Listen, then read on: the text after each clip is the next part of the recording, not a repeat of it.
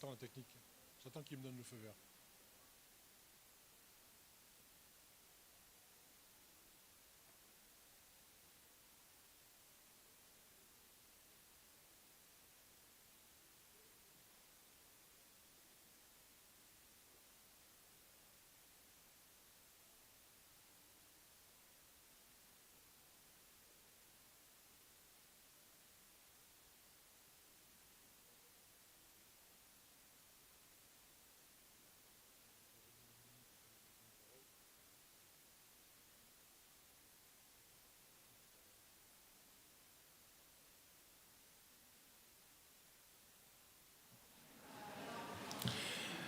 Bonjour.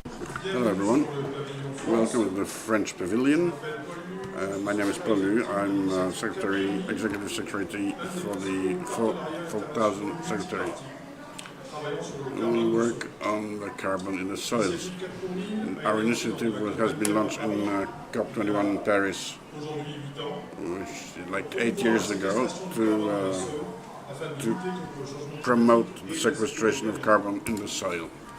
It is about changing the perception that we have of agriculture by understanding that it's a big part of the solution and not only a part of a problem, because we can play on the mitigation of climate change,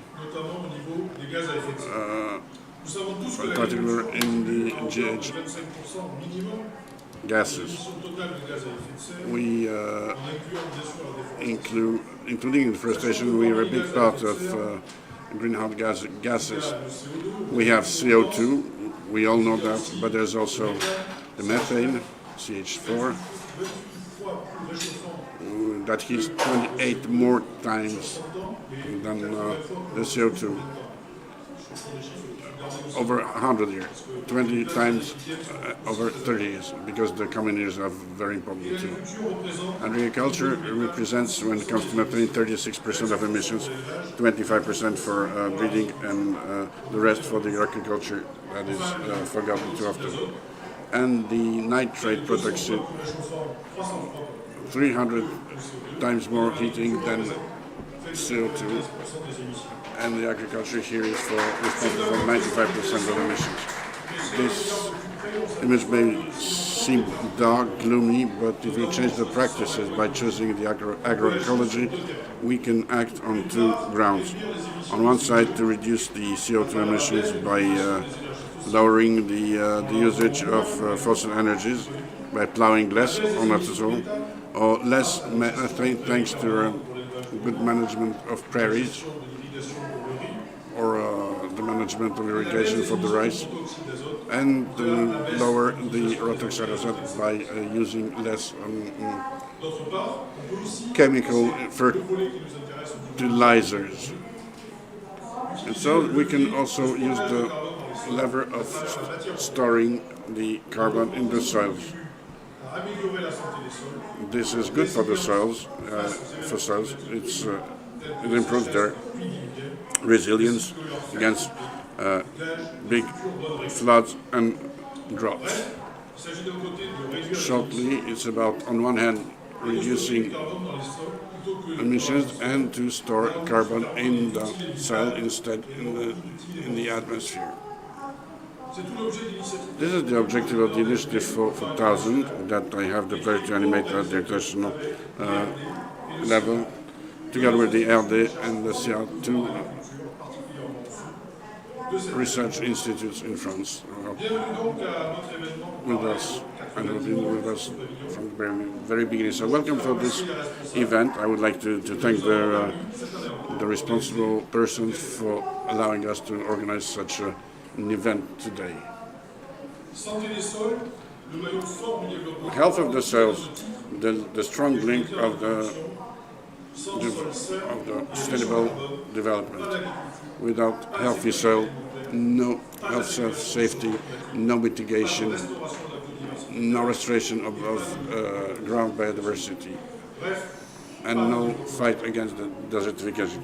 Shortly speaking, no sustainable development. As I said, the strong link of this development.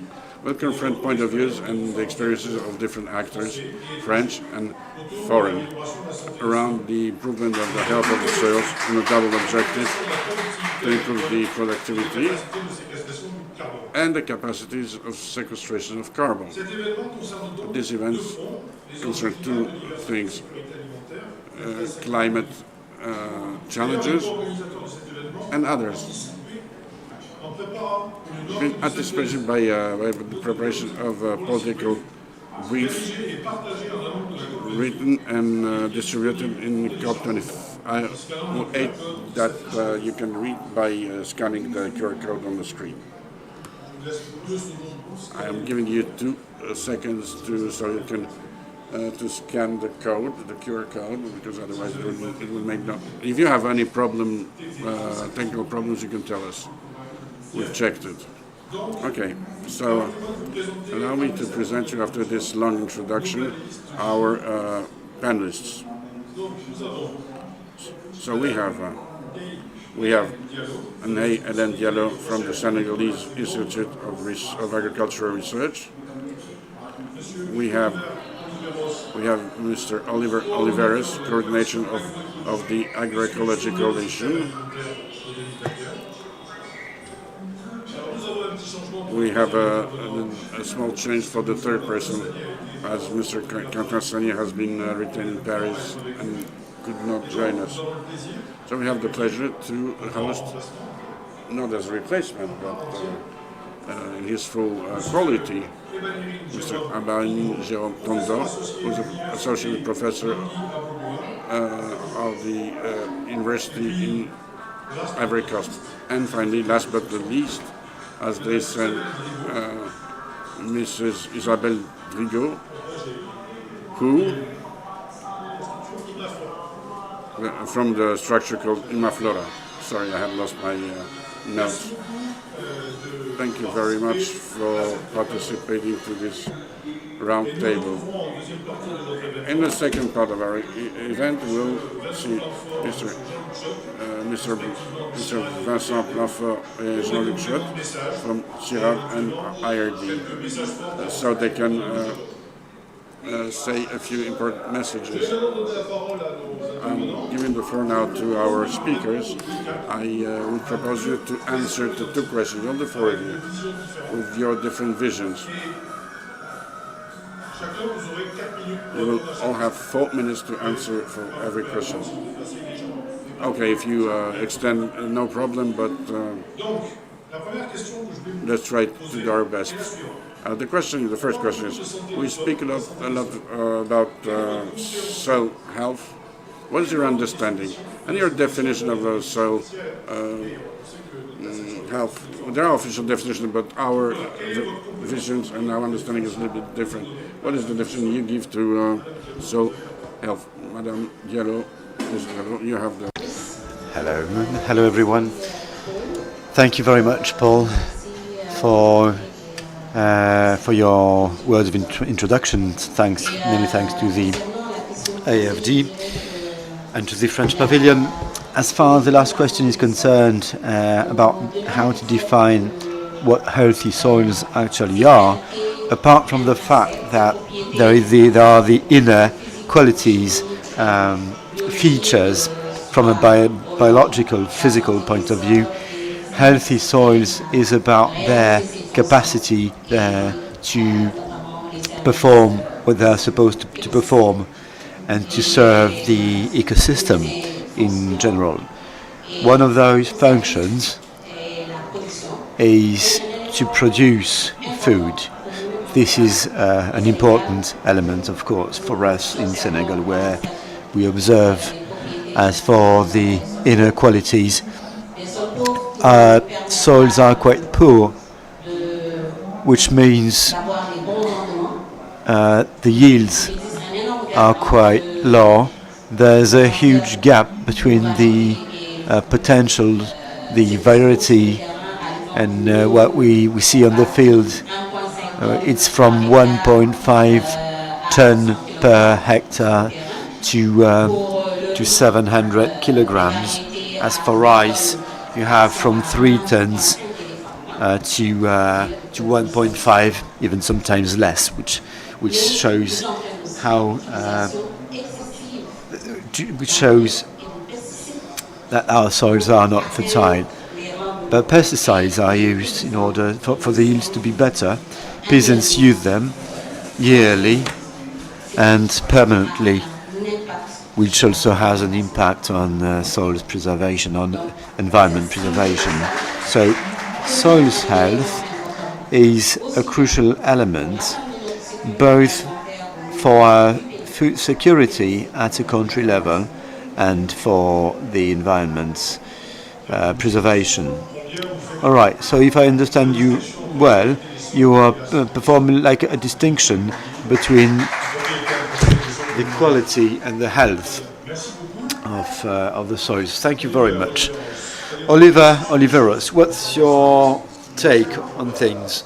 Well, thank you very much, Paul. I come from the Philippines, where there's a saying,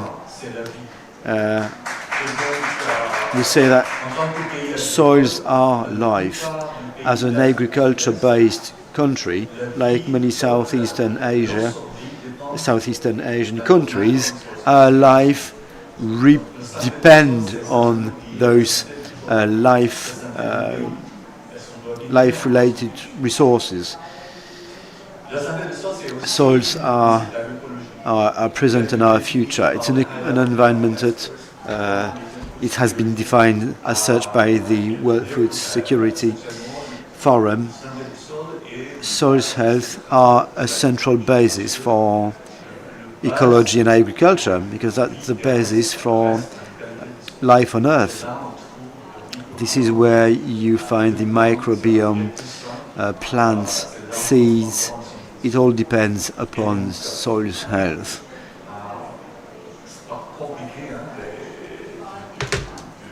It's simple enough to define what soil's health means. It all depends.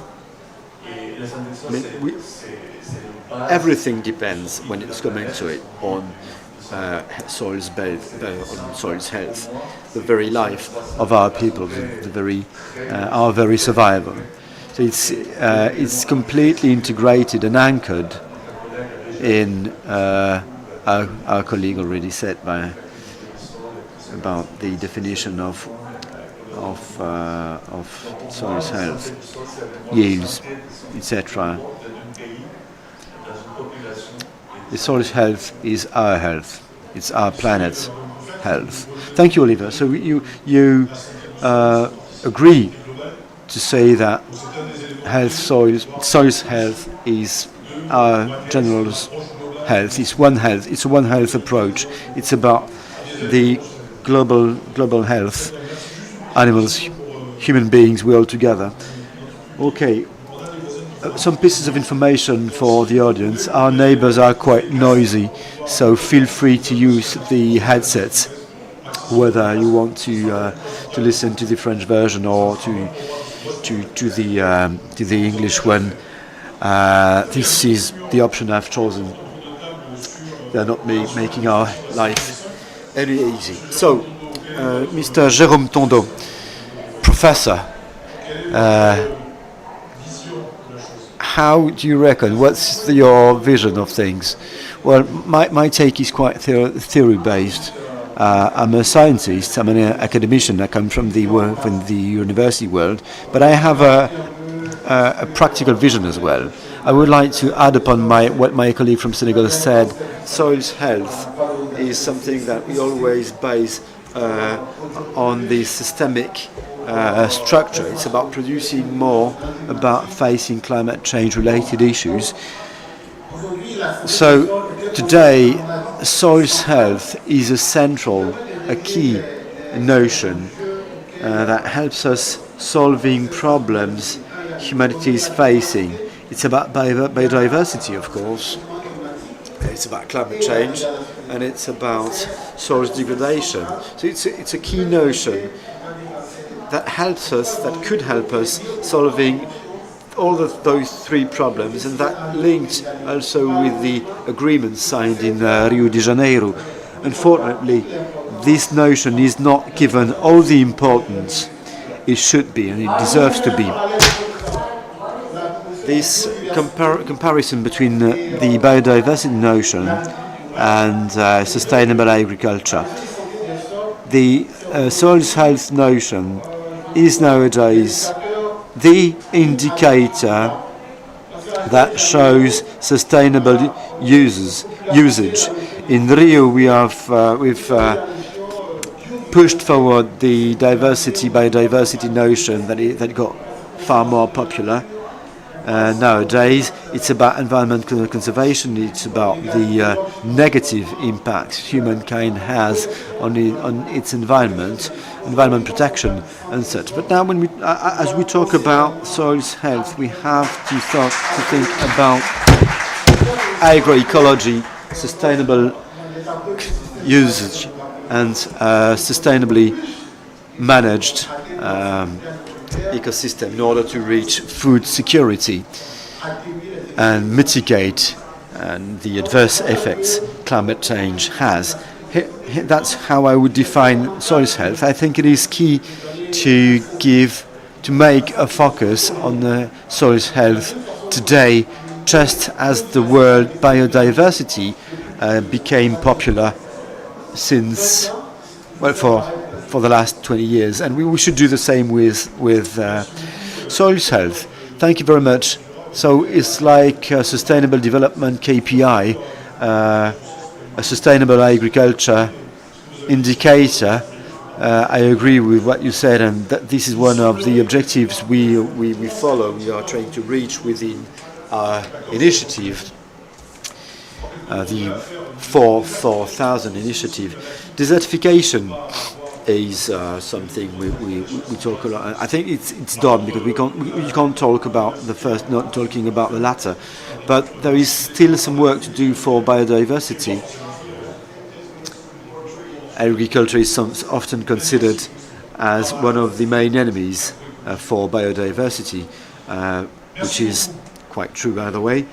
Thank you very much. Mrs. Isabel Garcia Drigo, you've come from Brazil. What's your take upon that matter? Well, first things first, I would like to thank you for the invitation. The CIRAD and the IRD have been my partners for a long time already. The first thing to understand as for soils health is that every food production starts from the soils. We talk a lot about food systems, but agriculture/food systems. Soils health is closely linked with healthy food, whether the food that lands on our plates is healthy or not. As far as cattle is concerned, we work a lot with cows breeding in Amazonia. Their health is a sum of various elements, and you don't get healthy cattle without healthy soils. Greenhouse gases emissions go up when the cows are not healthy.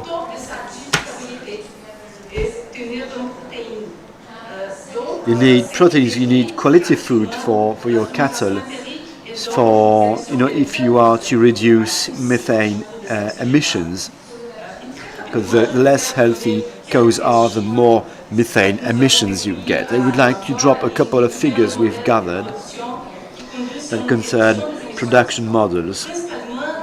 Mainly, as for cattle breeding, cows breeding in Amazonia, we observe that thanks to capture techniques, we are able to reduce in 2 years by 25% the emissions per hectare, plus additionally 60% of the emissions can be avoided. That's 1/4, but you can demonstrate and with can demonstrate how important the topic is thanks to these figures. What's interesting is that you've had all the four of you different approaches. You've spoken more about food systems. You spoken about breeding. That was one of the subjects of my introduction. We think agriculture, we think production, we think big farms, but we don't think that much about things like breeding. Thank you for these elements. After this first round with our panelists about health, so are there any questions in the room that you would like to have, or comments? Feel free to take the floor. It's early yet. It's still early. The first coffee has not kicked in yet. Okay, it's the first one. It's important. Then it goes. No problem. I am from CIRAD. I'm a researcher, and in CIRAD we conduct this type of work in West Africa. I am interested by the figures that you are quoting. It's a great message to show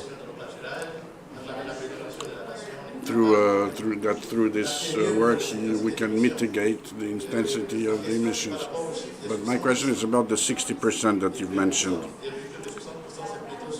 60% was about emissions, correct? On both. One per hectare, the second per kilogram of meat. Yes, kilo of produced density. Okay. So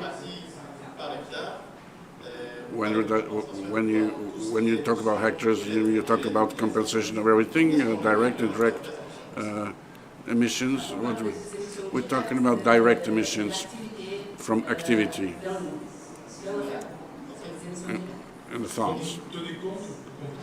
You take in consideration the storage of carbon in the yeah, but it's just estimation. We have examples in the world, quick systems of movement of the grass, which would allow to compensate the methane emissions. Another question?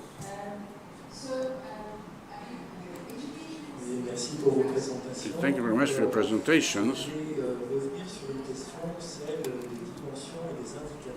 Dimensions and indicators of soil health. We've had this question for the EU. We've defined indicators in 8 different dimensions, which shows that it's quite complex. And we saw that the soil was not paying the same services, depending on their properties. So it's a question of quality of the soil and then the health of soil too. I think it would be an interesting discussion. It was possible. That was a question that was mentioned by Oliver and by Jérôme on the difference between the health of cells and the quality of cells. Maybe one of you would like to give an answer to that? To get back to these indicators, it has to be used, definitely. We test now in the field a tool, Biofond tool it's called. It's a number of indicators, bioindicators, concerning the structure of the soils, physical and chemical, through measurements of nitrate. So the these indicators, these bioindicators, I would say that there are other indicators. It's very used also in Senegal, as much as the production. In the production, we are confronted to the presence of nematodes who really destroy the production. Why am I talking about this production? The consumption of potatoes goes beyond what we are able to produce, and so most of the consumption is important, and the hematode is a disaster in the cells. In this production, we have the deficiency going down because of this element. So these are the elements we use. So this indicators concern the quality of cell, but also how this thing is expressed to define the quality of the soil. Thank you. Thank you. Jérôme. For me, these two notions are connected to measure the health of cells plus the indicators of cell quality, physical, chemical, biological, and more we're talking about ecological indicators who are connected to the functions, ecosystemic functions of the soil. So a good quality soil has a positive impact on the health of people, animals, and others. So I think that these two notions change the situation, and they never go alone, one without the other. Thank you. Any other answers? I would just to add something on the land use dimension. This is also an important element of the indicators for health, for cell health. In Philippines, I saw, starting in the 90s, we saw that all the plots, rice plots, are moved to the residential zones. That changes the changement of the soil usage and the efficiency.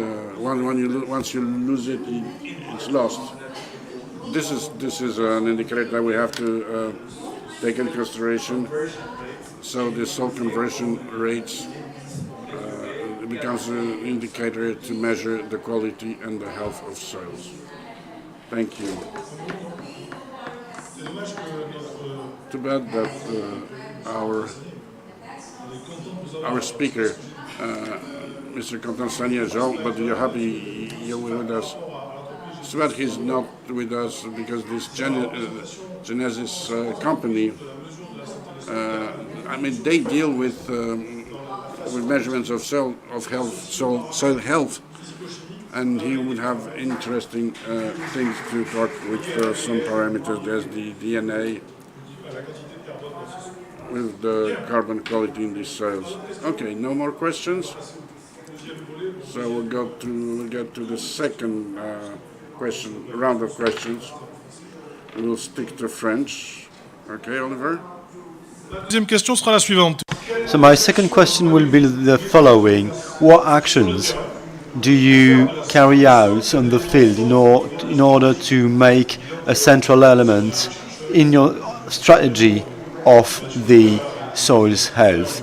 Well, we cooperate on the field with peasants in the framework of various international initiatives, so we have a different vision. Let's change the order. We'll start from Isabel Garcia Drigo. What are the actions you push forward in the field? Well, okay.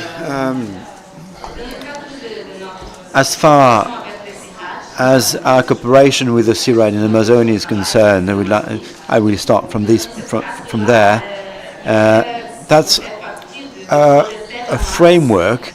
We belong to the FRAMAS project. It's in Paragominas. It's a municipality in the southern part of the Para state. Our actions aim at disseminating and following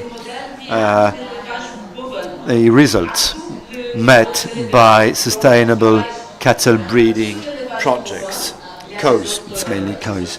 There are other economic activities like soja, like agriculture, not breeding, but we decided to focus on the cows, on the cattle. The aim is to implement certain innovations that help reducing some of the costs. The fences, the permanent fences are quite expensive. That's a cost we aim at lowering. For instance, as well, what we try to do is we disseminate some tools that are extremely useful for various cattle breeders, because the transition thing, to make it sustainable, the main obstacle is the cost, how much it costs. The transition is expensive, so we keep looking for various possibilities, and we try them out, obviously. What we've come up with lately make it easier to manage breeding. We also talk about some systems. The booth didn't get that. The offer.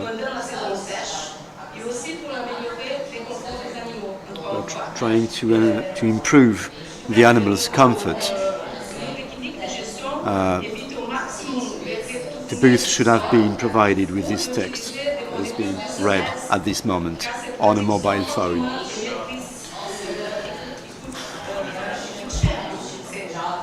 But in a nutshell, agriculture is expensive. Cattle breeding is expensive, especially when you try to follow a transition path. When you are trying to make things in a sustainable way, it always comes with a cost, an additional cost.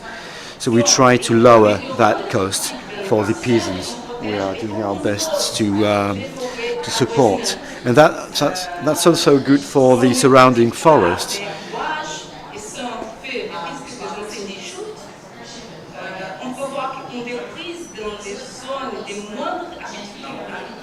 This actually wasn't understandable.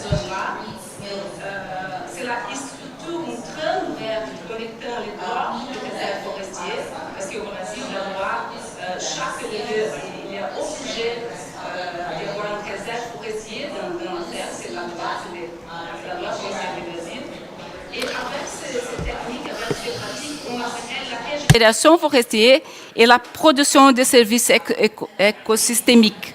Donc c'est vraiment We're approaching the landscape. This is what we call the integration pathways for a sustainable landscape. So we have a few examples here that we could show in the publication I could share with you. Generally speaking, our models are trying to have a simple approach, to give priorities to simple technologies.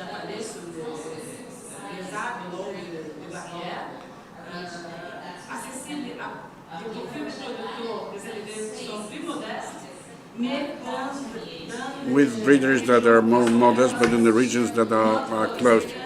My experience shows us that it's important to ensure trainings and technical assistance in the region, and to follow the quality of practices. This is how we hope to see progress in parameters and the methods to measure the fixation of the carbon in the cells. I work with the science, with the research, with the practitioners, with the breeders. So these are applied sciences indeed, I'd say. Thank you very much, it's very interesting. Just one question. When you plant new species, borders and green walls, do you use various species, especially when it comes to pastries, to food? Do you do anything particular? Do you use varieties that are endangered in the zone that you get back to the zone? Do you work with forest specialists? Yes, we work with yes, also, but this is about the species that are useful for the soil fertility. In the case of agroforestry, also in some cases. But thank you very much, because it's seen from Europe, when we don't know the Brazilian situation. It would be interesting to put back the church in the middle of the village. This is the French saying. Thank you very much. Quelle est votre perception What are the actions that your Coalition for Agroecology carries out? And feel free to tell a couple of words about your coalition as well, if this mic is off. En tant que coalition pour la transformation du système alimentaire à travers de l'agroécologie, d'abord on reconnaît le centralité du santé du sol. C'est bon? D'accord. Ok. Voilà, c'est bon. Oui, je disais qu'en tant que coalition. As a coalition for transformation, we have to recognize how central the soil's health notion is for the process. This is fundamental for the life of the ecosystems, and it's crucial for food production. As a coalition, we are pushing things forward in order to support the national food systems transformation pathways via various projects, while giving visibility to our members' efforts as for system transformation around three axes. The first axis being around knowledge, the second around money, and the third one around policies. We do our best to facilitate or co-facilitate knowledge creation, and underlining why ecology, environmentalism, and environment preservation are fundamental if we are to transform agriculture. It's about using the same bits of evidence, the same case studies, to back our advocacy for our advocacy efforts. Ecology has gained visibility. It's become more recognized. But the most sources of the level of funding you get is not proportionate to just how important things are. So that we are now trying to mobilize money lenders and to increase their level of financement. It's not only about finding new sources, new subsidies, but also about repurposing the existing funding pathways.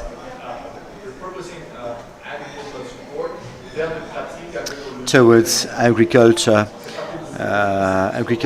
practices that are virtuous. It's not only about finding new money, new sources of financement, but also to use what already exists. It is also about reusing the same evidence to back policies. You've talked about the Rio de Janeiro agreement. It's also what we do with the forest, with bio approaches, and by doing that, you can expect and meet other biodiversity, climate objectives. So let's use all the practices, amplify activities, and find evidence backing the case for ecology, for environment preservation. Our function, our role is our scale, our global scale. I mean, it's advocacy above all. It's about pushing forward the good practices, the good examples we find, in order to show what the right pathway down which we should go, cooperating, pushing forward other like-minded initiatives like the 4,000 and others. All right. Just one thing I would like to add. As for the agroecology vision, how high would you put soil's health in that scale? Well, there are three main principles. The soil's health is in each and every one of them. It's central, it's key. The soil's health is fundamental everywhere, anywhere you look. Okay, thank you very much. Mrs. Diallo, what's about your work on an everyday basis? Mrs. Ndeye Hélène Diallo-Diagne. Well, thank you very much, Jean-Paul. Within our research strategy, we have three levels. First thing, an information level, an information one. It's based upon data, obviously. What we do is we're doing our best to update data thanks to the fundings we receive, starting from the parcel scale, from the peasants scale up to the national scale. I can quote projects such as the OCP, which used to be only for the river basin in Senegal, the Endel Souf at the national scale. We are now about to start yet another project, thanks to city fundings. The mapping remaining the same. It's still around soil fertility. What we want is a database that is to be shared and open access for all the stakeholders, and that should become a reference. The other axis is linked with the agricultures, the peasants. We know they are key agents as far as change is concerned. Together with our partners like the ARD, like the CIRAD, like the Endapronat, we are developing approaches, co-construction approaches, together with the peasants, so that we become able to conciliate, to confront scientific knowledge and practical, empirical, local knowledge in order to better plan or to better meet the objectives, the adoption objectives, and to make sure we are on the same pathway and going down the right pathway. The final axis is about advising activities. You adopt things, but there is the need to update, to keep updating data, to base your work on knowledge, on scientific knowledge, on facts at all times, and to support food producers on their path as they try to conserve, to preserve, to gather, to produce, to work. Well, you've pronounced two words that seem to be key. Mapping, first. We're talking about soil health mapping, right? Yeah. And the second word that seems to be extremely important is co-construction, building together.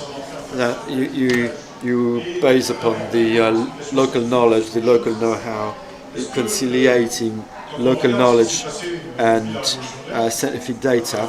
Since the Green Revolution, what we observe, sorry for the scientists that could be with us, but science that has led to Green Revolution has also led to soil degradation. What we're aiming at doing is regreening, readapting soils. Are scientists the best place to do so? Well, if you want to explain what's happening and what should be done, you need science. We are basing our work on practice. Some ask whether or not that would be the only solution. What we do is we adapt solutions to the local context. Researchers always look at the context and explain you what the context is. yeah, the local context is indeed important. One has to observe what these solutions are. They already exist. They have to be explained scientifically. Okay. Thank you very much, Mr. Tondo. Sorry to wake you up. How do you reckon, having heard everything that has been said, you do integrate these aspects in your work? How do you make a strong element within your strategy out of those? Thank you very much. I work at 3 levels. I am a teacher, 3 levels training. I've been a student in Paris 6th University, and I know what soul's health is. At an everyday basis, I teach my students everything that's linked with soul's health. I belong together with a colleague. We've been promoting ecology within the Ivory Coast.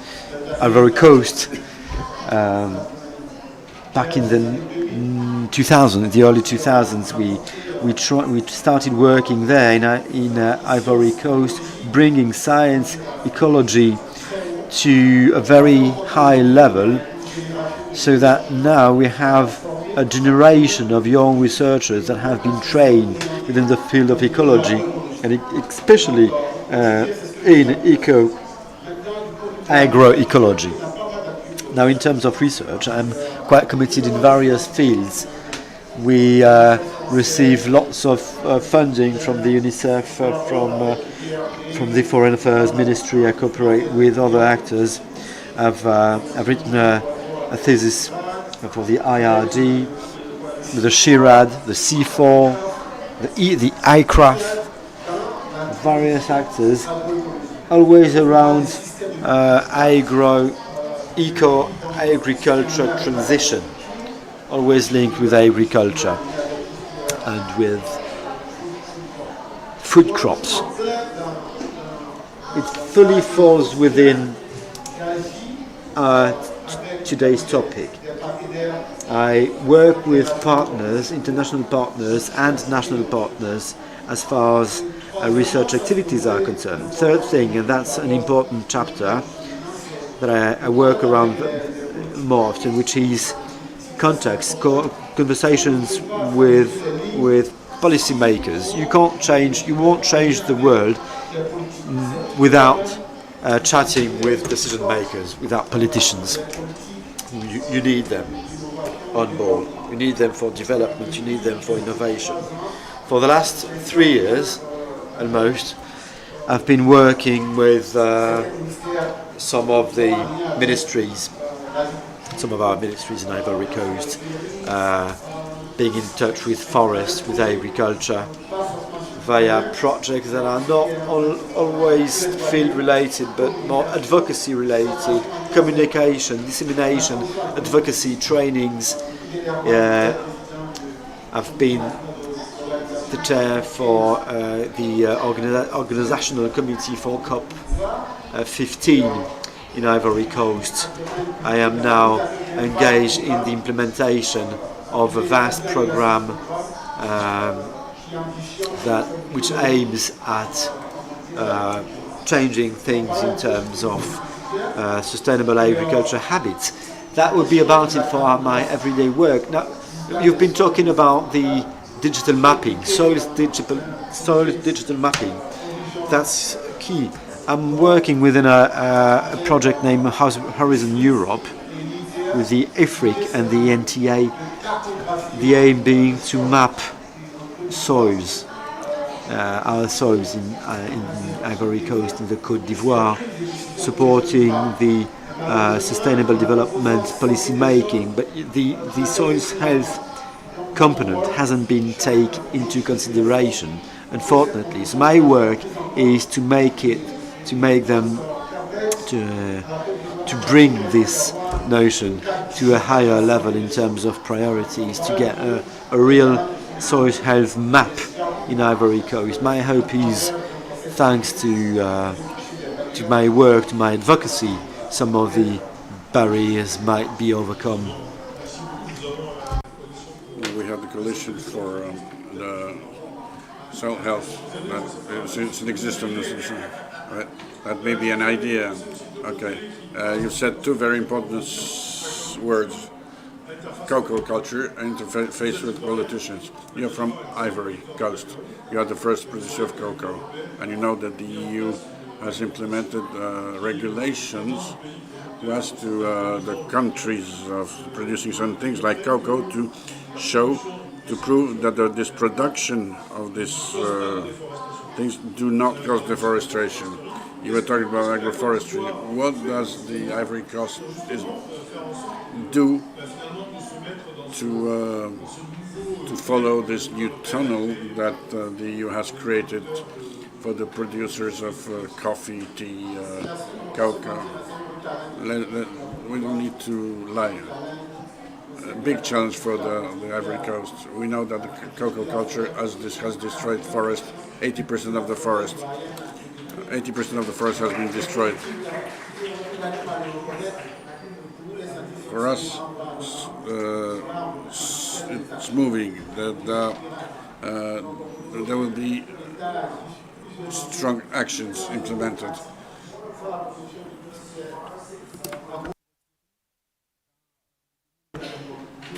Everything, it's not only agriculture.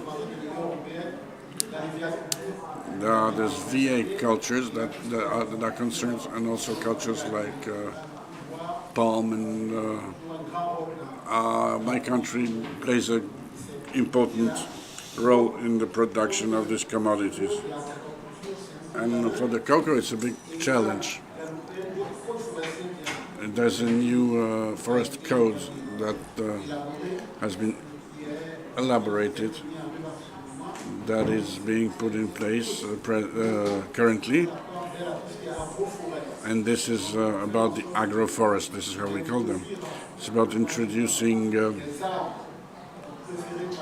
trees that are preferred by the peasants in the degraded landscapes. Monoculture was very popular. I think by introducing trees and the existing plantations, and by imposing the integration of trees in new plantations, we can progressively get to recreate our state. Now I think that the state has to be more decisive when it comes to traceability of cocoa. There are protected areas that suffer from cocoa culture, unfortunately, and to follow the requirements of the EU, we need a traceability system that would be strong and that could be implemented. Ghana and Ivory Coast got together. They created a system called as 1000 that allows to trace the origins of the cocoa that is being put on the European market. So we have to move forward, and we are aware of this challenge and making efforts to respond to these challenges. Yeah, the traceability, the communication with the consumer, so he knows what he is buying.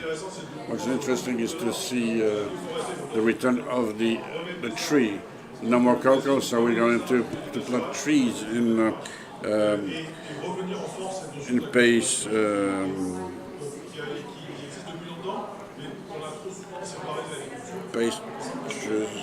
And we thought it was different, but now we can see that we can do agroforestry. Thank you for telling about this.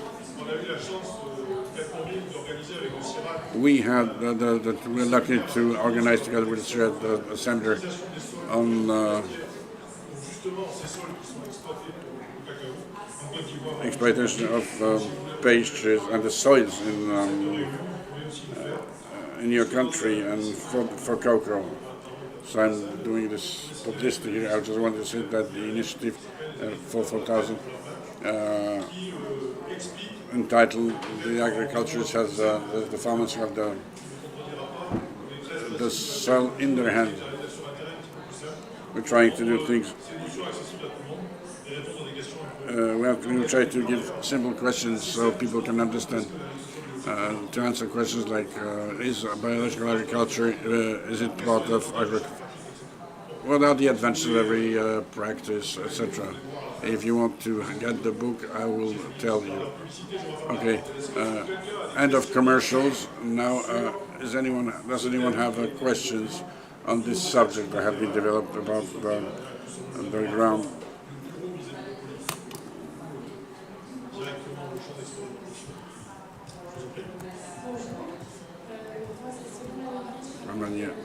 I work at the IRD. I have two questions.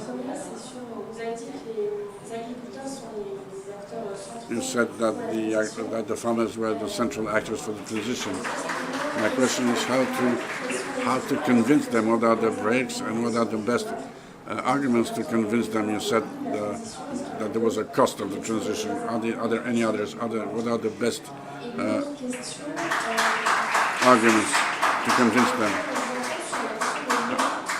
You were talking about the water, the disponibility of water. Does it have an impact on the soil quality, and how do you manage this? Quality or health of soils? I don't know, I'm not an expert. More on health than on quality, I think. I will let you answer. Who would like to answer?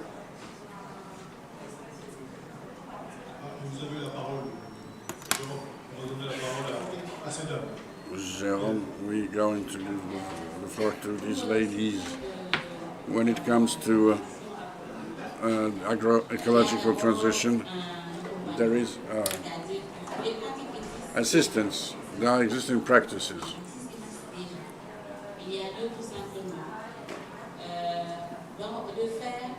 What we have to do is a reasonable usage. That allows discussion, space for discussion, space for exchange, so that at least the practices, the best ones, are adopted for the farmer. It's true. There is a problem of visibility, or a problem of upscaling these practices. Why? Because as simple as that, we're talking about sustainability, we call about ecological practices. And all the effort is not translated into remuneration. So sometimes it's frustrating, I would say. So we have to consult it better and to know how to make it a success. This adoption of these things. The rate of adoption is low. We, with our partners, we don't lose hope. Stages are being defined. I would even say that at the level of Senegal, the civil society has organized itself, and we have a collective called the Dynamics for the Transition that gathers the researchers, the GMOs, and also the producers and the peasant organizations, which allows to raise awareness. They produced this year during these agroecological days they created policy briefs that they sent to the state. That's talking about the importance of policies. So things are being done, and we believe that that we have to maintain the engagement to get to the objectives. Now water. For my country, the Senegal, it's a crucial problem. The agriculture depends on rains, in our case, and most of the time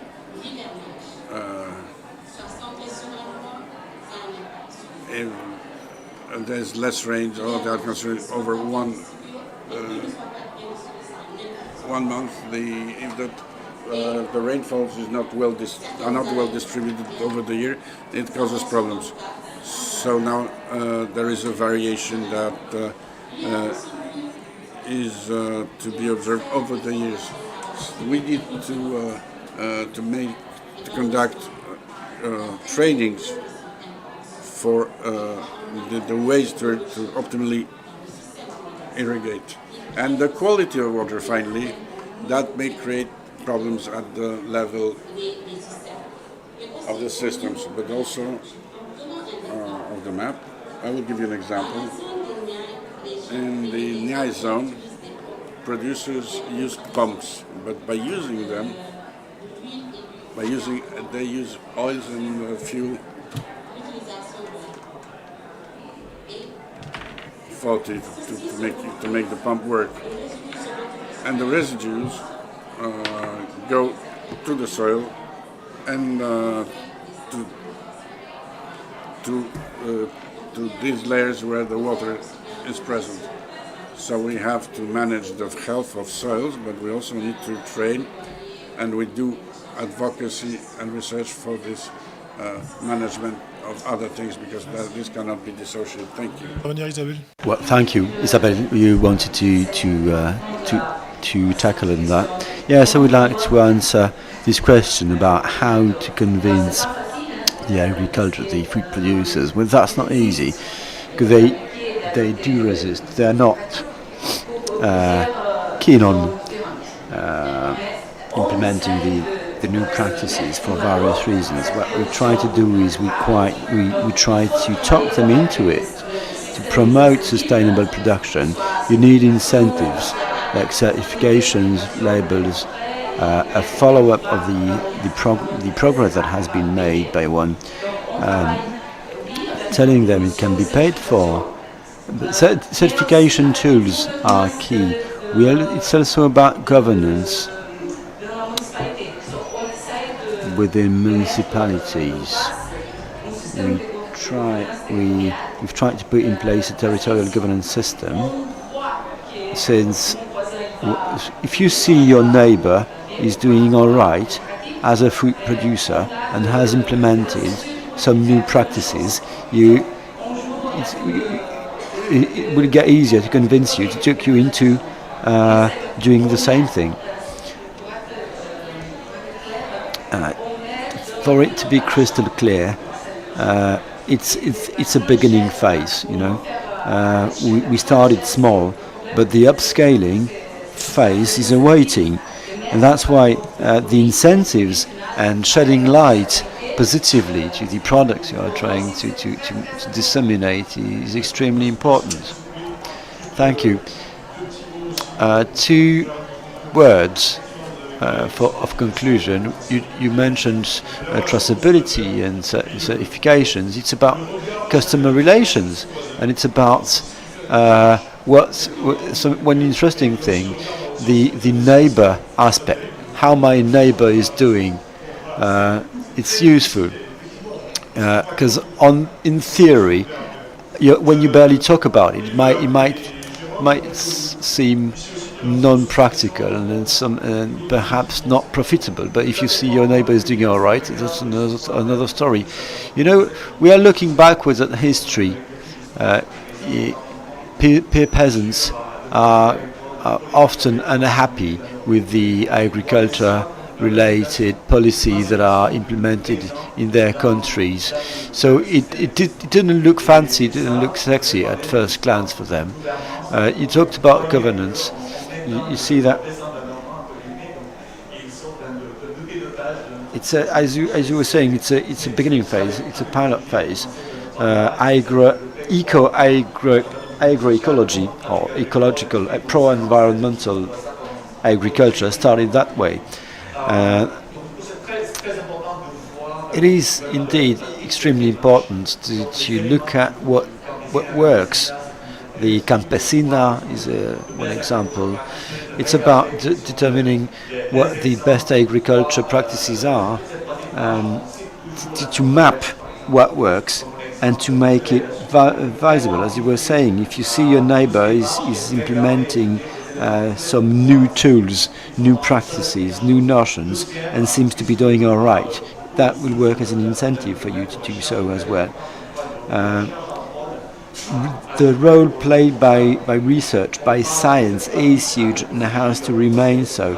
We should talk a lot more about agroecology as researchers. It's sometimes regarded as has been. It's the future.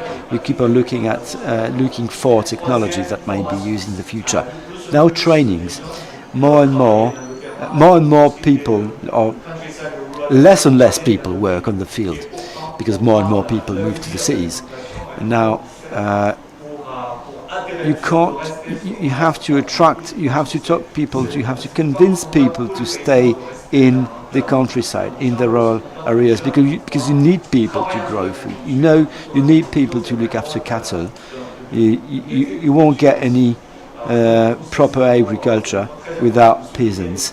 So that's another part of the story. The future generations building, trainings. We need researchers and we need peasants. Thank you, Oliver. Jérôme?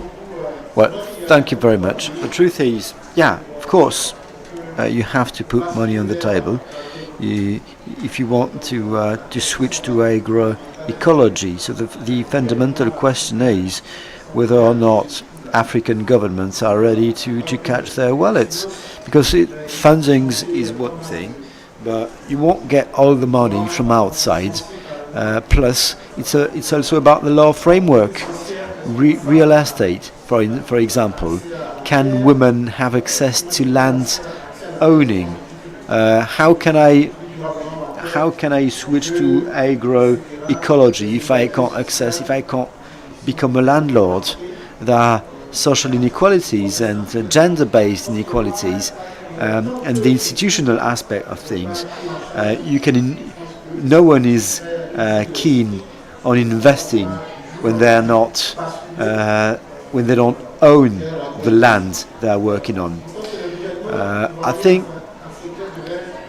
African governments should base and use and or even copy-paste what's going on in Europe, as long as we won't be considering vital needs, our peasants' vital needs. That's at the very heart of the cacao production. These people can't read. They're usual common people, common peasants, and it's another world. It's a whole range, a whole set of practices that should change. It's not only about agroecology. It's true about other aspects, other chapters. Second thing, the water aspect, the water thing. As a scientist, as a researcher, I'd be interested in seeing how soil health specialists often forget about water management, about water scarcity. You don't get healthy soils without water. Agroecology is nice, is fancy, but the time you need to put in place something like that is, time is money. Peasants are not ready to put that kind of money on the table. Water management is even more key if you take that into account. Thank you very much. So nothing's simple and everything is getting more and more complicated. We started from a narrow vision, is getting broader and broader. It's a vision, not a revolution. Let's not use the revolution word, because the R word will get everything. will have everyone scared. Thank you to our panelists. A round of applause for them. Now, let's change the casting. I'll need technical assistance because we are wired. Oh, it's okay. It's quite simple, as it turns out. So Vincent Blanfort from the CIRAD and Jean-Luc Schott from the IRD. If you would be so kind as to add some additional pieces of information to what has been said and help us drawing conclusions out of this. Would you like to start? You can share this mic, it would be even simpler.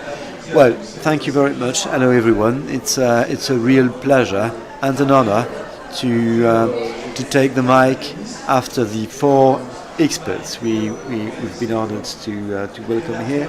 I've been asked to broaden the scope of the conversation. I would like to build upon some of the elements, changing things, maintaining and reinforcing the multi-stakeholders pathways. That's why we are into that, obviously, and working with youngsters. I felt in order to think about the future, trying to achieve and to I won't be reinventing history, but I would find it useful to analyze the evolution of just how soils have been prioritized in national agendas quickly.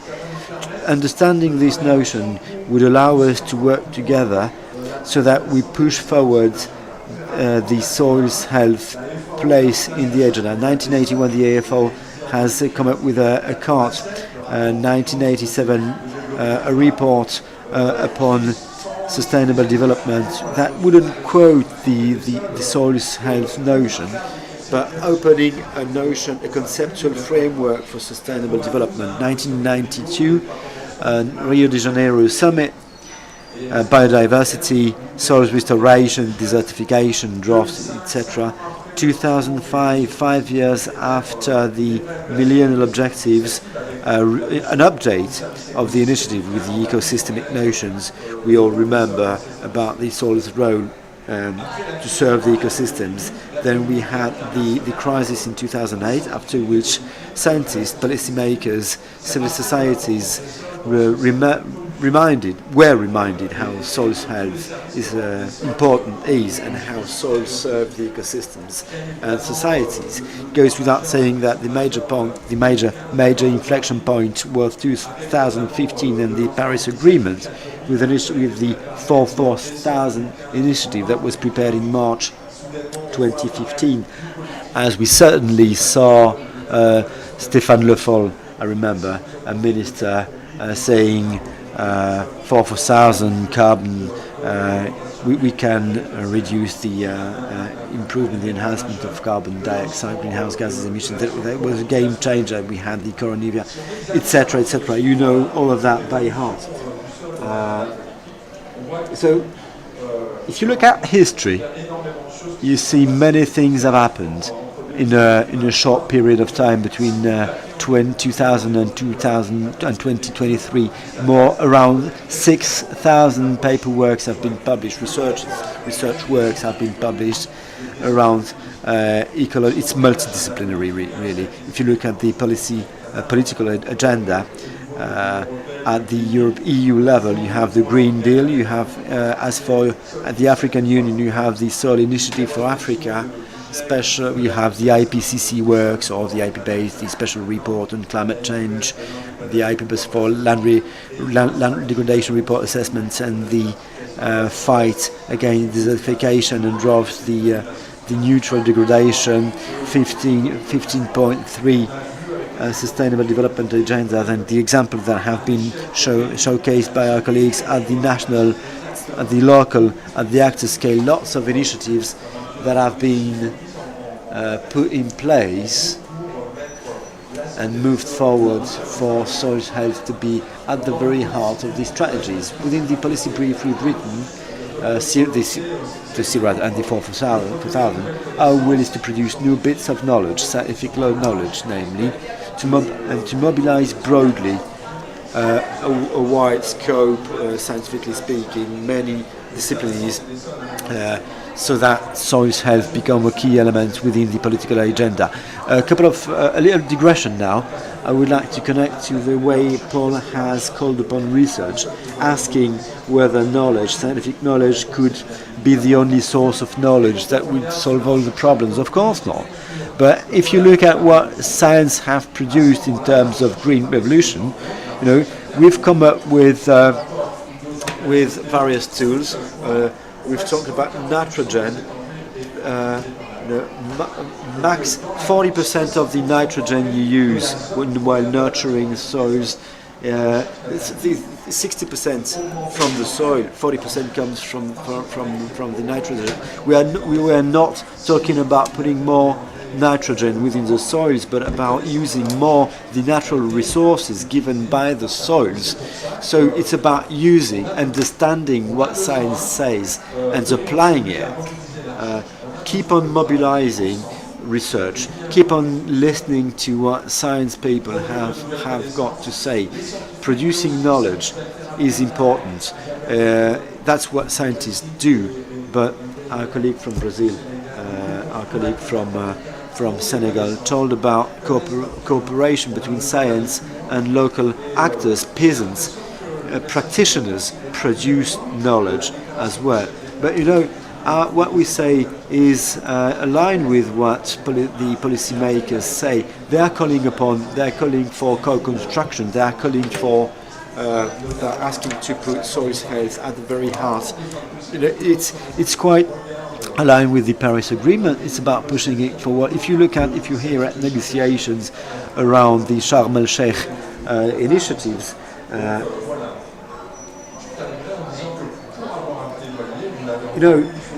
For advocacy to exist, you need knowledge.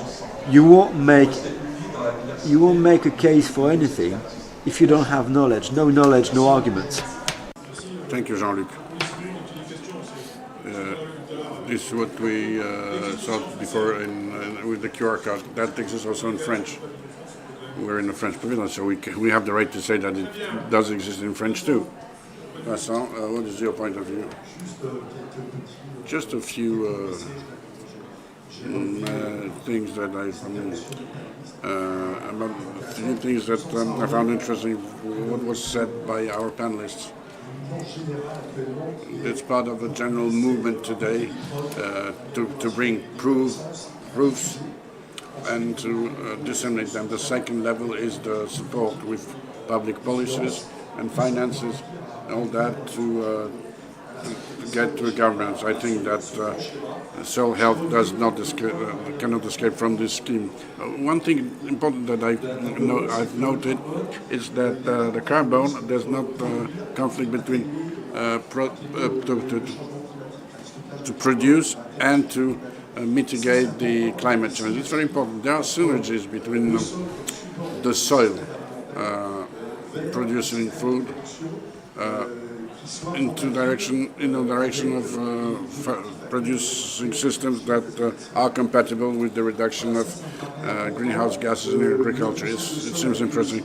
The concept of soil was also placed as a central integrating complex, whether it's scientific in science or in the socio-economical aspects. And what I've quoted, the soil is at the center again. It's a support for alimentary systems. This is important today. The 4,000 4 mille, it's not only a slogan. It places the soil in the center of the sustainable development of agriculture. That seems important as an objective of our initiative. And yes, the science, the dialogue between science and society, of course. Let's put the science where it's used, exploited, bringing proofs, but proofs that will be then implemented in the agricultural world. This is important. We have to make this effort. We scientists, and I just wanted to say a few words by giving an example. It's breeding. Breeding seems important. Soil and breeding. breeding is often seen as something negative today. We have a big debate on breeding and climate change. In 2006 there was a report of the IDAO where breeding was accused of participating to greenhouse gases emissions. It's true, but we forgot that it's also a source of carbon storage, and breeding gives life is work to 1 billion persons and ensure process services when it comes to practices. It's also it helps with the finances, which is very often forgot. So when you rate indicator, we forget to integrate this multifunctionality of breeding. We're talking about fertility. In numerous countries, there's no fertilizers. So the integration of organic matter through breeding is extremely important. So we should not forget that when we assess the breeding. Then the breeding is controversial because it creates 14% of GH gases. And it transforms the soil of the pasture process. The pasture is 30% of carbon of the world. There's a big challenge when it comes to soils when we're talking about breeding, because breeding does not mean only methane emissions, but nobody can compensate a part of this methane emissions. This is something that the decision makers should know during events like today, and in the great political decision we try to make them aware of the things through solutions and dedicated groups. Here during the COP, two more examples to tell you. The Sahel region. We have colleagues here who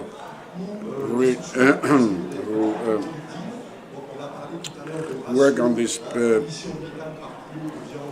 pasture zones in the Sahel. In the Sahel, the things are difficult. When you talk the ratio of carbon emission by hectares is different.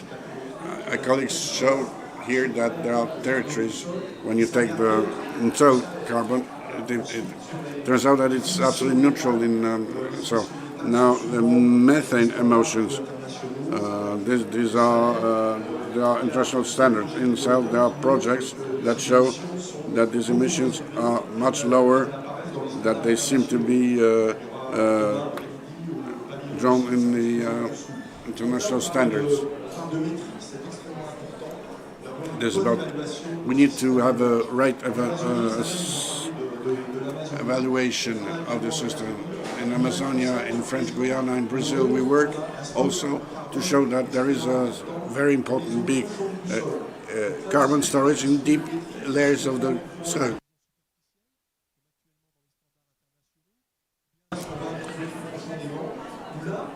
We have to try to dig in deep to show that the patients the soil is not moved all the time, so the carbon is present deep in the soil. That would change the evaluation of these systems, breeding systems. So what we see today is that breeding is very criticized and not supported at all. 2%, just 2% of the where green finance is dedicated to agriculture, and 0.5 for breeding, and the tendency is going down for the last few years. Has been going down. Is in continuous reduction. Can we support the governance by finances, but also by public policies that could lead to a situation where the practices of storage will be disseminated. We also need to mobilize finances that would rely on the assessment, maybe fair assessment, because today we do not invest in breeding because the central message about it is that is the methane emissions. But also we keep saying that we're eating too much meat. This is a debate very central in the north the world. The North, we eat 50 kilos of meat a year, and our countries when it's 10, when the proteins are missing. So we have to be careful in our judgments. Today in Europe we are implementing processes of carbon farming. We try to integrate the agriculture that will participate to the process to reach net zero. We hope that the discussions during COP, I think I finished here. Thank you, Vincent. I will add by what was said by Isabelle, I think, the fact that the breeding is also modeling landscape, and there's a lot of soils where another usage would be impossible. So it's true in France, in certain zones, and elsewhere. There are soils, there are territories with which we couldn't do anything else. I'm not an ecologist, I cannot judge.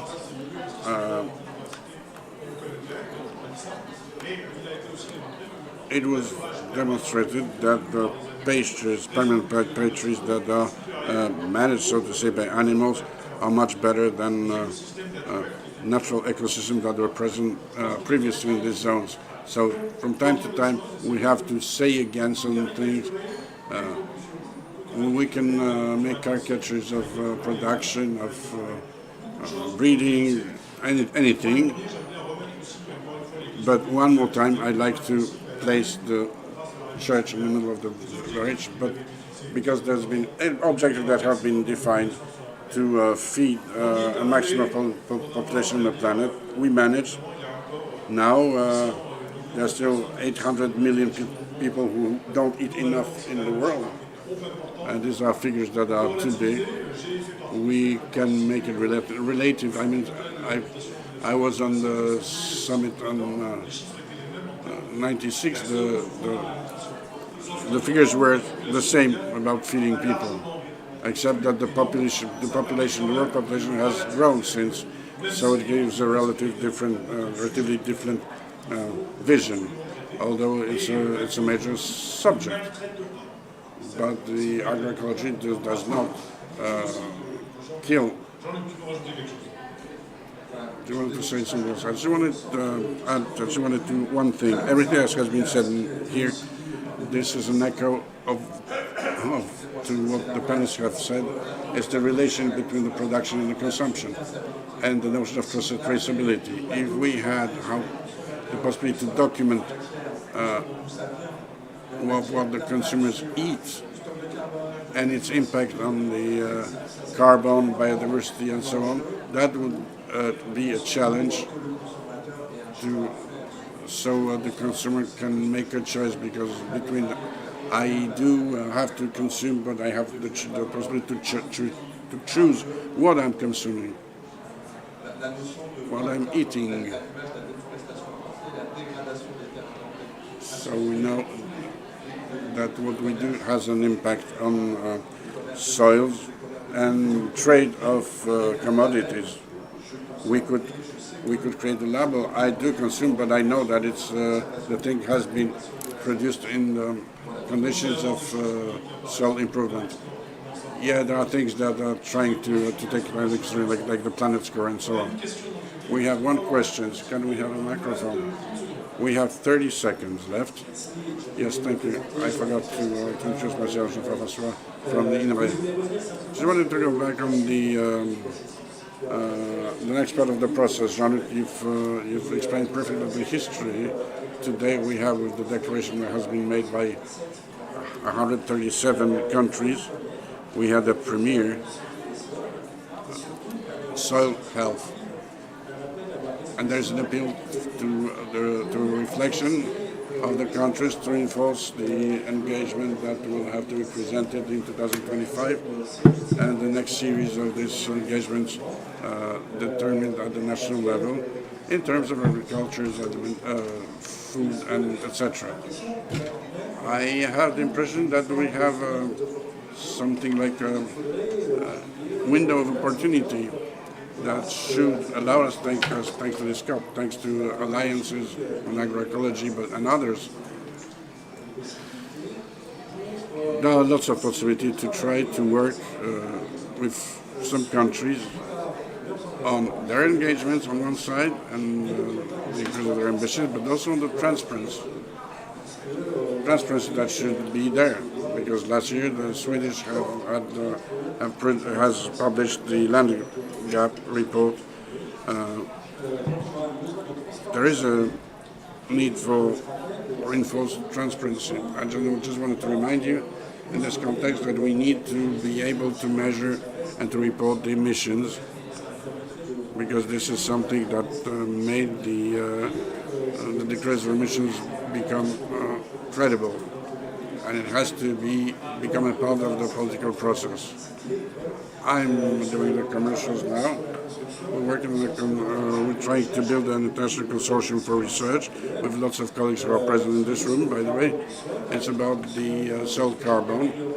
And the intention is to improve the framework of verification to bring services that make the transitions easier for all and to reinforce the research. So this is all this, but we should first of all think how to help people, countries to reinforce their engagement for 2025. C'est le temps de la conclusion. Okay, the time has come for the conclusion, so I would like to choose a couple of keywords as takeaways. Thank you to all the experts before. Yeah, first things first, a round of applause for them. Thank you, Jean-Luc. Thank you, Vincent. So one of the key elements, soil health equals human health and planet health. So let's first take a look at what's happening under our feet. We need mapping, we need to measure, we need to assess. Science is key. Science is necessary for all, as far as all the efforts are concerned.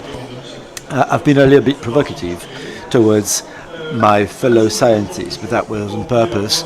The co-building approach, let's not forget about the local know-how, and let's recognize it to its real value.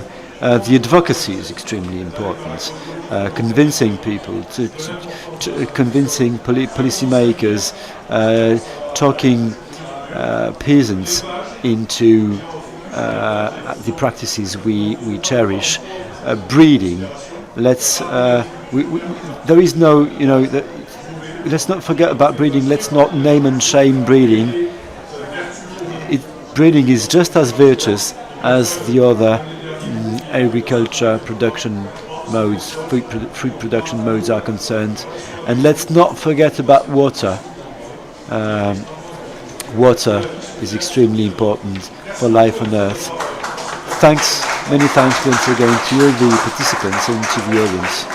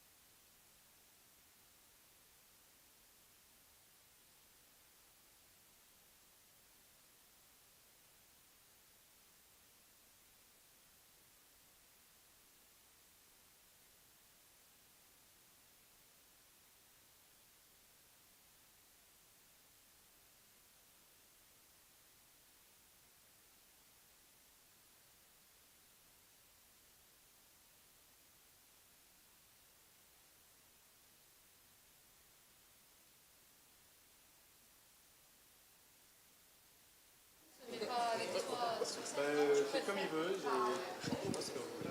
Je pense que quand vous avez travaillé ensemble, je sais pas. Hein. Oui. Je te passerai la parole après, mais tu peux.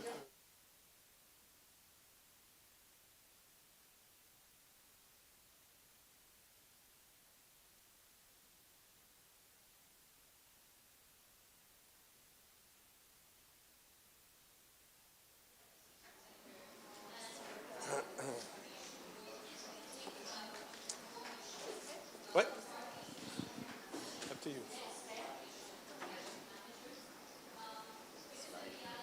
Bonjour. Hello.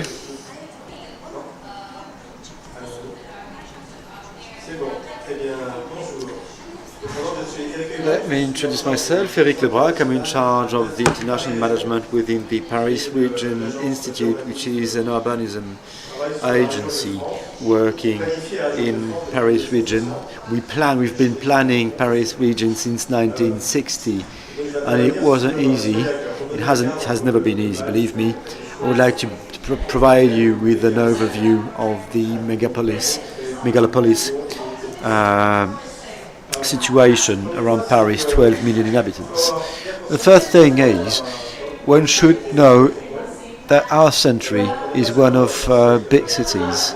It's not only an urbanization century, this has started earlier, but nowadays, as we speak, 2/3 of the 2 out of 3 big cities inhabitants live in megalopolis. So the approach is widely different from that of the past. We don't work merely within cities, but within agglomerations, within megalopolis like Greater London, Greater Paris, etc. So the governance aspect is quite tricky in order to manage what creates a system. The definition of a megalopolis is a life basin and a mobility basin. Those keep changing as they grow. Cities get bigger and bigger. Each time you improve the transport systems, the accessibility to economic polarities get bigger as well. And now during the COVID-19 pandemics, even megalopolis have tended, because it's over, to become smaller. So an administration, a municipality is something that remains the same size. While we are dealing with something more complex, something more flexible, that grows, that can get wider or shrink at certain times. The policies that are led are never fit to the functional megalopolis. Greater Paris, for instance, makes it for 5% of the urban area in Paris. It's like the little megalopolis within Greater Paris, because it makes no sense. In fact, what makes sense is what makes a system. The Île-de-France region is. There are different sizes. There are different notions within Île-de-France, which is a region. Greater Paris, which is yet another notion.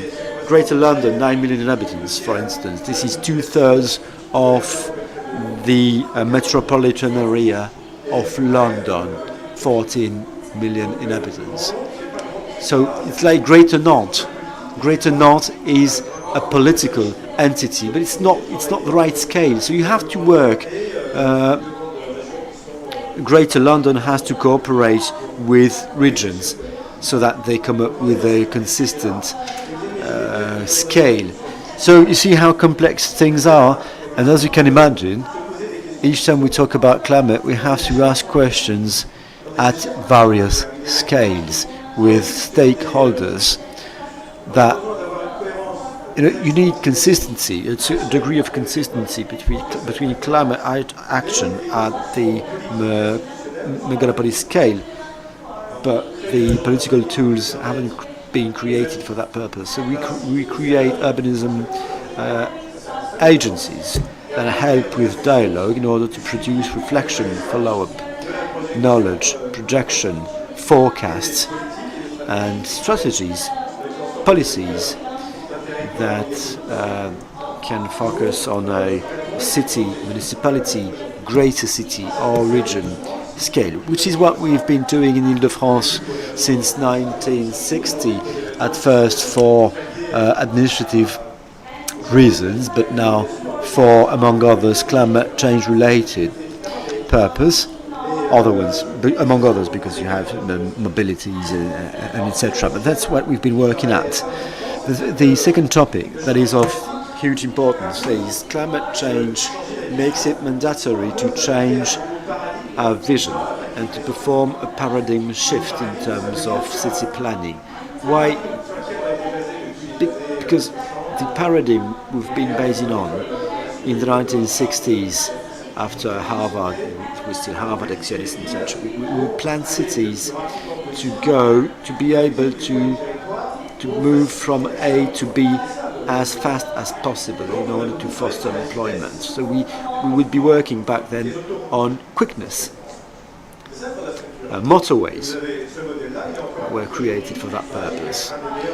Dubai is a good example, but if you look at Dubai, this is an example of just how the old system would work. Now, because of climate change, what we say is this system is not the right one because of pollution, because of greenhouse gases emissions. There is an issue with my microphone, right?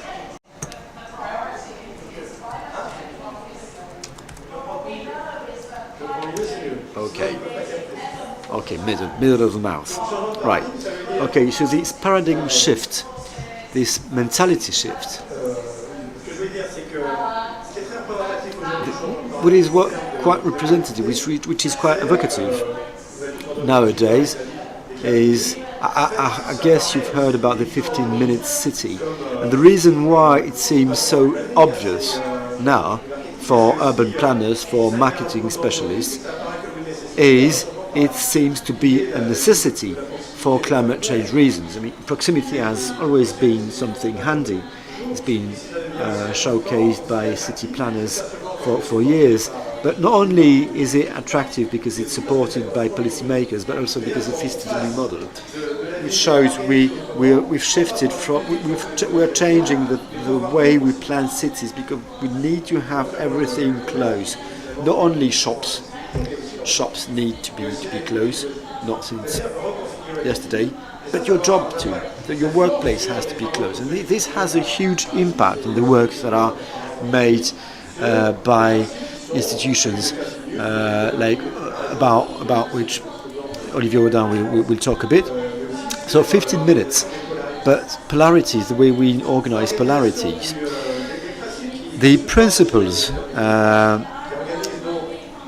the underlying principles in terms of urban planning for a city, a 20 million inhabitant cities, are based on the urban extraction, the urban spread reduction, because you have to do as much as possible within the boundaries of your cities without this urban spread.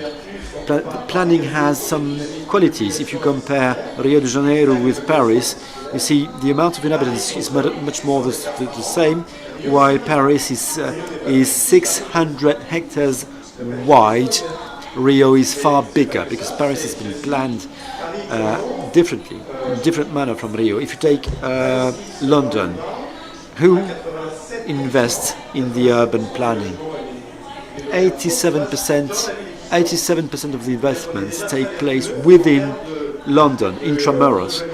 So it means we are quite virtuous in terms of city planning, because the policies we push forward in terms of planning, in terms of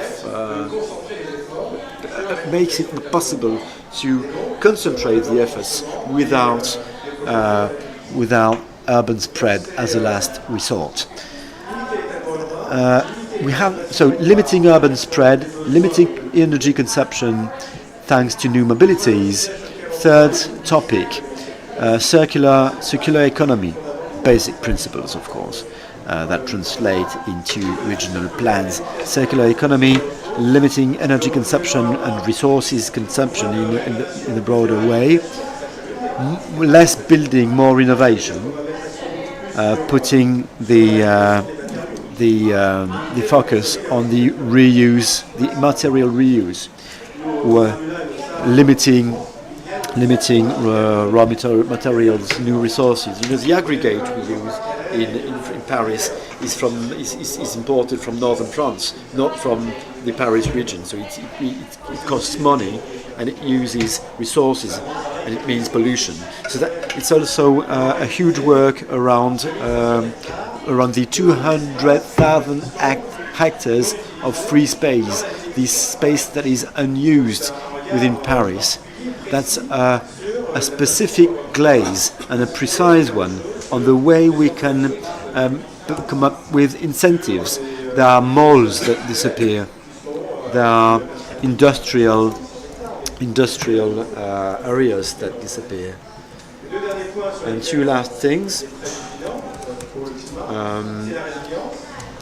Wastelands, industrial wasteland, post-industrial wastelands. It's also about risk reduction, risk exposure reduction, how to limit urban spread up to the peri-urban zones, clay-related risks, since 1 out of 3 buildings in Paris have issues with clay.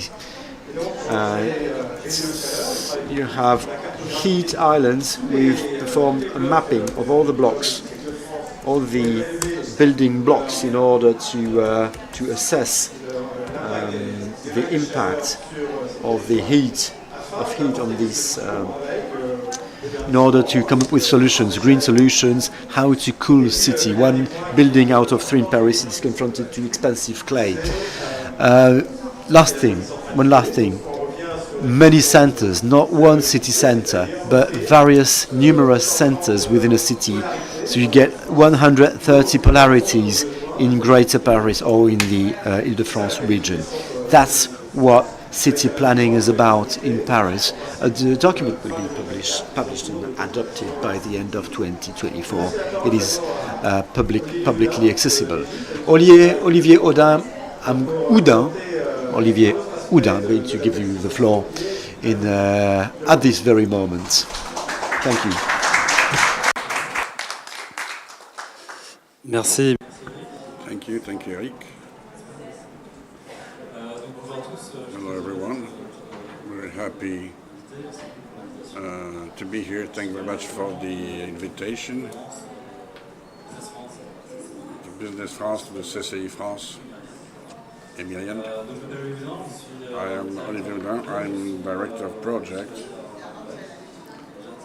I'm based in Dubai, and I work with projects dealing with urban planification, planning and mobility. 2 words on Régis. For those who don't know me, we are engineers. We deal with exploitation and engineering in urban context, and we deal with mobility, building, transport, energy, environment, and we are able to cover all the stages of a life cycle of an infrastructure from very young. We also do counseling for planning. We help national and local governments to plan in the planning of models of transport or other things, all that to help them to understand correctly the project, the situation, and to take the right decisions. I'm here in the Middle East. What we do here, we are 3,000 people here for the last 2 years, especially. We started to a policy of buying. So today we really cover a very wide scope of competencies. And our strength is that we are able to carry pluridisciplinary projects, which is very interesting. Sometimes they focus especially the cities need companies like that. We can cover many different areas of expertise. We've worked with Eric on a project in Dubai, the TOD strategy, transit-oriented developments. It's called in English, TOD. There's nothing new. In France, we applied it naturally, but in the USA, when they started to face big problems with the urbanization, they decided to shrink and to concentrate the housing around the big axis of transport. As Eric was saying, Dubai has developed according to the old American model. You don't know Dubai, but if you start walking there, you can see the big highways with even 7 lanes. But today, Dubai, which is interesting, they changing their approach. They realize, thanks to international consulting, that it's not a good future, that they're going to have big problems. So they thought they elaborated a strategy, a structural one that goes up to 2040, around the 20 minutes city, urban density. You'll see that in Dubai when you walk, you'll see plenty of grounds that are completely empty, right in the center of the city, for different reasons. Dubai has developed in a strange way because it's a city that has developed in a few decades, and instead of developing this, they gave the management of it to big developers. So they gave them ground, huge grounds, and they said, "You're doing what you want here. It's yours. You do it." So it was real anarchy when it comes to development. There you will see there are big differences between the boroughs, the old Dubai, the young Dubai, and the desert. It's not very homogeneous. No, there's not a lot of coherence, consistency, but it's changing now because the city of Dubai, our main client, is recuperating all the functions of planning of the city. So today, all the authorities that had this competence and role of planning have to go through this institution. So it's the role. The municipality of Dubai became very strong. I think that the big principles of this scheme, of this plan, are conducting the city in the right direction. Of course, it's very complex. There's many challenges. Of course, many economic interests. So it's not easy. I might say two things. If you look on the map, Dubai is not very big. It's not a big emirate. Towards the desert, yes.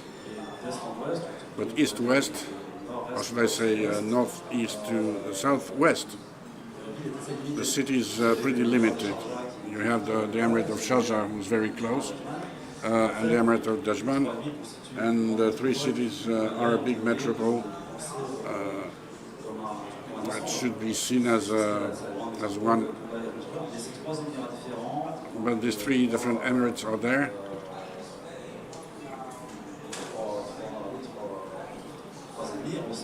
And 3 emirates with their emirs.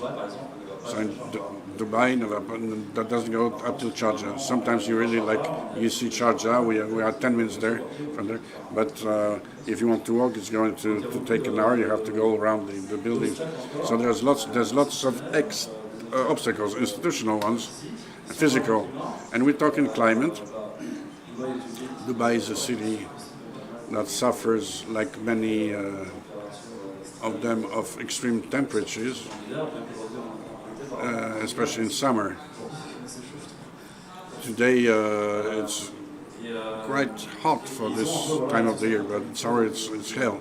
So they have this this mentality to improve the things in the right direction. And our projects, well, I can't tell you too much because the project is not finished yet. So we're still into in the confidentiality clauses of our contract.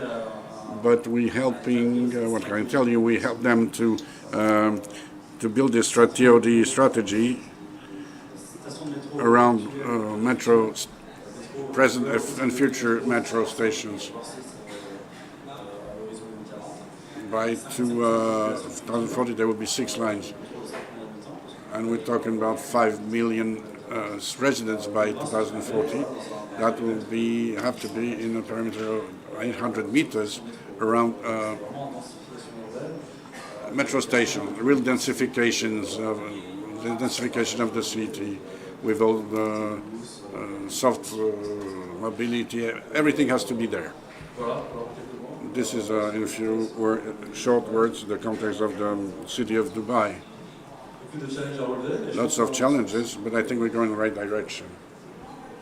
Thank you. Merci Olivier. Thank you, Olivier, for shedding light on this topic. Faiza Khashkar, BPI France, she will organize the rest of the conversation. Thank you very much. Hello. I would like to ask my colleagues to join me on stage. Altrad, Endel, Hive Electric, and Nicolas Pereira from General Energy feel invited. Join me on stage.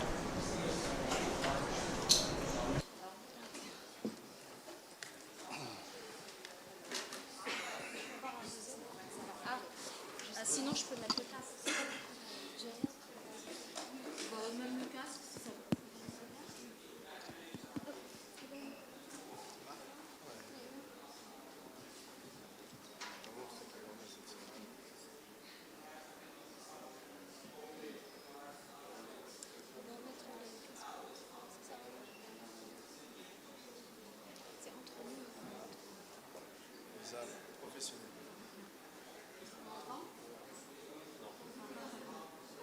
Ok.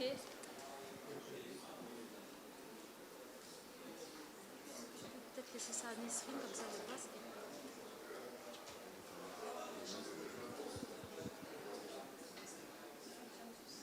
Vous me donnez le go? Ah, c'est bon. Merci, désolé pour ces petits moments d'installation technique. Thank you. So, Faiza Ashkar, I'm delighted to be here with you.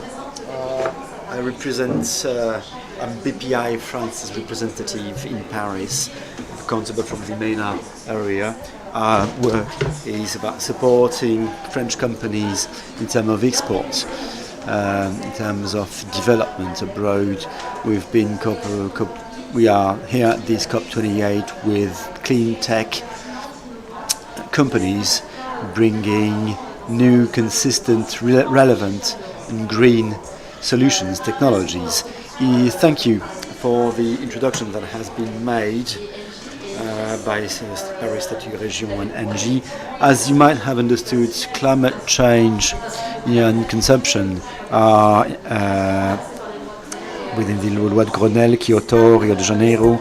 This roundtable will try to answer about the objectives and the challenges we are facing, about the solutions we could try and we should try to put in place for tomorrow's cities. Cities are changing. The urban planning choices and decisions are more decisive and more important than ever, so that we are to play a crucial role as far as these future city strategy is concerned. So let's try to answer the question how to build in an environment-friendly manner. What will tomorrow's building be made of? There are sound issues. We have experts together with us on stage today. I will start from General Energy, Nicolas Pereira. feel free to introduce yourself.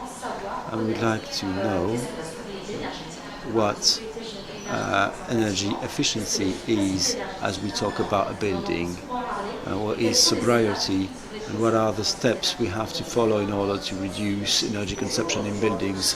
Thank you. Hello everyone. Thank you. Many thanks to the BPI for this week. Many thanks to Business France for this interesting, instructive and dense week. General Energy, that's my company. I'm its General Director. I've been in that position from 2018 on. We hear a lot about two notions now as far as buildings are concerned. We hear about sobriety and energy sobriety and energy efficiency. The first being about what you do at your office, at home, which is about switching the lights off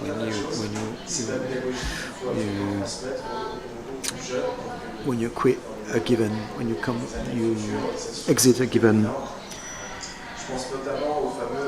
place. Thinking about these famous 19 degrees we had in the office last year, it was quite tricky, quite difficult to maintain this temperature. The first step is about energy sobriety. So, in order to reduce energy consumption in a building, sobriety is not enough. You need also energy efficiency, which means innovation, which means work.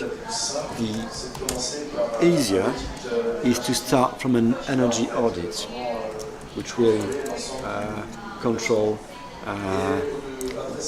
the building as a whole, for you to have modelings for different phases. So it's about insulation and ventilation. This is when you change the heating system for it to be less energy consuming, and then you can put some solar panels in order to reach net zero. Not in terms of emission, but in terms of energy, passive building. This transition has started a couple of years ago in France, thanks to the central government support. Among others, there are incentives, there are subsidies that help us since we work in close cooperation with the Energy Transition Ministry. We feel and observe a strong acceleration.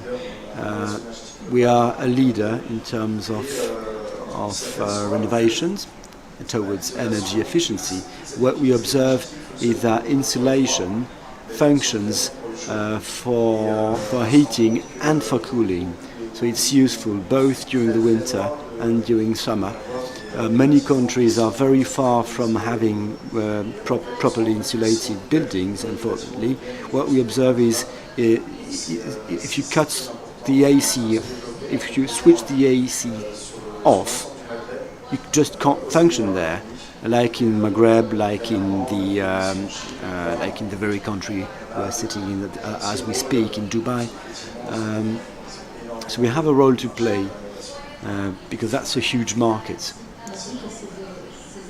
Many thanks for these interesting elements.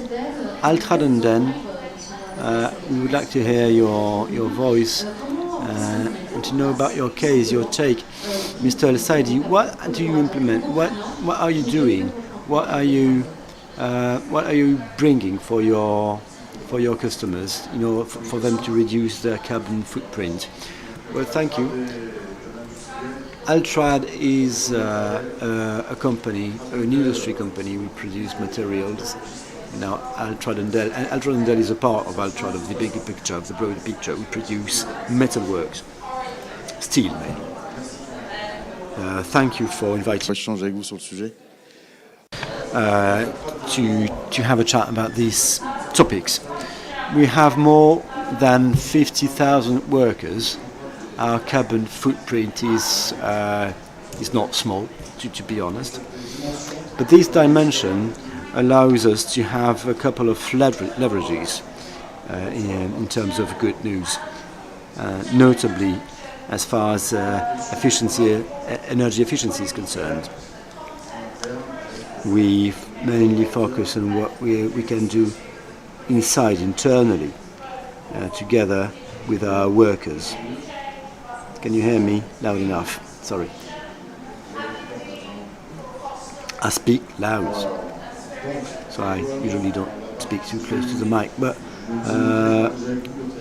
the best would be to mention, I think, to share with you our experience as a company in France. 50,000 workers. We're specialized in industrial maintenance in Europe, at least. Metalworks, metal industry as well. The first thing we've done, the first step, a rather simple one, which will be evocative for everybody. We switched to electric cars. A quick step, a simple one, but it sounds simple, but it's quite tricky. It's quite. It means lots of work. We started with hybrid cars, and now it's 100% electric cars.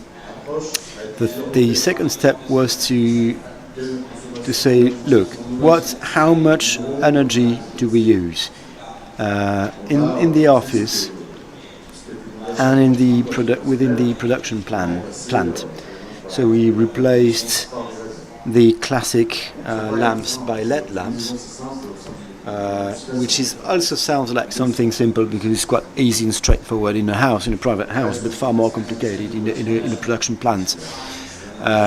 We keep working on the energy efficiency of our buildings, administration buildings.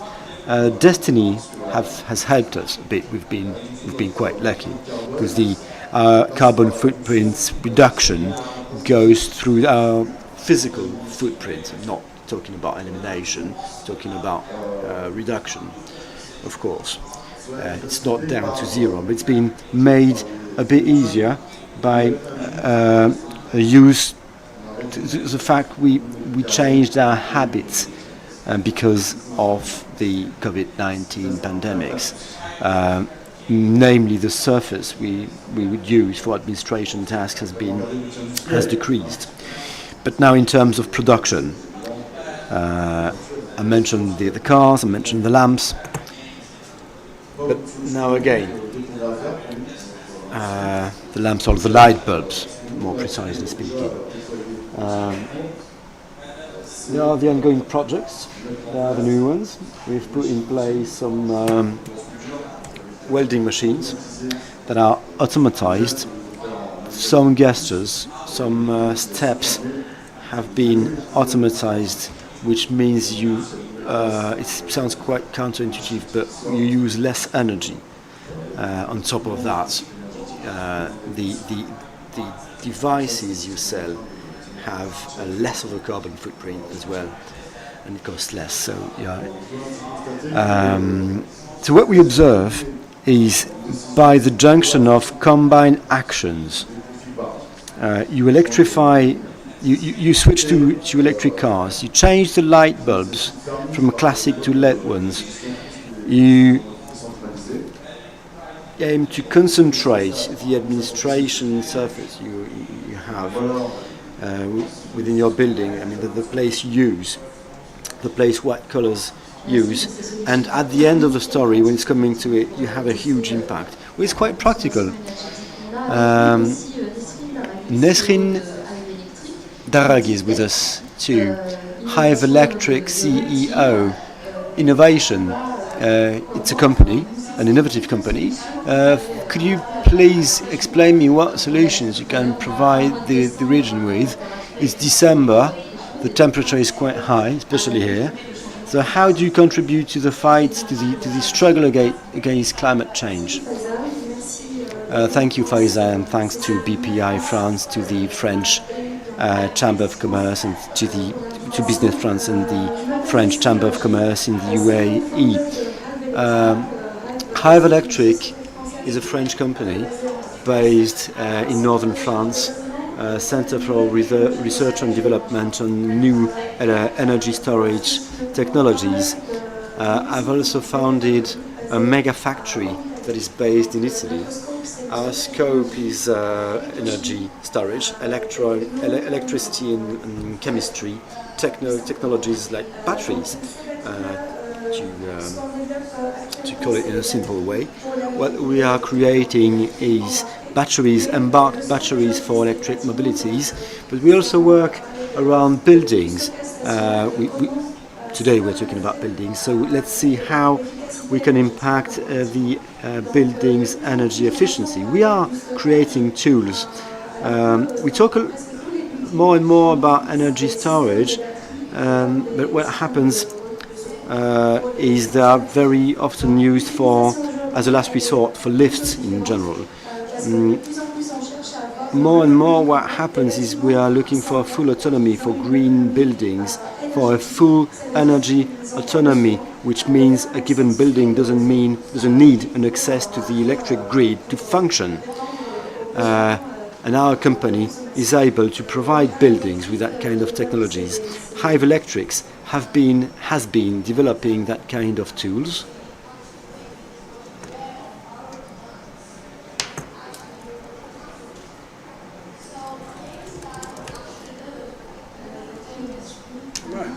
Talking about batteries.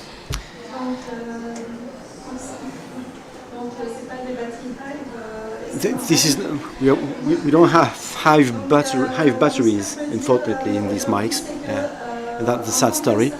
As a startup that has been existing for 4 years,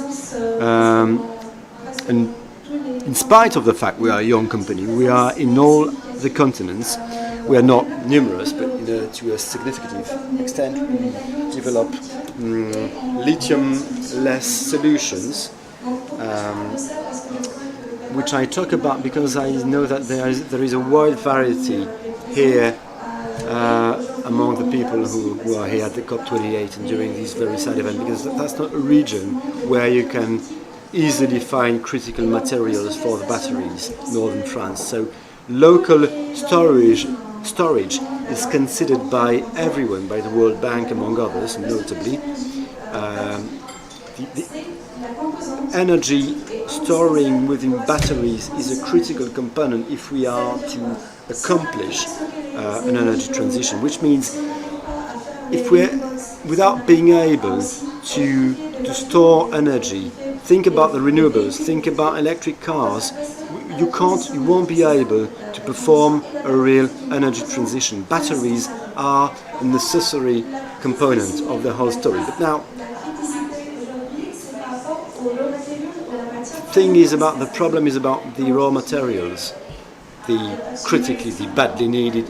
Nobody's from China here, but 80% of the raw materials you need will come from China, sometimes even more. And I'm talking not about important raw materials, but about necessary raw materials, 80% at least. You have various ones. You have manganese, you have lithium, you have other ones. Went fast. Phosphate.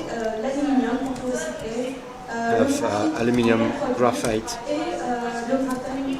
Have graphene that you can produce more or less. Some say it's too expensive, but you have various processes that will help you cut the cost. So we have to use post-lithium technologies, which technologies can allow you to work with local materials, or those you can find within 100 kilometers, 100 square kilometers around Lille or Lens in northern France. But I'm not talking now. I'm basing on our case. We are in northern France. But that's the case also with Northern Africa, with Latin and Northern America, in Europe, anywhere. Thank you for the question. Thank you very much. I wanted to present you a sample of solutions. There's lots of them. In France, we have a special committee that gathers some companies from the startups to the big groups. We're talking about the vegetalization of buildings. We can talk about trees on the borders of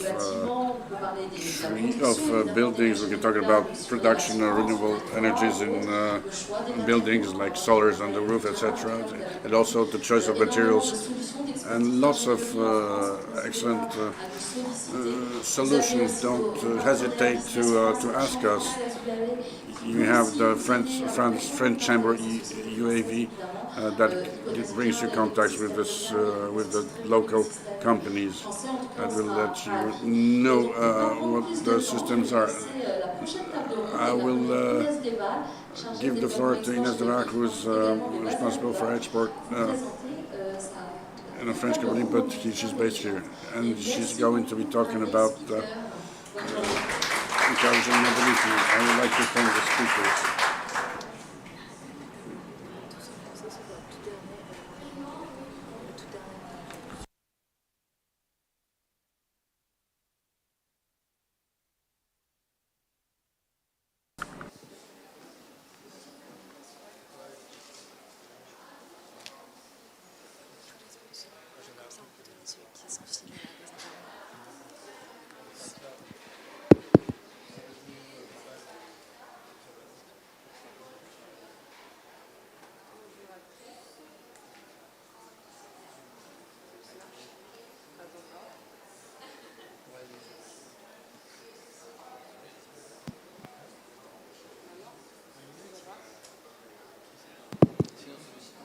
Celui-ci fonctionne.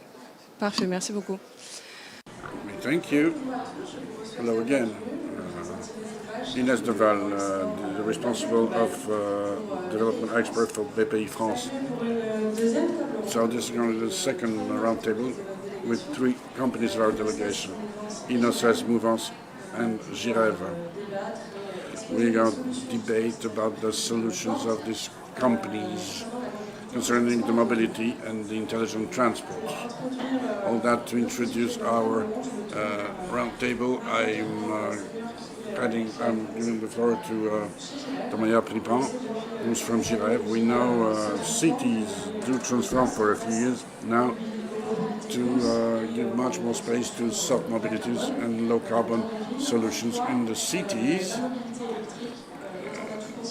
Of course, the electric mobility is very important, but to what extent to respond to the ambitions? GIREV is a platform, digital B2B platform,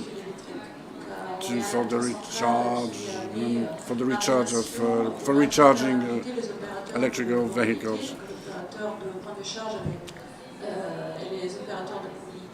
So these are services for drivers of electric cars. We've been here for 10 years, so we combine the techniques of marketplace. We manage transaction via the platform. It's about a few million a year, and we have a nice, unique database which allows us to develop services in the framework of the mobility to accompany our clients to more and more sustainable mobility. By crossing this base with other sources of data, we are able to work on predictable models to see the tendency in the future. We think that the mobility, the electric mobility, can contribute to the decarbonization of the production of energy.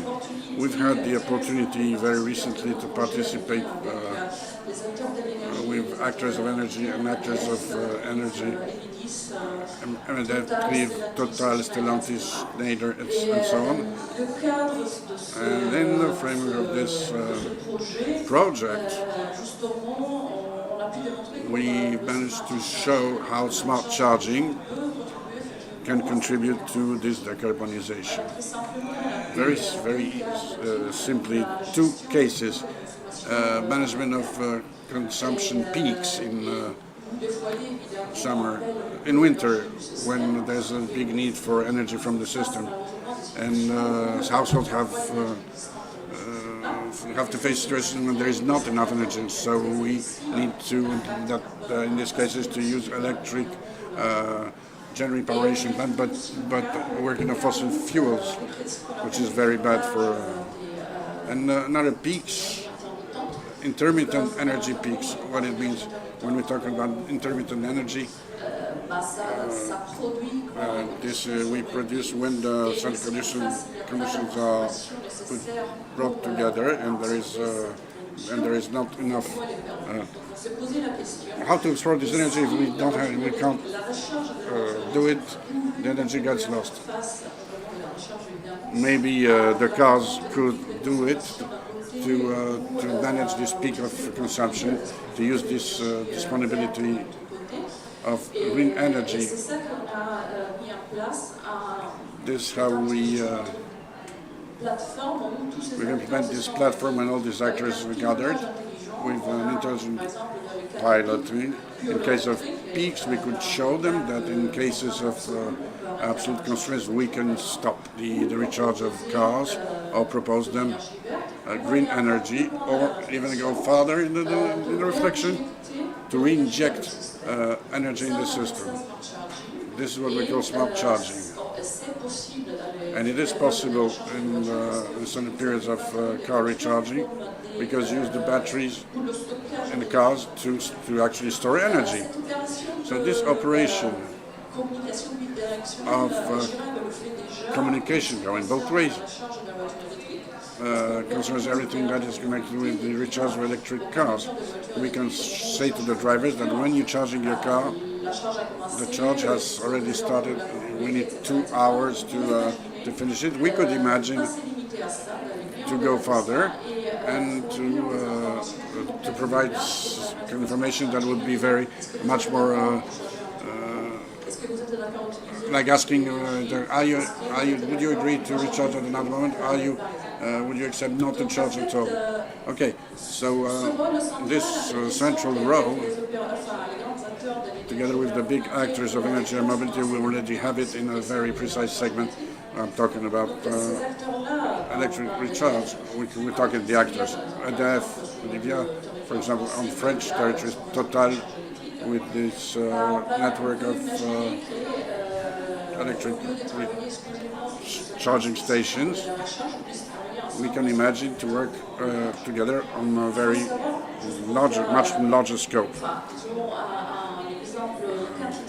Let's talk a quantitative example. Today, we manage 4,000 recharging stations in the whole Europe. So we talk 5,000 of these stations, and we put it via our platform, communicating with all the actors that are implied. We can imagine that if we reduce the consumption of 5,000 stations, we will be able to manage and to use the possibilities of green energy. So we can have a central, beyond the wider approach, going beyond just recharging, but going to the production of energy. Maria, to sum up a little bit of what you've said, could you tell us how does DGF answer to these challenges? Yes, apart the charging stations, we have 35 countries in Europe. We are these actors that EDF, Total, and car constructors talk about.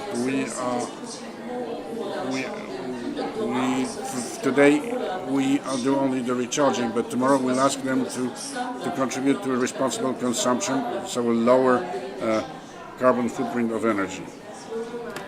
Thank you very much, Maria.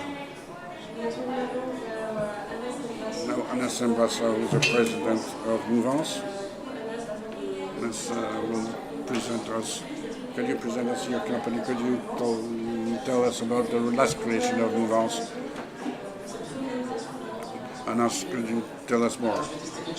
I will test something that I've never tested. I will ask you a question.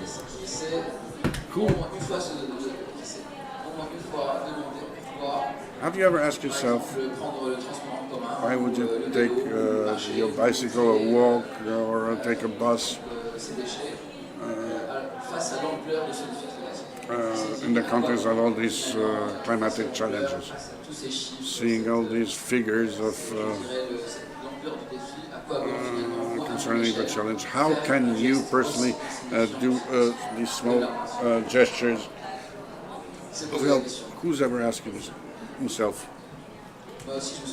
Me too. Me too. That was the first question that I asked myself. Second question, seeing how big the challenge is, how I can act.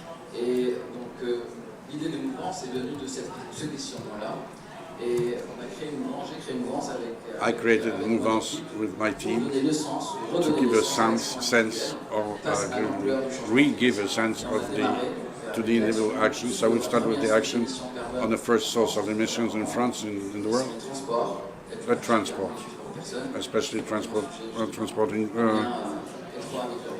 persons, individuals. And the question was, did I answer the question or not yet? Yes. Have I?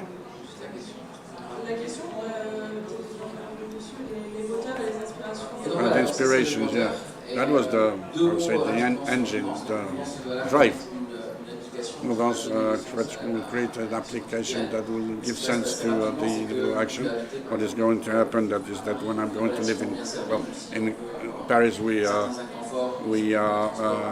doing pretty nice, even in terms of public transportation. But if you are in the territories that are less dense than where the offer is smaller, we can convince people to reduce their emissions, not taking their car. Another mission is to give to local governments and the government's means to facilitate and personalize the offers of mobility. This is something I'm going to explain later. Could you elaborate on the strategies and the functionalities of the application, in which do you create the link between individual engagement and common engagements? Okay, this is just like one coin with two sides. One going to individuals, to families, to workers. This is about raising awareness. The second thing is that we built wants to reinforce positively.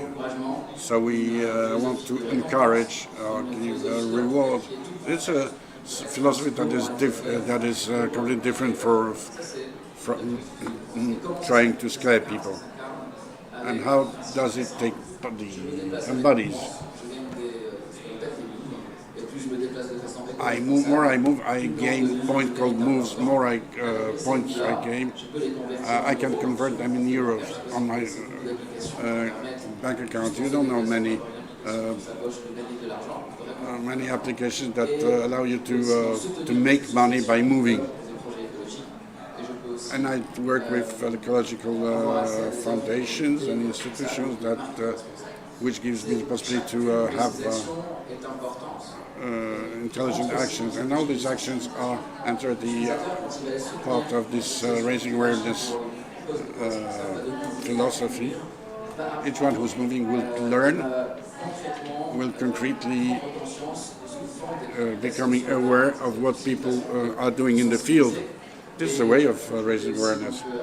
So when I will have these moves that will give me access to this responsible offers, our challenge is to test and to adopt. So it's a means to act on our own carbon footprint. Then we want the application, we collect data, precious data, unique for today, because it's data who allows to understand the mobility from door to door, even intermodal mobility. You know what it means. Today we use different means of transport for a trip, for a trajectory, that allows us to understand mobility more globally, and it's a way to facilitate offers individual mobility by giving information to local governments and the choices of investments, infrastructure, and offer of mobility services. Thank you very much, Anas. Thank you.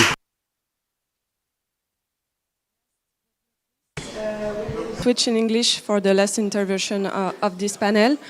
We welcome Iyad Abu Dargam, Smart Mobility and Solution Manager at Innocess. So to learn more about Innocess and the company, Innocess scope mainly circulated around crowd flow management. You've been committed to smart city approach since 2016, I think, yeah. So how did Innocess harness this commitment? Okay, thank you. First, thank you for hosting us, and hello everyone. I'm Iyad Abu Dargam from Innocess. We are based in Nice, France. We have been committed for the smart city approach since 2016, and for that we've been working on the crowd flow management and security. So to do that, we understood the main purpose behind understanding the crowd flow is to understand the behavior of it. So our solution is technically based around the behavior, to understand the behavior of the crowd and how they react and interact with the space and the events. So we founded an extent solution, which helps us to start from detecting the IoTs in an anonymous way, with regards to the GDPR compliance, no personal data collected, and then to analyze it and process it in order to collect the data and understand from origin to destination, and improve the KPI in an existing facility or space. And after that, we merged the expertise of architecture and urban planning and merge it with the results collected from the crowd flow behavior to improve architectural proposals and urban planning improvements, like to adjust the layout to adapt for this different behavior than planned and expected. So in addition to this one, to this like general view, we are like partners with NG Citadel, and we are members of ST Microelectronics and Pol SAS and Safe Cluster for the safety, and GCAT for the safety and homeland defense. Okay, thank you, Ed. Can you share how does the LOT sensor you mentioned can help improving our cities and urban mobility? Of course. Actually, as mentioned, to understand the crowd behavior, we use the IoT. The IoT is any device having a Wi-Fi or Bluetooth signal. So the sensor is a small and plug-and-play sensor. It fits in the architecture and doesn't have any different look. So it's adaptable with any circumstances, indoor and outdoor. It sends the data to the gateway and then to the supervisor, and give us a real-time dashboard and offline dashboard as well. This data, when collected, it helps us. It gives us two main aspects from the dashboard. It gives us the density and the direction. So to understand, and it follows the device with a masked identity to give us just that if this device or this group of people went from A to D, going through point B or going through point C, so you understand which part of the neighborhood or the city is not well popular and why it's not popular. Is it something in the infrastructure? Is it something in the lighting? Is it something that we are paying more for the lighting for a abandoned district, and we are consuming a lot of energy and increasing our footprint, our carbon footprint, or not? So as you understand these main reasons behind, so you understand the main problem, so you can provide the solution. And when you get integrated more with how we think and how we interact, or how we respond to any certain event, if we might say, or any certain change of normal life. So we can adjust and improve. So this is a general overview, and such a global solution cannot be expressed in words, and might be it's better to visualize and give some use cases. So I will refer to two use cases as a general overview, because our commitment to the GDPR and NDAs, we cannot share details. But I don't know if you heard of Hellfest Music Festival. It's in Clisson, northwest of France. We deployed our sensors for 2 years, 2022 and 2023, and this event is a massive and enormous event. It hosted like 500,000 people, 500,000 attendees at the same time, like especially in the peak time. So we were able to deploy and to collect the data, and in addition to the business that we have, it's always about experimenting. So we detected we confirmed the liability and reliability from the sensors, that it can accommodate for a massive amount of people in a short time and at the same time. So the solution was able to collect all the IoTs in the area with not more than 5% tolerance. So, and this is amazing to understand that. So now you can, if we were able to do that on this massive scale, imagine if we deploy it in a stadium and in a metro station. So that was our next step, to deploy it on the RTM and the Public Transportation Authority in Marseille. So we understand how people use the metro and from where they are coming from. Like if they use their bike, they use they by foot, or they abandon the metro to continue to take their car and stuff like this. And accordingly, you can understand more as an urban planner speaker and an architect.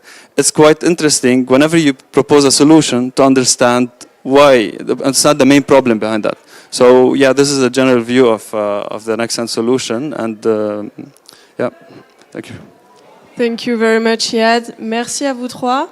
Merci à vous. C'était donc une présentation de certains exemples et de. Thank you very much, Riyad. Thank you very much to all of you. A couple of samples from the solutions that are provided by various companies. Nadia Lemaire, the floor will be yours now, because this is the end of the round table and the beginning of yet another panel. Allez. Je vous invite à vous installer. Feel free to take your seats on stage.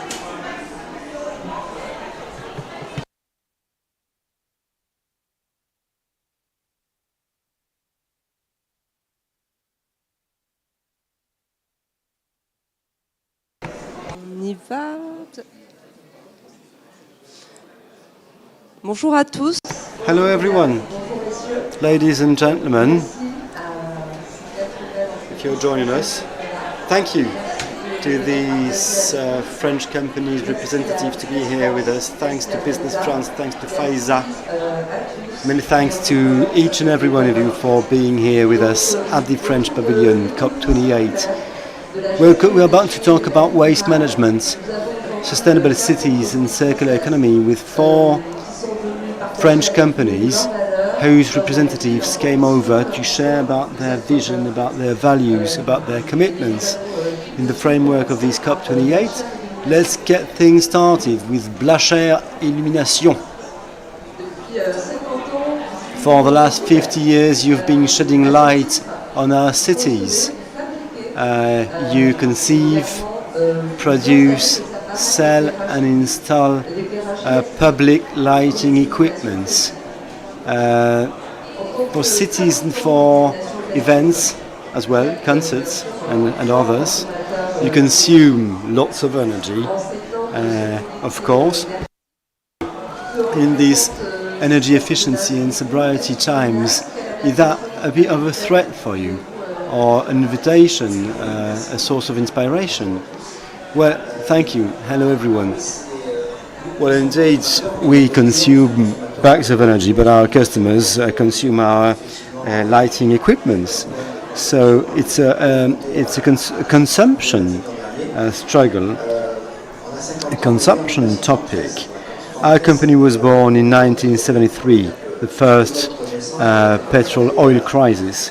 So since we were born, we've been facing an energy consumption issue. It's a part of our DNA, in fact. During these 50 years, we kept working on eco-responsible, eco-friendly solutions. We've been making huge steps. We kept innovating, we kept improving our LED's performance. This year we've been launching a new LED light bulb, 15%, that consumes 15% less than it used to. And when I say used to, it's a year ago, so it's a quite quick progress. We've also conceived many innovations, smart piloting solutions, in order for our customers to use light bulbs for a shorter time during the night, both being on site at home or remotely, for light to be better managed. It's sometimes on a 30-40 days. In terms of in Christmas times in Europe, that's mainly the focus, 30-40 days in terms of public lighting, not at home. So you belong to the French delegation in COP28, don't you? What do you make of this COP28? Do you see it as an opportunity, as a source of inspiration, what is it? A bit of everything, opportunities. To start with, many thanks to the BPI, to Business France, and to the French Chamber of Commerce in the United Emirates for inviting us, because that's a door, a pathway, a possibility to take part in this world event. Lots of opportunities, because you meet many people. You have it's the opportunity to network, to have a chat with various people, to hear many interesting things. We've changed some of our production processes, creating a circular economy around the way we conceive our structures. We've replaced metal bits thanks to 3D cupping machines. We started using recycled aluminum bottles, for instance, instead of metal. So that 3D printers. Not cupping machines. So lots of optimism, lots of creation, lots of innovation. Those are harsh times we are living by now, and we are happy to see a bit of blue sky, enhancing and anchoring everything we do on the long term. And you know what? We are quite proud to have been selected as a French company, and not only proud but grateful. The takeaway is adaptation thanks to innovation, as for Blacher, right? And a will to listen, to observe, and to take inspiration from what happens, and words of optimism, words to live by. Thank you very much. Thanks for being with us. Goodbye. The Ducrot company, Ducrot is yet another company, Ducrot Ingénierie, Pierre Ducrot, thanks for being with us. For the last 40 years, that's a long time, isn't it? For the last 40 years, Ducrot has been bringing solutions in terms of special equipments on the field of tunnels, pipelines, railroads, works. You're producing various equipments for those specific sectors, aren't you? As we speak now about circular economy, about sustainable smart cities, we are speaking about faster, safer, cleaner. What are the solutions Ducrot is bringing on? Well, thanks, Nadia. And many thanks to the BPI, thanks to the French Chamber of Commerce in the UARV. Thanks to the COP28, thanks to Eric and Olivier for their introduction and for their explanations about the 15-minute city.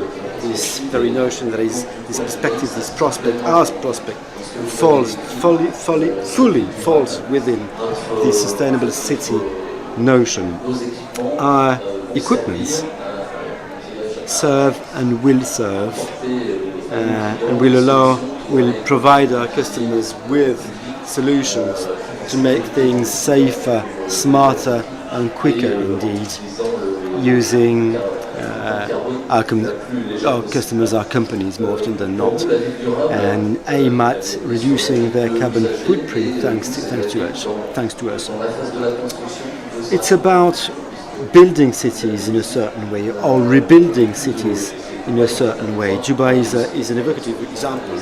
Paris as well, the Greater Paris. We are working on the Greater Paris Express. But Dubai is on the same pathway. It's about reinventing many things. We are into mobilities as we conceive, as we design undergrounds, buses, trams, where we keep innovating in order to provide customers with cutting-edge technologies, making it possible for them to go quicker. Why quicker? Because that's about mobilizing in fine, when it's coming to it, far less money, far less investments, far less financements when building, because what happens is you need less workforce for a shorter period, which means the financial impact is smaller and the impact upon environment is smaller as well. Quicker means lighter, safer as well. Safer, since we are very much keen on safety first, as many companies. During the construction phase, you need everybody to be safe, starting with the bricklayers, with the workers. It is our accountability to develop safe equipments for the sake and the safety of the workers. And cleaner, this is a part of our strategy. The solutions we come up with and we provide our customers with is about reducing the carbon footprint. So within our supply chain, we've integrated upstream at an early stage, at the design stage, as we conceive things. It's about equipment cycle life.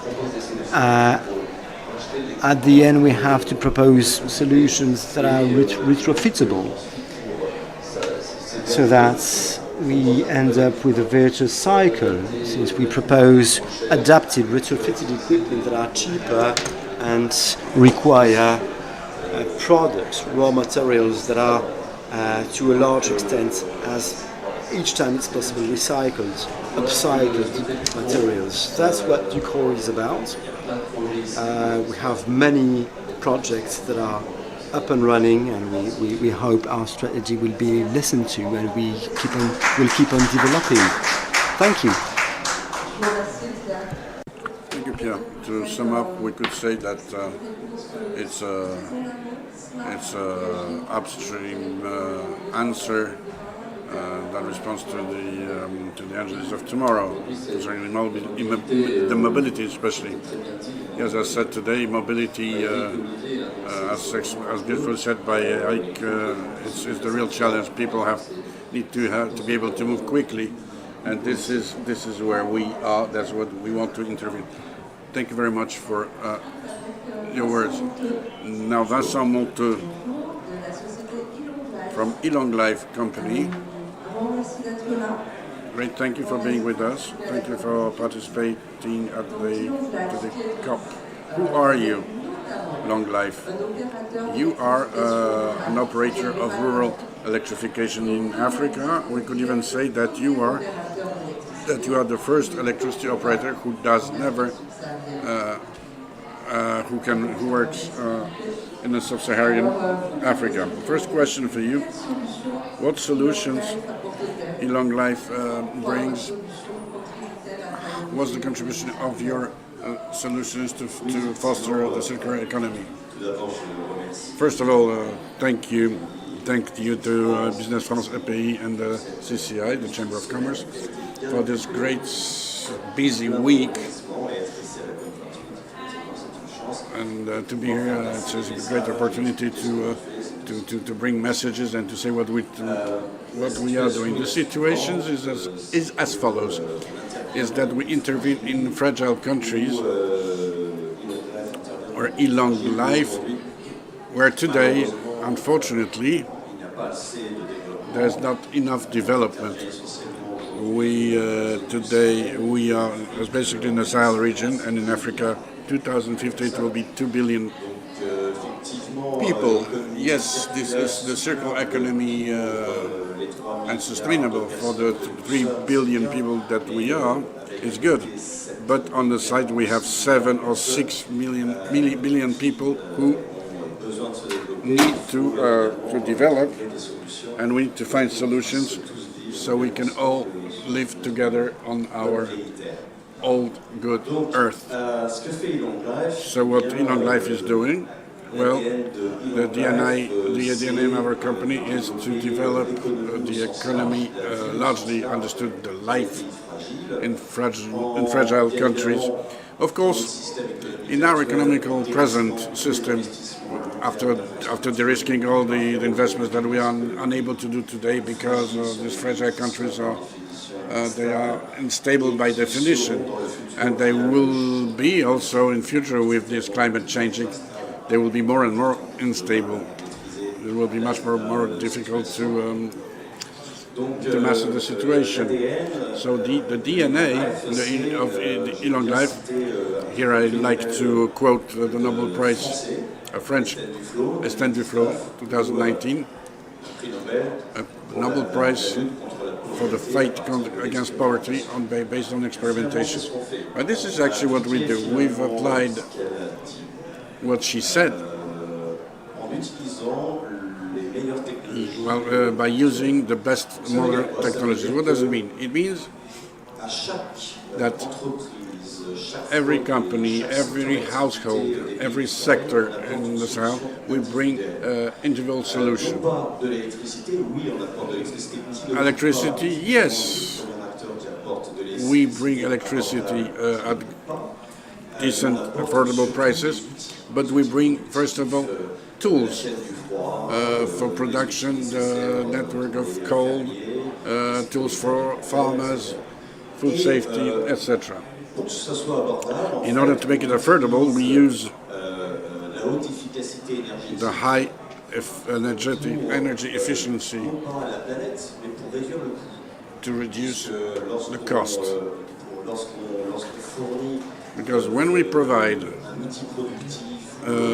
production tool or a refrigerator that uses 3 or 4 times less energy, it means 3 or 4 times less batteries and solar panels.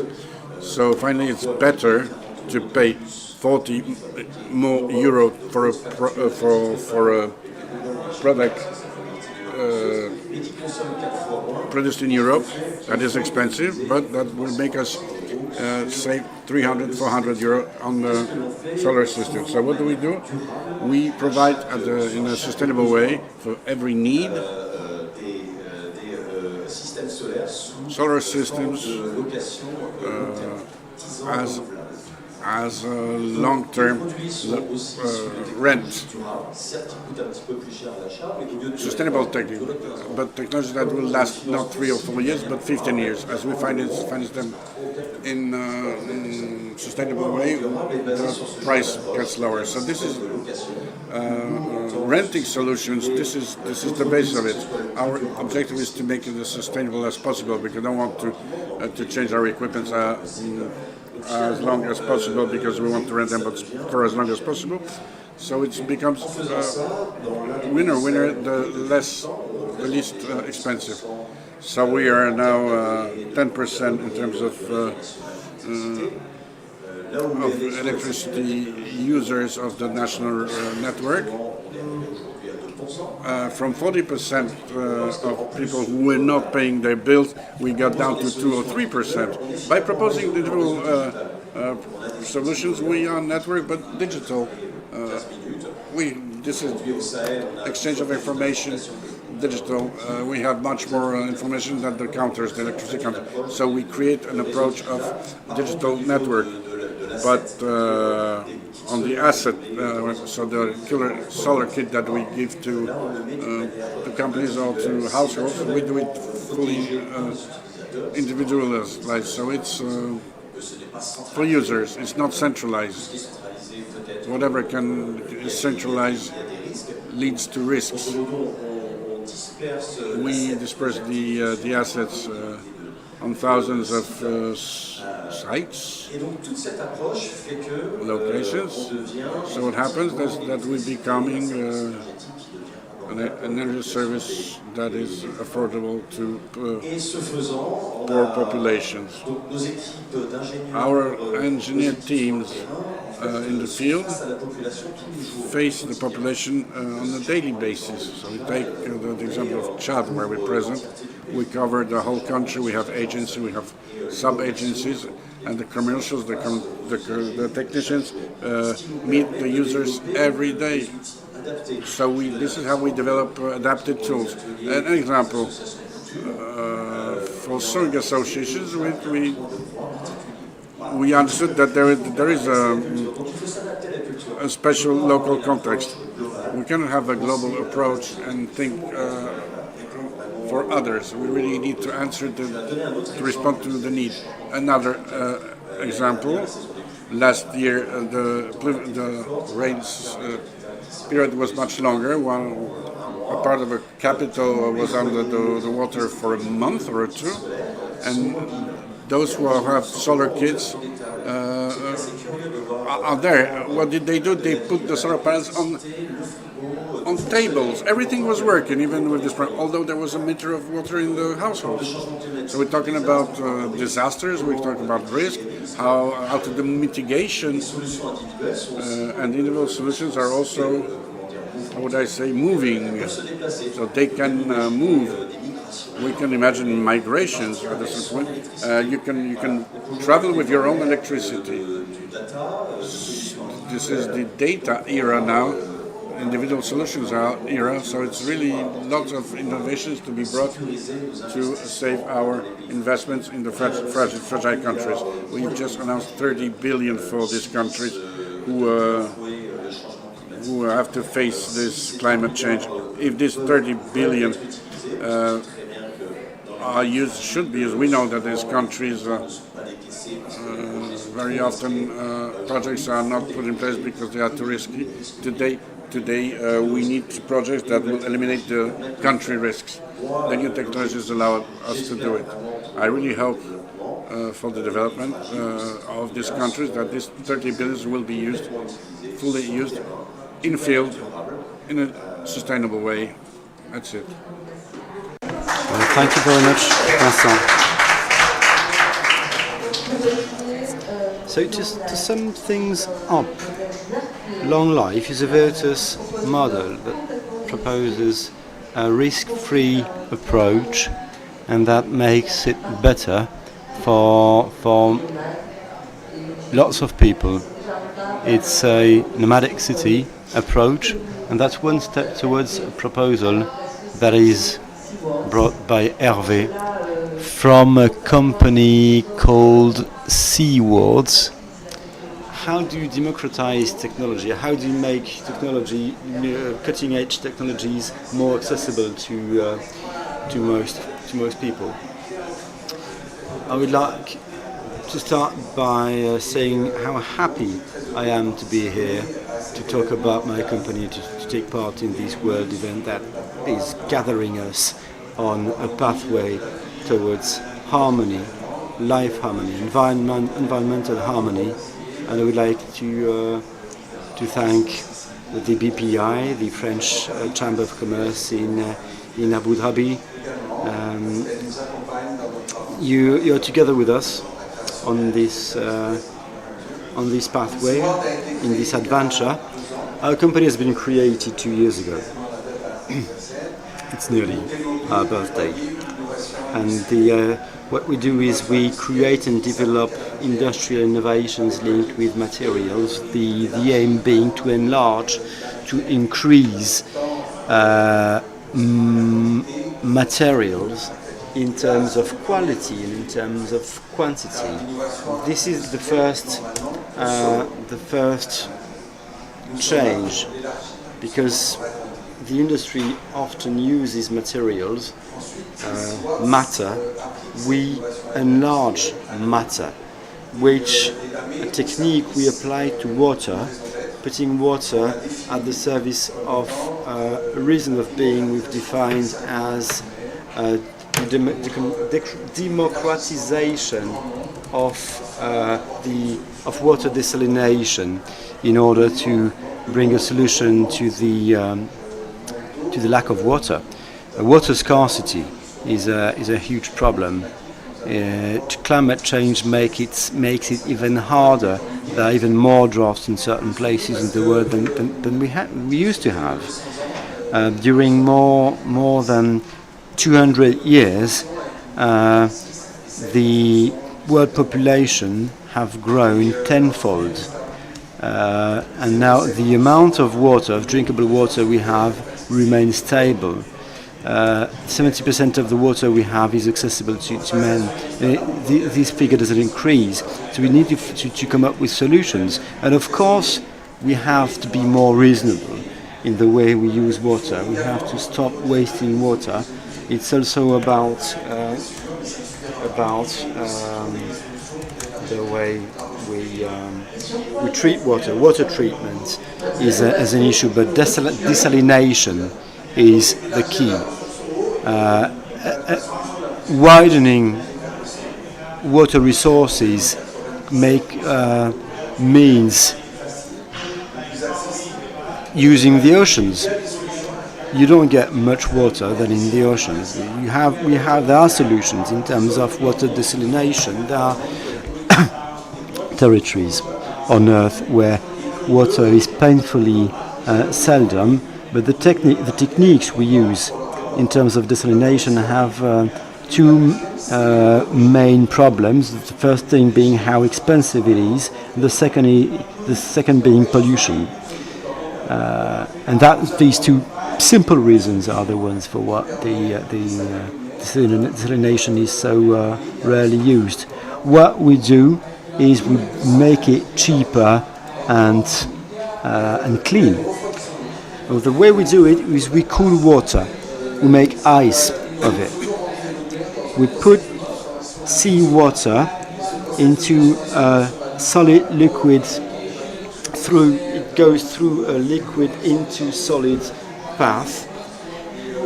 The water becomes ice, so that we master the whole process. Les cristaux d'eau pure ou faiblement. Then we are able to separate the crystals, water crystals, from sea water. We separate 10% of the sea water. We isolate what's drinkable inside the sea water. It's 10% of sea water. Right? Sea water is 10% drinkable. What we do through making it solid, through making ice out of it, is we isolate the drinkable part of seawater. Now, what about the rest, about the 90%?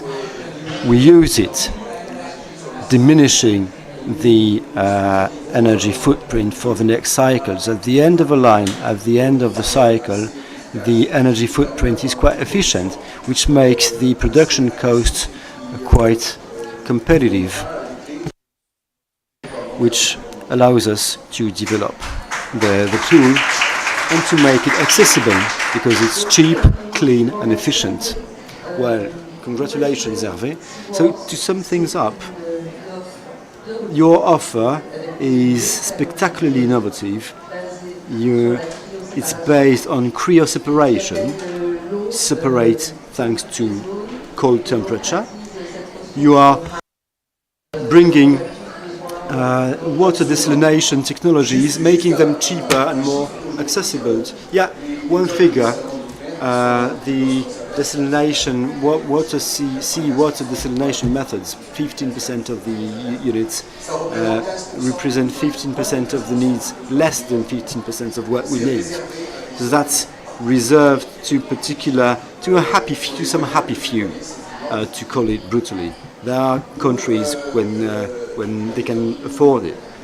But the method we've created is for the rest of them, for the vast majority, for the poor majority. It's not only is it cheap, but it's clean. We concentrate the production capacities, producing, building factories with, the flow is around 500,000 liters a day. For 1 liter drinkable water, you have 1.5 liters waste. 1 million. I'm talking now about the classic technologies. We are flexible, we are agile, and we are clean. That's the difference. So we develop far more small units. We are not into big units.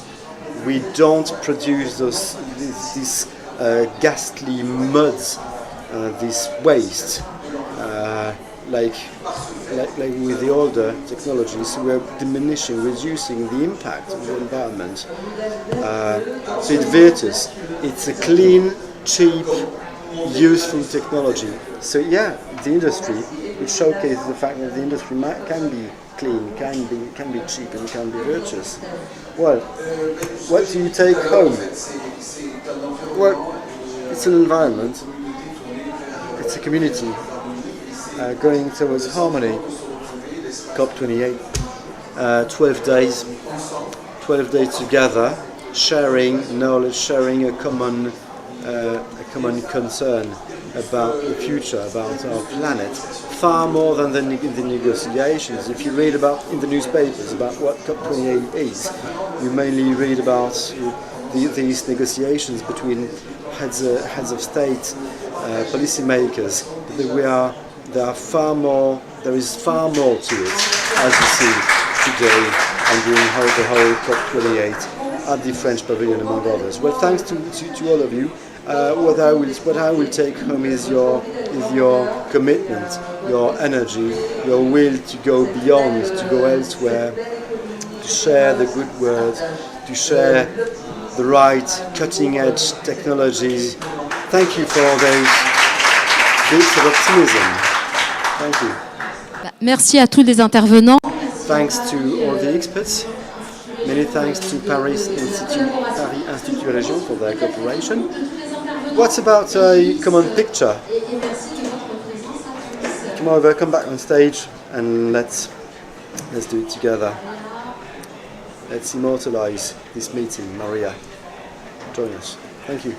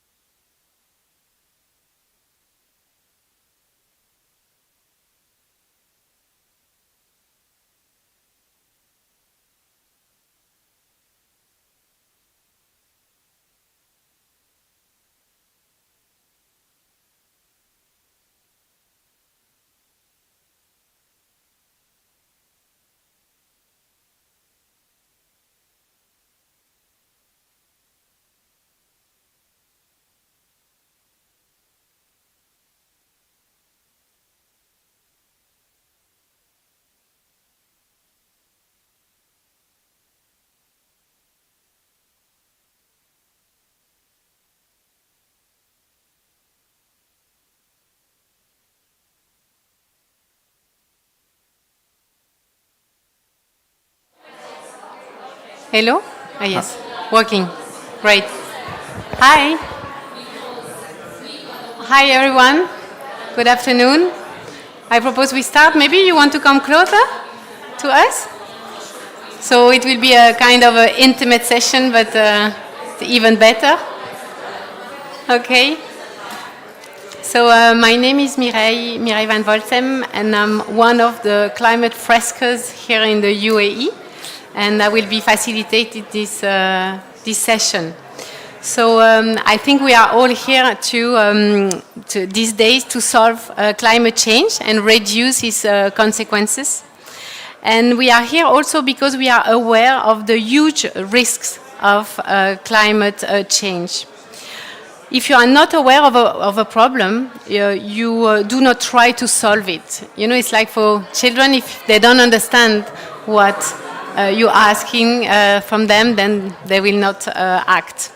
So for us at Climate Fresk, it's really the starting point, is raise understanding on climate change. It's only when people are aware of a situation that they try to act, that they try to change things in their lives, and that they try to decarbonize their activity. So in this session, we will talk about awareness. We will talk about the behavioral changes. But first things first, I propose that our panelists that accepted our invitation, they present themselves. With a few questions at first. First of all, I would like to ask you, Christophe, when did you first hear about climate change and its risk, the urgency, and what time of your life was it? I don't remember the first time Can you hear me? Yes. I don't remember the first time I heard about climate change, but I remember maybe two phases. A gradual phase when I noticed things were changing, and a shocking phase. The gradual phase was I moved to Finland in 2004, and at the beginning, the first few years, snow would come in December, melt in April. There was no question. More recently, it came, it melted. It came, it melted. And instead of -5, 10, we would have +2. So it was really visible because the nice blanket of snow that made the winter bearable was gone, most of the time. That came gradually. And then I remember last year in France where some big rivers became little streams, and I remember seeing this on TV even here in the UAE, and that was a bit scary. So I think for me these were the two realizations that something is really changing very fast. All right. And you observe it, you really experience it. Did you try to dig into the subject at that time, or just it was just an observation? Last year's rivers and things, I was already very much into the topic. I'm not that old, so that gradual change happened, relatively quickly as well. And yeah, that's. I don't know if that explains my career choices, but definitely I was quite happy to work in that field, feeling that, I could do something a little bit useful. Okay, thank you. What about you, Cédric? So I think my first contact with climate change was conferences from Jean-Marc Jancovici. And that's the moment when I started to realize that it was something very serious and important, and I start to learn about it, read papers, watch some videos, etc. But later, I was on holiday at the other end of the world. I was close to Bali, and I spent 1 week on the little islands. And during that week, I realized, it was an illustration of the fact that resources are limited, because it was a very little island. The water came from the continent, the energy came from the continent, the electric system broke down many times a day, and so it's okay because it's sunny, but it's still comfortable. But you feel in your everyday life that resources are limited. And I was learning for a few months about all of these things, and then there was it was a spark in my mind, and that day I decided that it would be my job Okay. So it was a second phase. Like you, maybe the shocking part was this moment when I decided climate change is too important, resources are very important, and I want to work professionally on this topic, and that decision that I made it. And when was it? You remember the year approximately? 2008. Okay, perfect. And then to set the context here, I would like also maybe that you present the organization you work for, and maybe your role in it, and some initiatives that you already took on the subject. And so you want to? You want to go ahead. So you see my name. You don't see my organization because I work for the government of Abu Dhabi, for the Department of Energy. So showing their name here makes everything more difficult, so I decided to not show their name here. We regulate the energy and water sector, as well as recently the oil and gas sector in Abu Dhabi. We are responsible for delivering the government targets. One of the most important ones for us now is we are supposed to reduce consumption of water by 32% and electricity by 22% by 2030. To do that, we designed a portfolio of programs, and I'm managing one of them, which is the behavioral change program. An initiative, I'll talk about one that we concluded and in a way launched here at COP. For 2 years, we've been working with different entities to put more sustainability topics in the school curriculums here in the UAE. So there are all sort of schools, for those who are familiar with the place, all sort of curriculums. So we worked on the US, UK, and UAE curriculums. We looked at probably 2,000 pages of, they call them learning outcomes. And we tried to see and think how we can explain energy, water, sustainability from 3-year-old to 18-year-old. So that was quite intense. That was quite nice, but that was quite intense.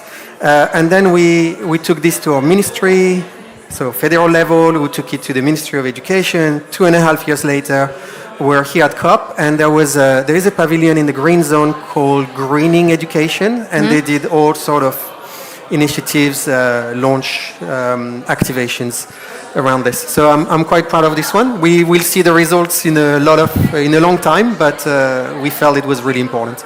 Okay. What about you, Cédric?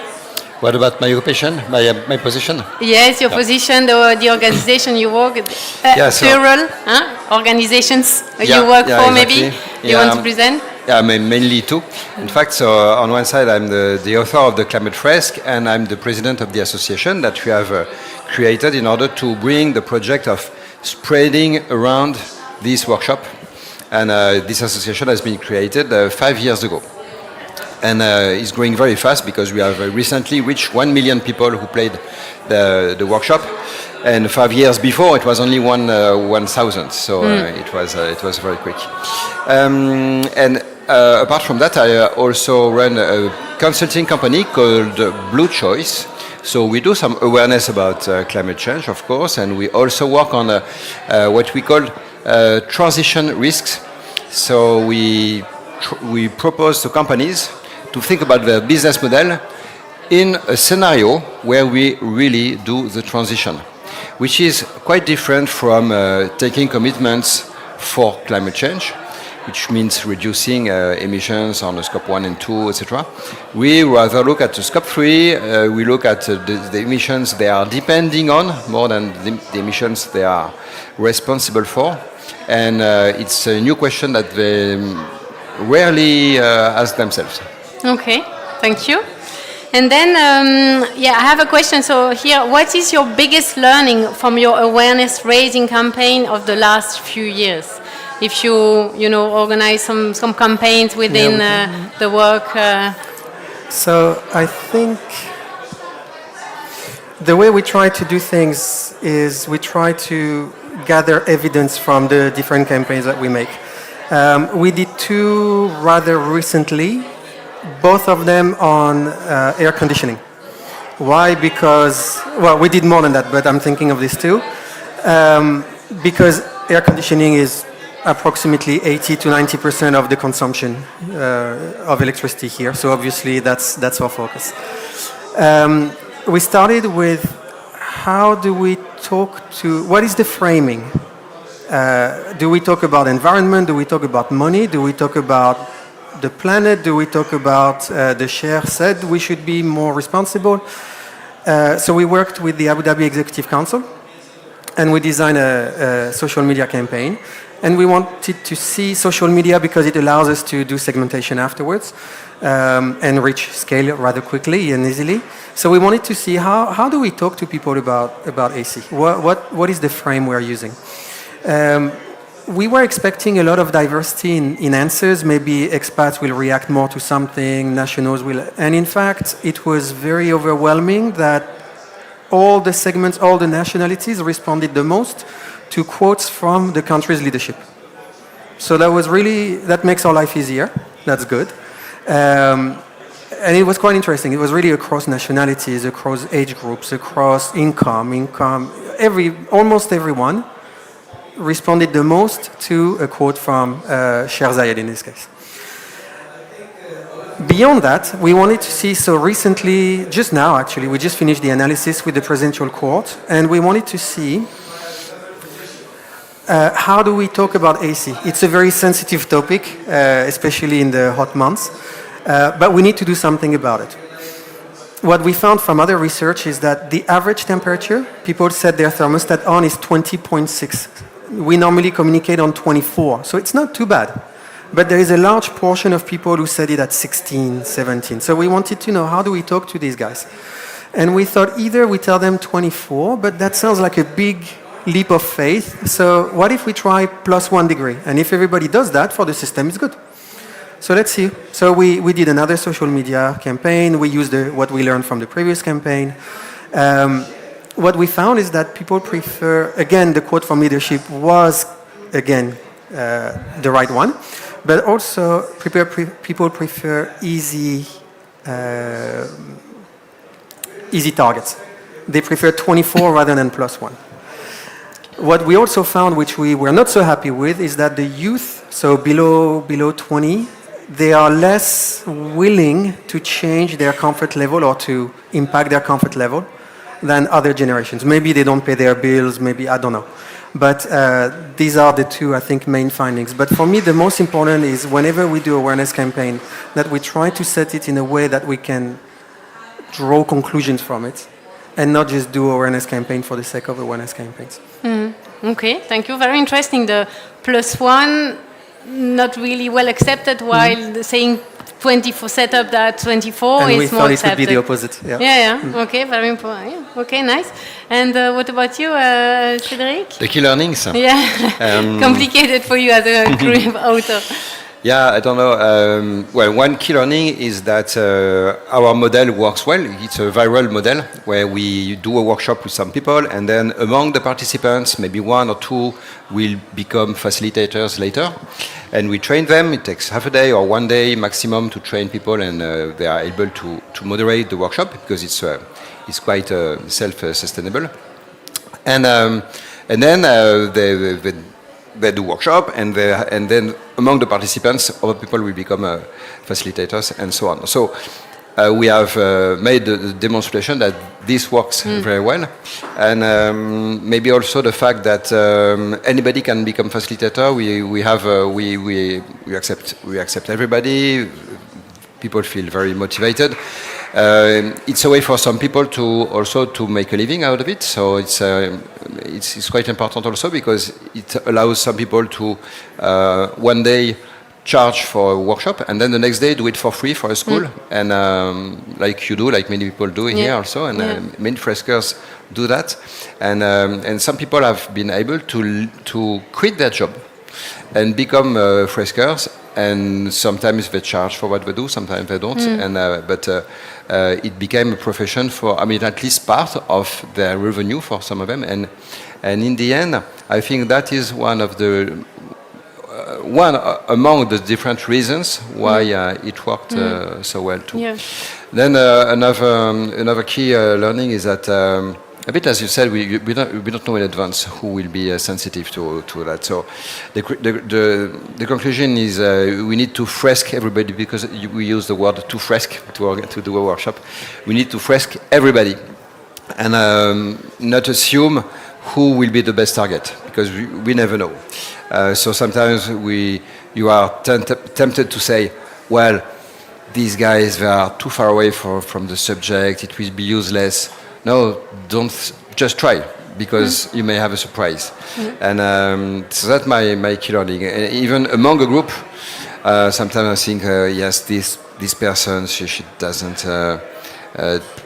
look interested, but at the end, this person, in fact, is the most motivated and lives with a lot of energy. Something we need to underline as well for the climate fresk, and I would like to see with you, it's the community. At Climate Fresk, the community is really important. We are more than 63,000 facilitators in the world. So it's also a community that is really lifting up everybody, and we feel surrounded and positively surrounded. So what about you? You know, when you were talking about social media, we're trying to raise awareness with social media. Are you trying also to build a community? How do you talk to them as if they were part of a community? How does it work? What's the strategy in terms of communication? So we try to see what would be the right messengers in this context. Okay, social media, young, TikTok, so on. But how about the others? And something we're trying to do, and probably next year will be more of a focus on this, is Majlis. You know, people have, do you all live here maybe? So Majlis is like a big meeting room that a lot of people with bigger house have, and their friends come and they talk about different topics. So we want to leverage on Majlises. Okay. And people have them in their house, but neighborhoods also have these Majlises. So we want to work with councils of Majlises so that every now and then they discuss sustainability in one shape and form.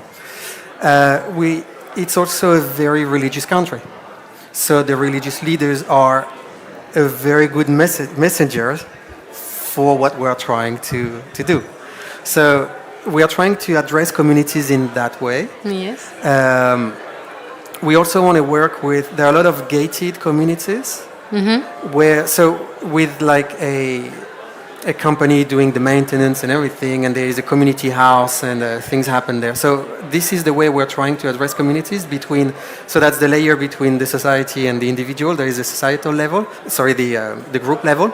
But the way it's done here will have to be very different from the, ways that maybe we do in Europe or something like this because of the context. So we have ideas to do this. And then to come back always on awareness, something that is, I think, very important is to separate young and adults. We at Climate Fresk, it's very clear for us that our main target group is adults, because we feel that's the one that needs to understand what is climate change and act very fast. I heard that you had a program for schools, and also how you manage this on awareness, adult versus children. And maybe Cédric, afterwards you will give your point of view on that. So I think mainly it's, again, who do we work with to deliver these messages? We as DOE, we cannot go to a classroom and talk. First of all, we wouldn't do it really well. And second of all, we couldn't scale it. Third of all, it won't be sustainable in its duration. So the way we try to do it is we work with ADEC, or the Ministry of Education, to create sustainable, or what do they call them? Sustainability groups in schools, science clubs in schools, and then we try to work with them. But we need to work with ADEC, we need to work with the ministry, because they have, ADEC is Abu Dhabi Ministry of Education. Because they have access to the schools, they know how to create lessons, they know how to give lessons. So we provide them with the knowledge, and they do, we partner with them and they do it with us. So that allows us to reach hundreds and hundreds of schools. The second thing that we've learned is the children are actually a lot more aware and knowledgeable than we think. So you probably did your homework with the press, so maybe you don't have this issue, but we designed different video games, different initiatives, and we thought, okay, the right target group is between 8 and 10. And we found out that actually the best target group was between 5 and 6. And it happened a few times where actually they are a lot more advanced than we tend to think. And that's why it's important to work with the children directly and with educators. Okay, thank you. And Cédric, you want to comment also on the fact that, your point of view on adult versus children on the awareness? Yes. Yeah, it's a bit the same statement. Sometimes you have very incredible answers from the kids. It's not that they know more, it's not that they are aware, but they have a real analysis of the situation. I mean, they say something like, well, in fact, we are screwed. Yes, and they, they have no filter. So they say the things as they mean it, and where adults around are, wow, it's really amazing for us. And by the way, sometimes I'm a bit also frustrated by the reaction of adults when we do the game, because, they tend to, first not to express their feelings, or to try to avoid the topic, and also the reaction are very low level. Sometimes, by the way, we have the reaction that, oh yeah, we should teach that to kids. Yes, right, but we are the decision makers today, so it's not a question of letting the responsibility on them. And sometimes when I'm a bit I try to be polite, I'm looking for the word, never mind. When I'm a bit pissed by the people who are speaking, I tell them, yes, that's interesting, but I had the same reaction 2 weeks ago from kids 10 years old, so I expect more from you today. Now let's go to the next level of the conversation, and it works, in fact. So it's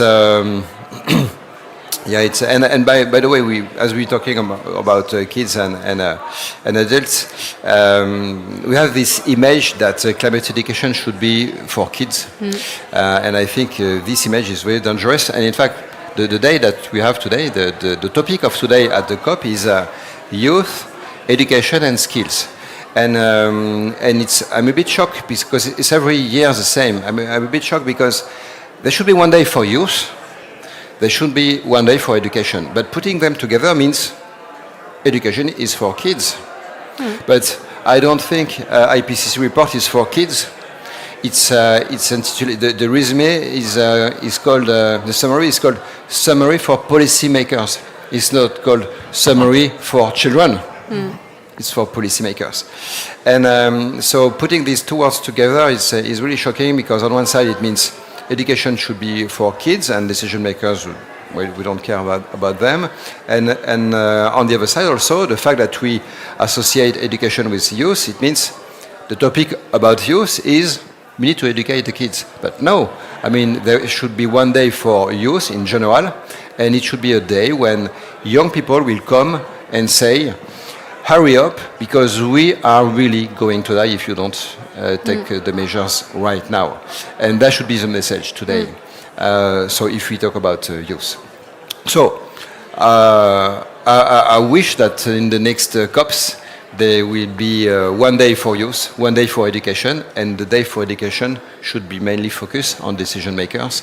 And by the way, also for education, for schools and any kind of age, but also for decision makers. Okay. And then always talking about awareness, one key question is this impact measurable? And if yes, how? How can we measure our awareness campaign or workshops? Well, I think it can and it must be measured, because otherwise whenever possible. It might not always in every single case be possible, but for instance, if you do awareness campaigns on social media, it can be measured and it must be measured. Otherwise, you create some issues for yourself. If you say it can't be measured, then you will not set it up in a way that it can be measured to start with. Okay. So then you measure nothing. And then one day somebody will say, why am I spending money on this since there is nothing coming out of it? So we know what we're trying to do when we do awareness. We're trying to increase awareness, we're trying to increase knowledge, we're trying to increase intention to act, and we're trying to measure actions that are taken. This can be measured in different ways, different methods, depending on the case. You can think, okay, focus group, surveys, but if you develop a lot of things are through applications. You can measure how people interact with an application. So surely you can measure something. If you do social media campaign, you can definitely measure something with click-throughs, you can do segmentation. So definitely it must be measured whenever possible. Otherwise it will be seen as, which is always often the case, it's seen as just a marketing campaign. Yeah. Tick the box, we did it. Done. Yeah. Okay. And what about you, Cédric? So it's a big issue for the COP28 because we never managed to measure anything except that we have the result in the end. 1 million people after 5 years, it's a good result. But the impact of that, of playing the COP28, what does it change for people's life? We don't really know. We just notice that for some people it completely changed their life. For some other people, I guess it did almost nothing. And there's one question, which is, how long does it take for people to really change something in their life? For some people, it will be the next day. For some people, it will be 3 months later or 1 year later. And and maybe also, COP28 will be one of the different things that will trigger a change in people's mind. So, how do you measure the impact? If it's you played the COP28 one day, but then later you have a discussion with a close friend, and this discussion really triggers something. But in fact, maybe it wasn't the same if you didn't play before. So all of these things, I think it's complicated to measure. But you're right, it's important to do it. So we are still thinking about it, and at least there have been some studies about the topic, because in IPCC reports, in the group number 3, they talk about different ways to act to lower emission, and they list carbon tax, cap and trade, legislation, so obligations, forbidden, etc. And information. It's listed among the different ways to have an impact on emissions. And information is identified as something that is really worth it. So not much money to put on a campaign that will really bring some results. So on big campaigns like you do, it's possible to measure something on some specific usages. But in other cases like ours, I guess it's going to be more difficult. Okay. And then when we talk about changes, and especially behavioral changes, we often talk about touching the head, the heart, and the hand of our participant, of our people. And when we're referring to understanding, emotions, actions, do you see, Cédric, maybe more a question for you, do you see one being more impactful in driving changes? Is it, head, heart, or hand that is really driving the change? No, because it depends on the people.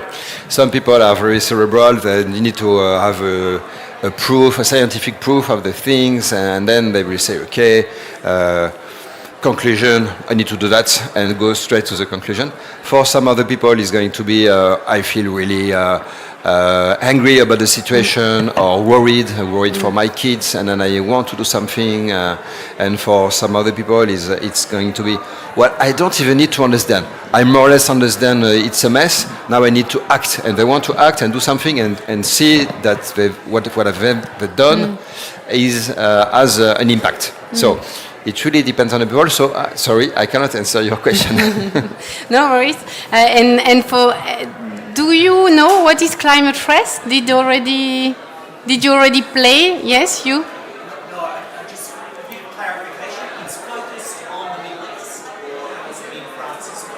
No, it's not. So COP28 is a workshop, a 3-hour workshop that we play in companies, schools, universities, etc.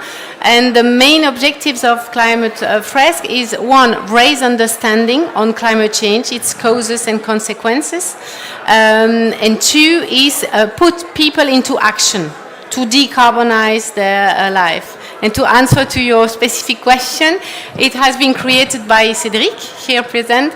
And at the beginning, of course, we were playing this game mainly in France, Europe, Belgium, Spain, UK, etc. And now we are really developing this workshop in other parts of the world. Yes, also in the UAE. Middle East, Saudi, and we have lots of demand for Qatar, and so Lebanese. We have somebody from Lebanese, so it's really going international now. So good. But if you don't know, then the workshop. Please note that this workshop, Cédric couldn't answer to the question because we feel it's really important. The 3: head, heart, and hand.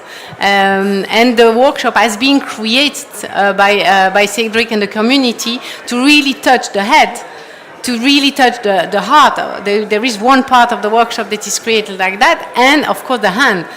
Let's act and fast now. So just as a clarification for those that doesn't know the workshop. Then, yes, human behaviors are different from country to country. Christophe, you're working for a very local entity. So what is special about driving changes in this region? Maybe I'll start from what is similar. So I did something a little bit similar in Europe. I worked in Australia as well. And Europe is not one place, there are also a lot of differences. And then I moved here 2.5 years ago. What's the same is, maybe it's related to your previous question a little bit also, is that people both have a rational side and an emotional side. So the way we make decisions will depend not just on the people, but exactly when we are. What are we doing? And these both proportions will change accordingly. So this doesn't change. People will react to different, I was discussing earlier, framing, so environment, saving the planet, saving your environment, local environment, what your peers are doing and saying, a little bit of saving money is also good. So people everywhere will react to a combination of these elements. So that's true here and that's true there. What's different here, and so when I first came here, everything, including my program, was based on assumptions. Okay, people think my cousin does, so everybody does.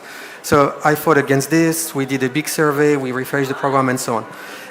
What we found from this survey, which we did with another French company called BVA, I don't know if you know them, we interviewed 5,000 people representative of the population of Abu Dhabi. I think the first difference here is the population is extremely diverse in terms of nationalities, lifestyles, income levels, so completely different, lots of diversities in the country. Another thing is, in Europe, you can talk a lot about saving money when you save energy. Here, at least in Abu Dhabi, it's not so true in Dubai, but at least in Abu Dhabi, the financial incentive is not really there. Wages are very high normally, and electricity and water is very cheap. So even if we use a lot, it doesn't really change anything.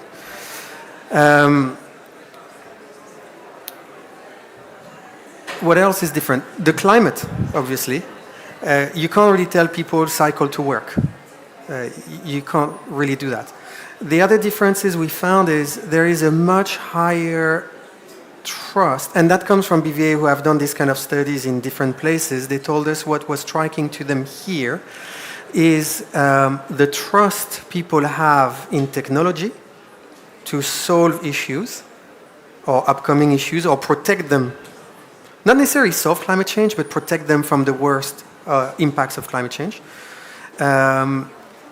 and confidence in their leadership to again shield them from the worst negative impact of behavioral change, of climate change. So I think for me these would be the main differences. And of course, I mentioned it earlier, it's a very religious society. And if you don't take these elements into account when you try to design your program, initiative, whatever you're doing, you're going to miss something. So yeah, for me, these would be the main differences with the other places where I worked. Okay, thank you. Then one, maybe last question, and then I would like some participation of people here, is talking about our experience of raising awareness for more than 1 million people. Can you maybe in one sentence tell us your experience with the workshop Climate Fresh? Because we facilitate few workshops for the Department of Energy. Yeah. So maybe you want to share as well your experience on that. Well, actually, we started with the Department of Energy as a little trial to see how good it was.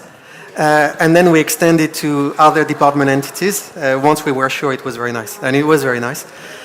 For me, what I like the most is it starts off as very easy. So it's a card game. I don't know if we explain this, but it's based on the IPCC report findings. So something very complex, very thick that nobody reads. And they must have spent 1 million hours on making cards out of the main findings. And it was really nice for me because it starts off as very easy. So yeah, of course, the consequence of human activity A is B, then it leads to C and D, and okay. And normally from the first table, you make a mistake. And then it just adds complexity, and something is working against something else, which is leading to, and at the end, the table is full of cards, and everybody's like, wow, this is really complex. So I really like that, you know, to understand the complexity of the problem.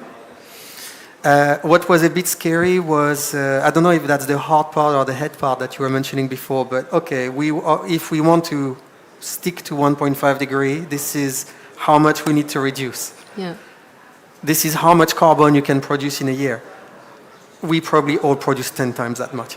So it's really a bit daunting, but okay, then we discuss what can we do at our level and at the level of our companies and the level of society to try and make it less scary.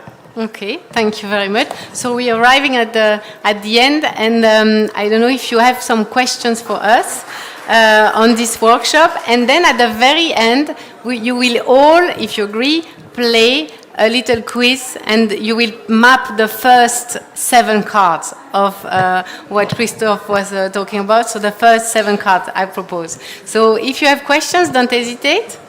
Yes? I have a question. I work in North America for a biomethane coalition. We're trying to decarbonize the gas system.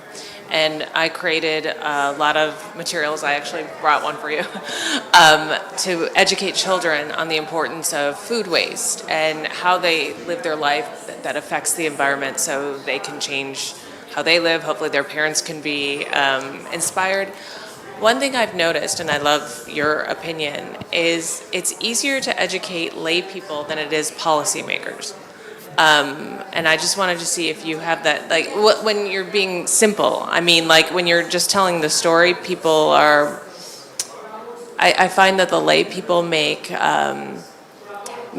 it simpler, whereas policymakers make it more difficult. And I just wanted to see if you, one, had that experience, and two, have any feedback you could give as to how to better educate policymakers.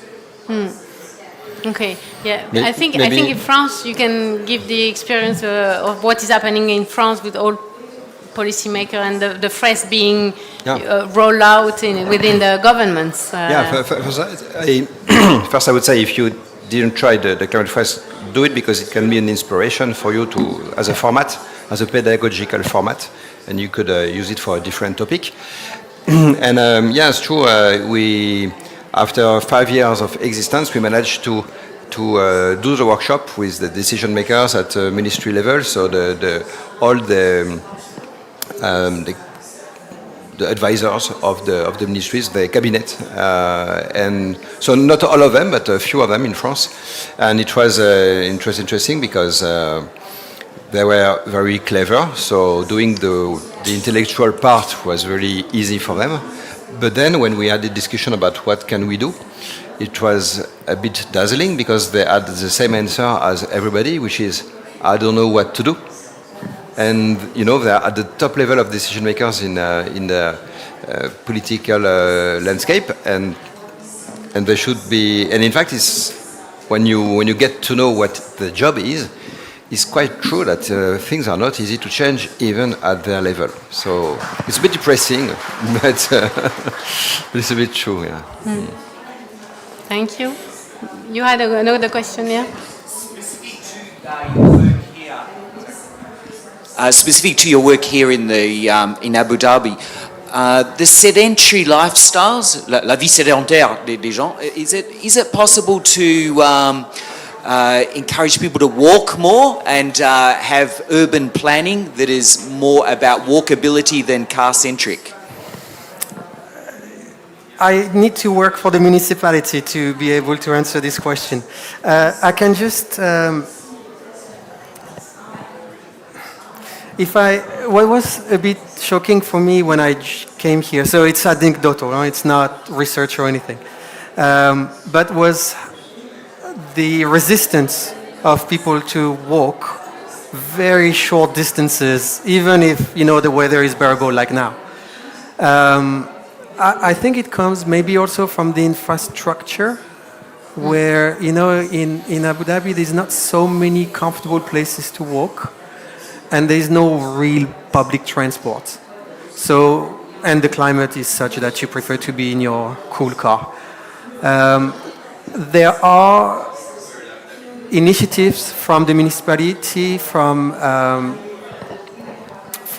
DCD, Department of Community Development, and they are really looking in making people less sedentary due to obesity, due to a lot of things. So if you're really interested in this topic, I can introduce you to the right people working on this, but I am not the expert. We facilitate a workshop for the Department of Community Development, and it was very interesting because their job, as Christophe said, is really to build and to think the city of tomorrow and the community of tomorrow. So yes, it's a very good idea to enter in contact with them, because they will be able to answer better. Okay. Any other questions? No? So I propose we wrap up, but if you agree, we play the set one together so that you discover what is the Climate Fresk workshop. Okay? Thank you very much. Thank you, Cédric. Thank you, Christophe. Thank you. And thank you, Mireille. Do we have time for that?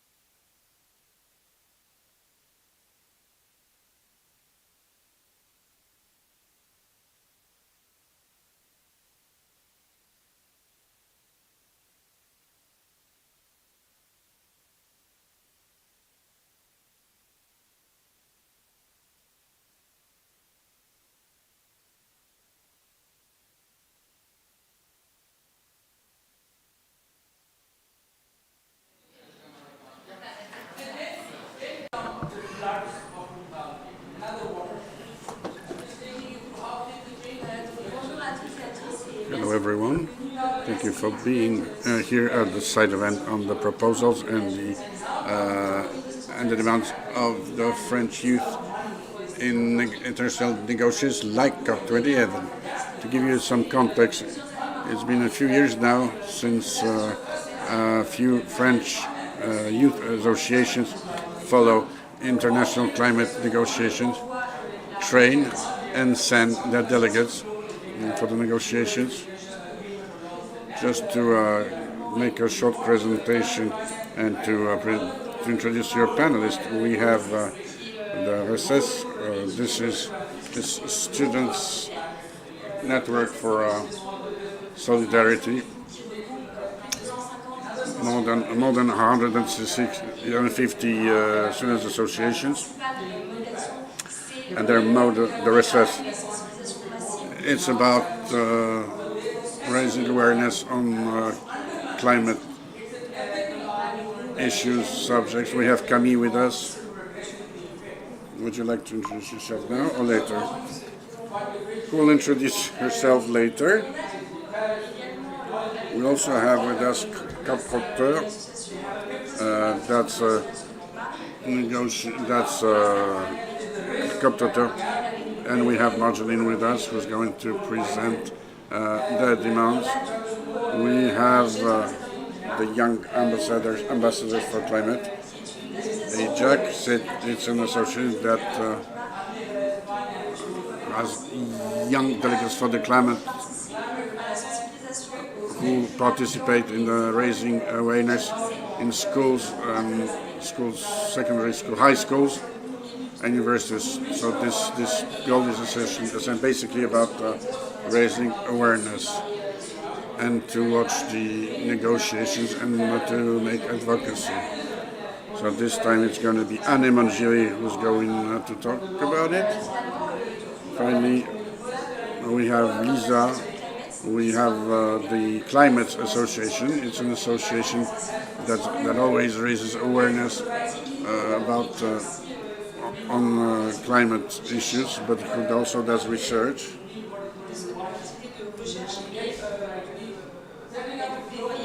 And advocacy.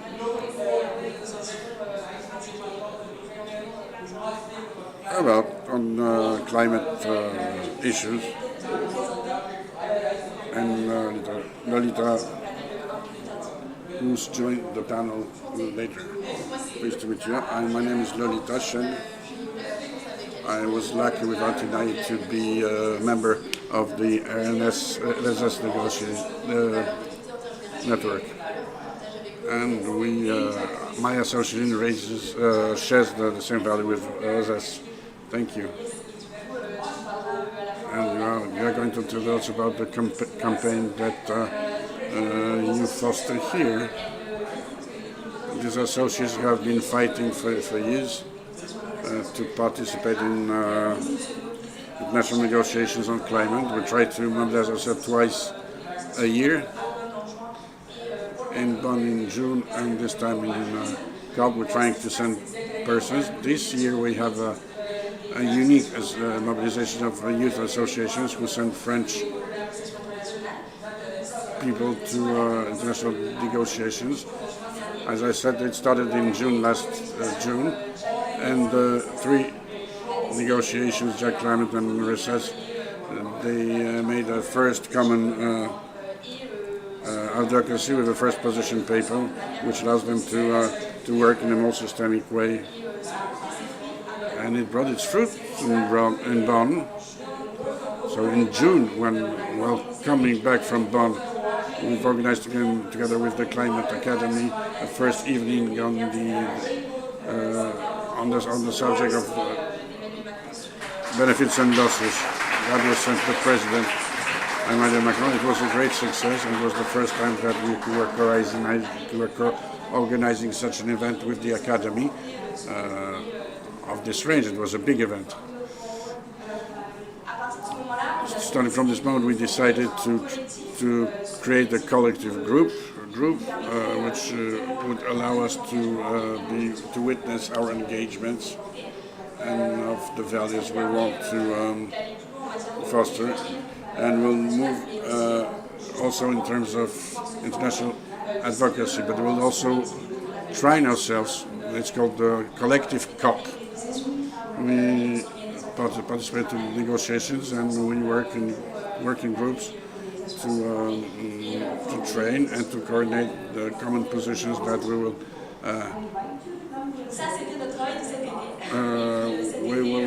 be presenting during negotiations. We're also ELCO in France, second edition, organized by our three associations. This is the local conference of youth.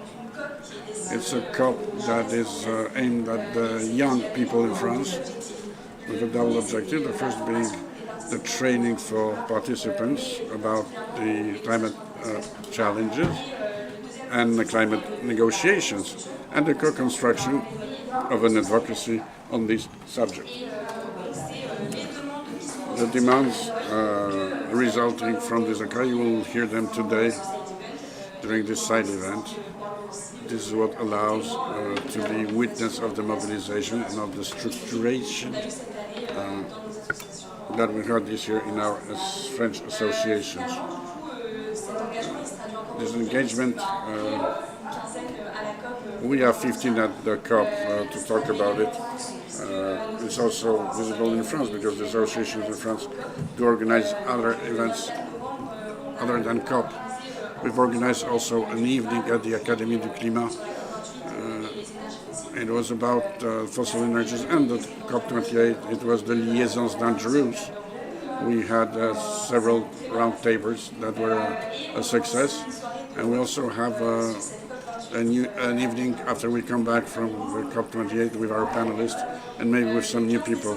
The 15th of evening, if you're in Paris, if you're back from the COP, you can participate and we'll do a debriefing about what took place during this COP. Okay, I stop talking. I will give the floor to different panelists to present their subjects. Hello, my name is Camille. I'm a Vice Chair Advocacy for the Students' Network for Circular Economy. I would like to talk about inclusivity and fair transition. We have several proposals that we are trying to push forward. Our advocacy is based on several principles that should underlie every decision for our present and for the future. I will talk about equality, inclusion, justice and ecocentrism via intergenerational approaches. First things first, I would like to mention the representativity topic, since the youth finds unacceptable that the diversity is not reflected inside the decision makers groups. It's a common future. Women make it for only around 30% of the national delegations and 13% when it comes to the delegation heads, which is why we call for an intersectional approach inside the delegation with gender equality and a fair representation from it's not only about women, it's also about disabled, the global south, youngsters, etc. inside the UNFCCC. We also should talk about the observers, diversity. We think that the way accreditations are distributed is unfair. The UNFCCC, for the UNFCCC to be more representative, we think there should be a ponderation according to, depending on just how exposed to climate change consequences a given population is. We would like the civil society to participate and to be considered within the decision-making process, which is why our first proposals are to foster the civil society's engagement in the COP. We also underline how important it is to warrant security and observers' security, both inside and outside the UNFCCC meetings during the COP, so that their freedoms and rights are respected. It's about individuals and individual associations associations like pro-LGBT, feminist, anti-racist, anti-discrimination, etc. Participation. Our proposal aims at making out of the COP a real opportunity for the most climate vulnerable, for their voices to be heard. It is unacceptable that some delegations can't take part in this meeting. We find those should be more equitable, more fair and more inclusive. We would like the civil society to be more represented. We demand a holistic inclusivity policy with a system that would distribute accreditations without nationality-based discrimination, and we also demand and ask for vegan food for everybody.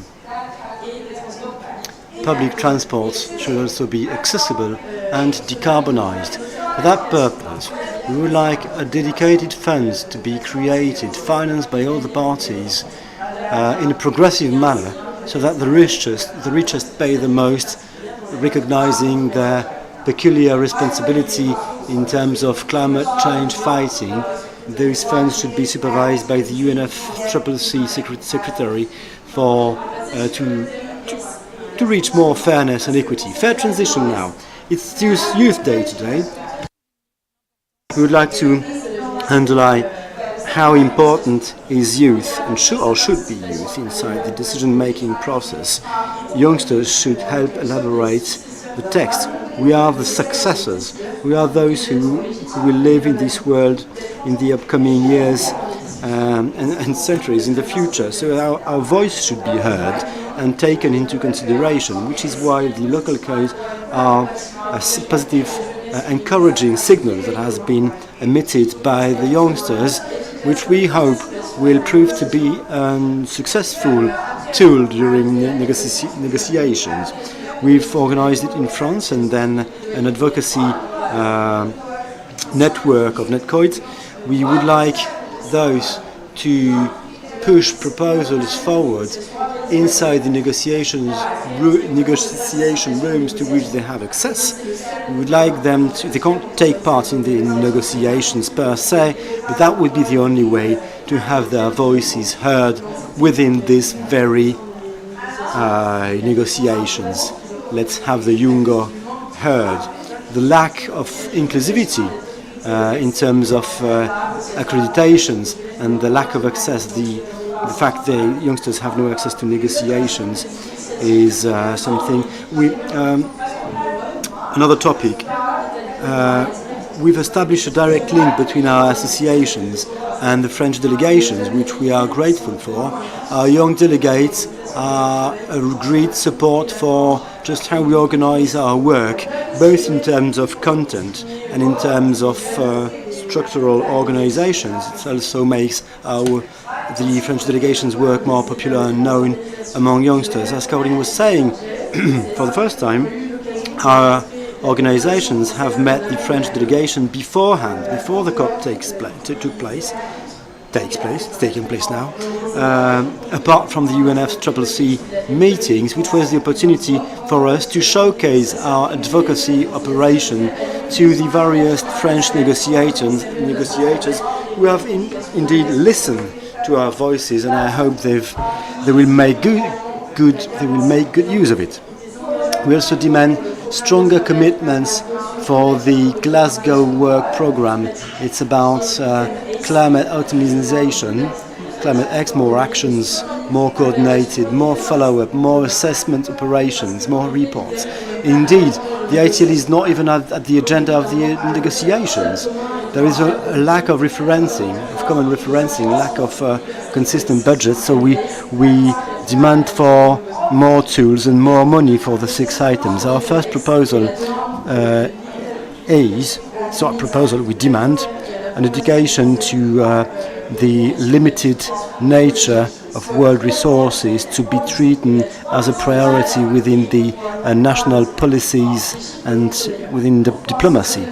69% of the students in France would like the content of the studies, to inform them more than they do about climate change related topics. We demand also the implementation of alternative education tools in a democratic way, in the framework of a consultation with all the stakeholders, in order to suppress all kinds of discrimination and yoke. Okay, in terms of transparency, could you perhaps we should try to speak a bit louder. Not everybody hears us because of the neighbors. Okay, so I would like to talk about transparency and conflicts of interest. In Dubai, we have around 2,500 lobbyists linked with the fossil fuels sector. We've been quite stunned by those figures. My first reaction was, gosh, is even worse than it used to be. We have proposed measures in order to fight against these conflicts of interest, in order to bring in more degree of transparency. The goal now is to create trustworthiness and transparency. We would like the civil society to have more trust towards the COP28 and the decisions that are made here, substantially increase the interest declaration of the participants. What's needed here is to tighten the rules as far as accreditations are concerned, in order to to reduce the amount of advocacy fighters, of lobbyists from fossil fuels that are here now present and working. It requires conflicts of interest declarations. It requires a follow-up, a real follow-up of the financement sources, which means more money, more budget for the UNFCCC. We need a department that would be in charge, that would have to make sure states, we need incentives for the state to declare all the links that might exist between participants, some of the participants, and the food sector or the fossil fuel sector. We would like also those lobbyists to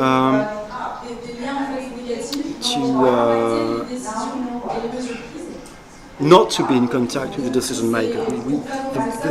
They should have no access to the decision makers, so that they don't influence them. That would make things more adapted to the reality of the COPs, more aligned with our hopes, with what we expect from them. Yet another measure, or some measures we would like to see implemented, would be a transparency register. The representatives from the civil society within the NGOs would have it mandatory to show, to declare what links they might have with the food sector or the fossil fuels sector.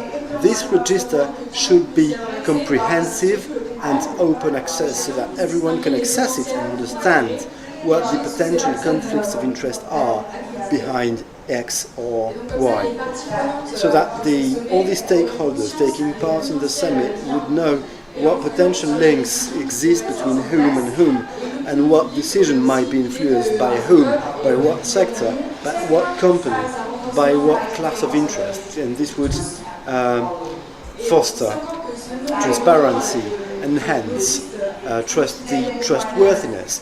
The amount of lobbyists infiltrated and linked with companies from the food sector is the last record that has been broken one more time.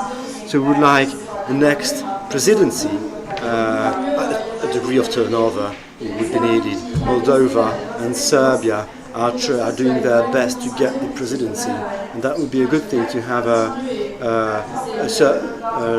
degree of turnover so that you don't always get the same guys running the show, if I might call it so. The amount of lobbyists is higher than the amount of people within the most vulnerable countries' delegations, so that the decision-making power should be pondered according to the exposure and potential losses and damages linked with climate change of the appropriate respective countries, so that everything is more inclusive and makes more sense.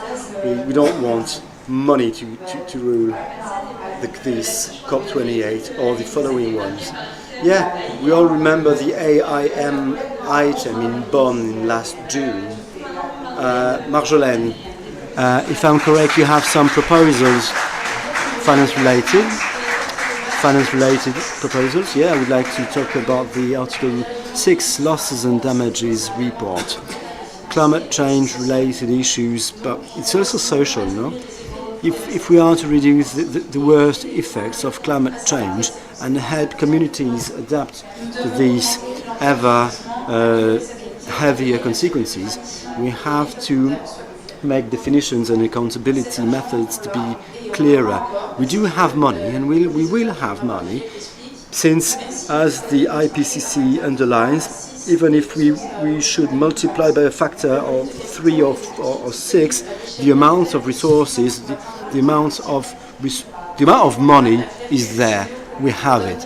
It all depends on how clear the signal sent by the governments will be.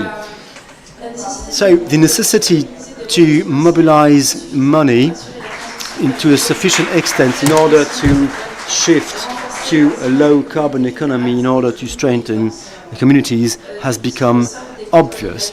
So what we understand reading youth advocacy is a need for justice and transparency, both for the amount of money, the amount of financement, but also their sources, if the breakdown.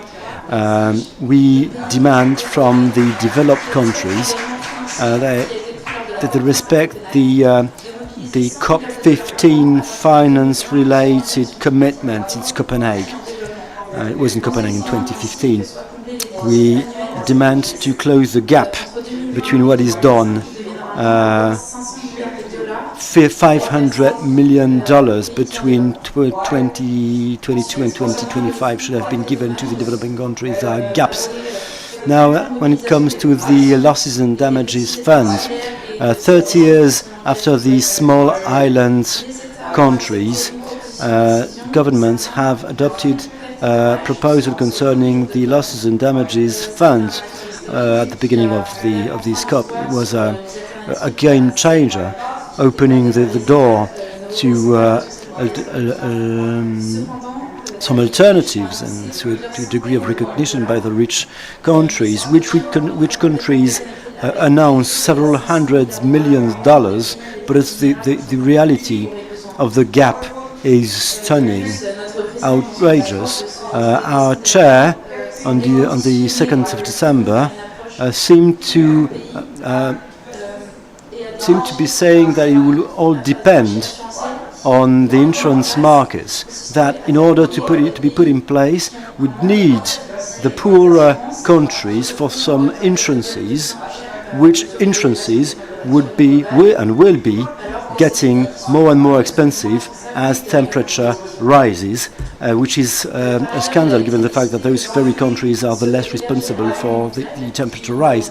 In addition, it was supposed to be linked with the World Bank, which is not a social justice symbol, and that's not the will of these countries.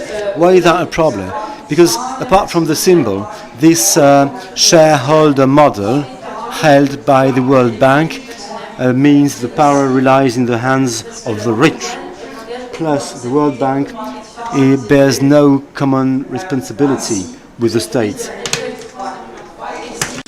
This showed the youth from COP28 that the youth fund will fulfill the following criteria: to be ruled by the principles of the IPCC and of the World Bank, to recognize the historical responsibilities and the compensations resulting from it.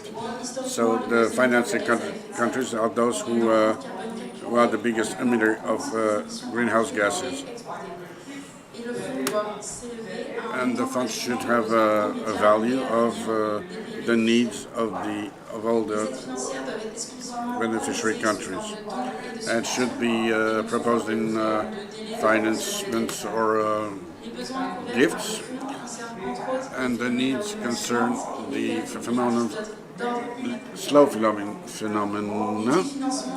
The financement have to go over the present, should add up to what is being given now, and determined case by case through the analysis of every case in the context of the events, climatic events, and the capacity of facing them by government. Okay, now it has there is an objective, and that we have to work to mobilize this fund. We want to increase significantly this financement, as said in one of the articles of the Paris Agreement. We have to help the countries on developing countries. So mostly donations, and it has to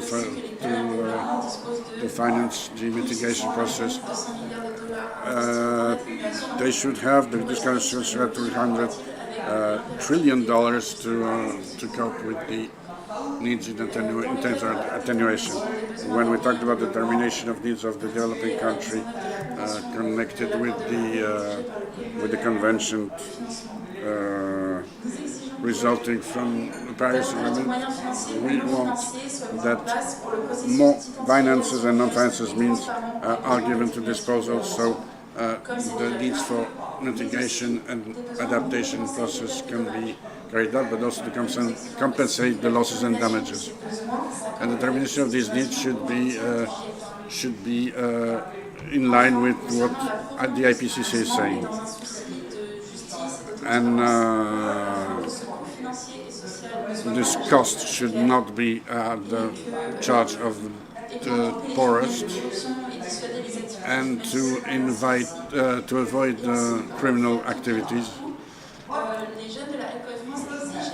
We want the implementation of many tools of fight against the tax frauds.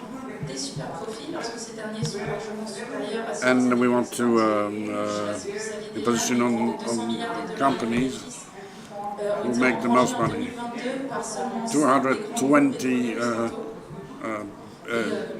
billion have been were the benefit of the richest and polluting companies like petrol companies. So they should be the ones who are paying. Not progressively, but in a progressive way, with good tools of fair transition, with the right distribution of money. We're talking about carbon tax, but at what price? What carbon price? According to the researchers, in order to be efficient, the price should be at least €100 a ton.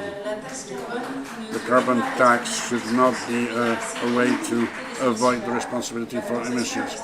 The compensation should be a measure, the very last measure, because the technologies of storage, carbon storage, will never be equivalent to the emissions. So the youth from the ECI want that the methodologies of certification of the credits guarantee reasonable use of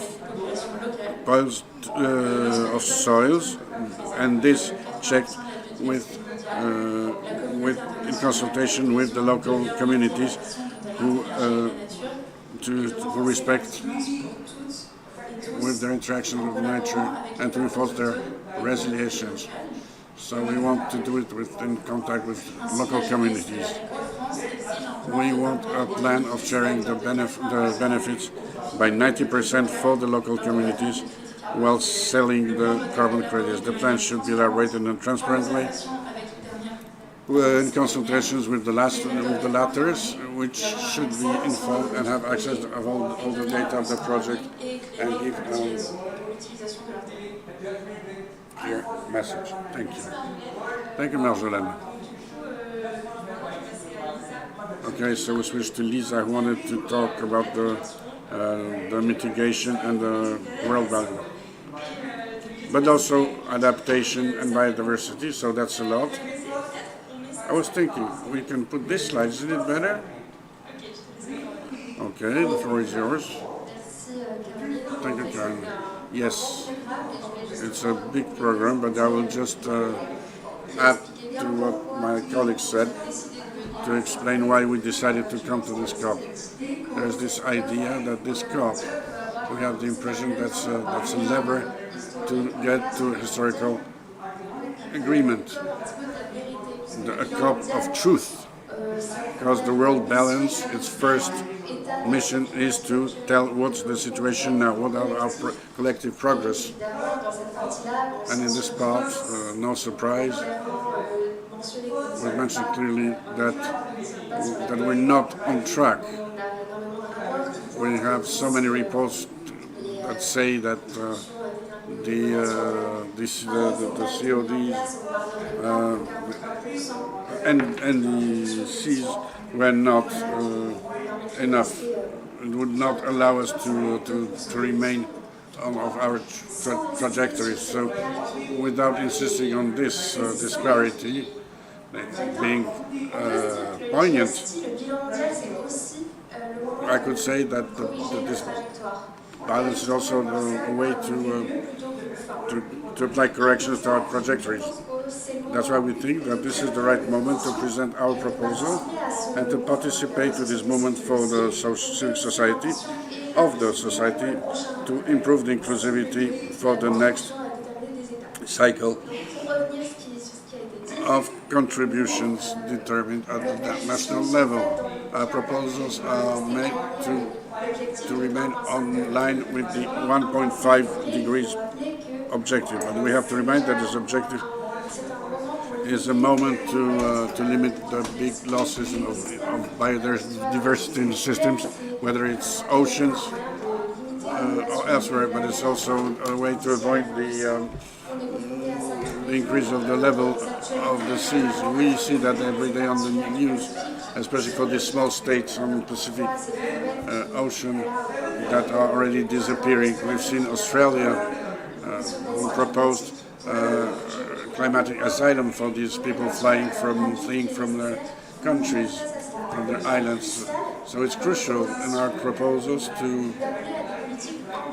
appeal for ambitious policies so the countries can reach the required level of ambitions. For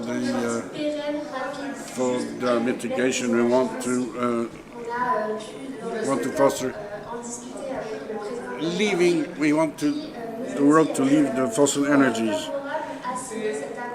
The president was pretty favorable. We wanted a treaty on no proliferation of fossils.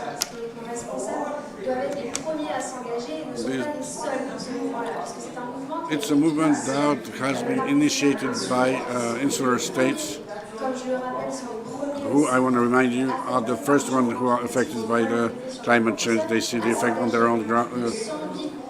There's like 100 cities who have also signed this treaty. So we can recreate this momentum like 50 years ago for the Treaty of Non-Proliferation of Atomic Arms. Samoa, Colombia have benefited from this. I think that we are on the right trajectory and we are happy to participate at this moment. Of course, we want to stop all the projects of greenwashing and extraction of fossil fuels. As an innovation, you'll hear about the ocean because this is what I'm working in parallel. But Peter Thompson, who's the ambassador, ocean ambassador at the UN, has been repeating since the very beginning of this COP that he's angry. Why is he angry? It's because in the recent report of the International Agency of Energy, we see that the fossil industries said that they would be engaged for the transition, but since the very beginning they contribute by 1% only. To stay on something more positive and optimistic, we are asking to put more effort to deploy for the deployment of renewable energies and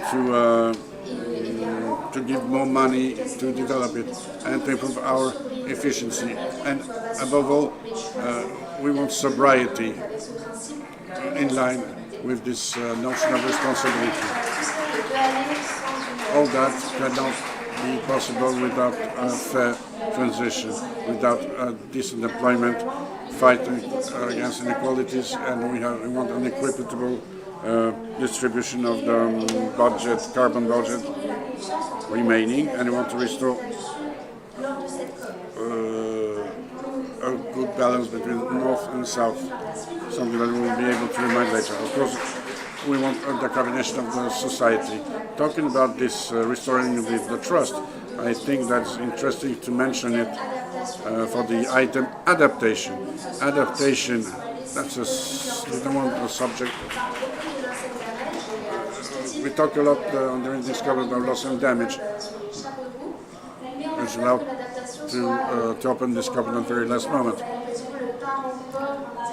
We don't want adaptation to be the poor cousin of the other things. We want the adaptation to be transformational and not progressive. We want it to rely on solutions based on nature. The nature can allow us to address with one stone two targets to take care of the climatic change, but also the loss of biodiversity. These type of solutions, to the contrary of solutions of infrastructures, can have negative effects, etc.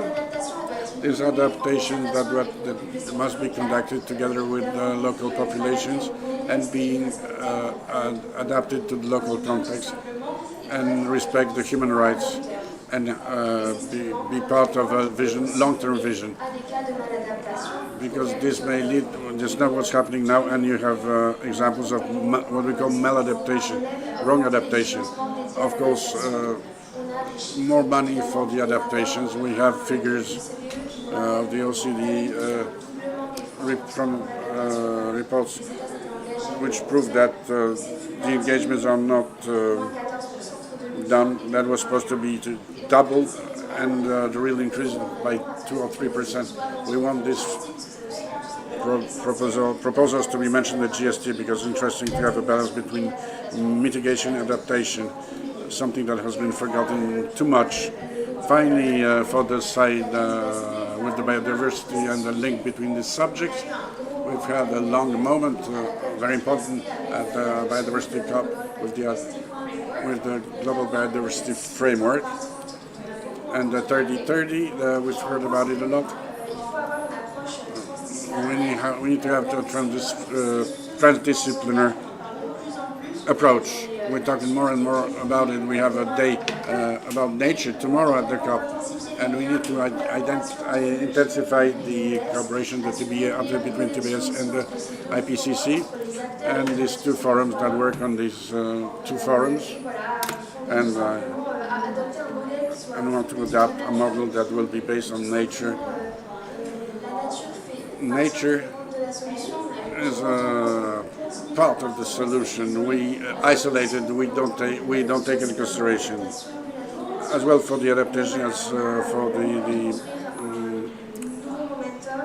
the attenuation and the mitigation and the adaptation. That's a good moment to do these things. That's why we're here at the COP.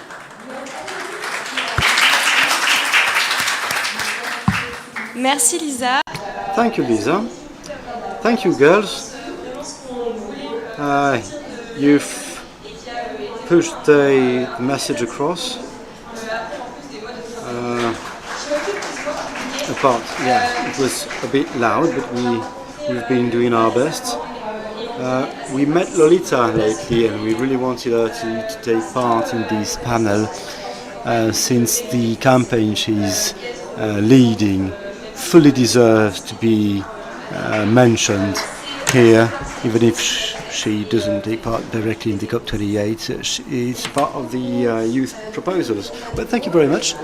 Let me introduce myself once again. My name is Lolita. I'm the head of campaign for climate justice in France. I'm here at the COP with my colleague who's sitting here in the audience.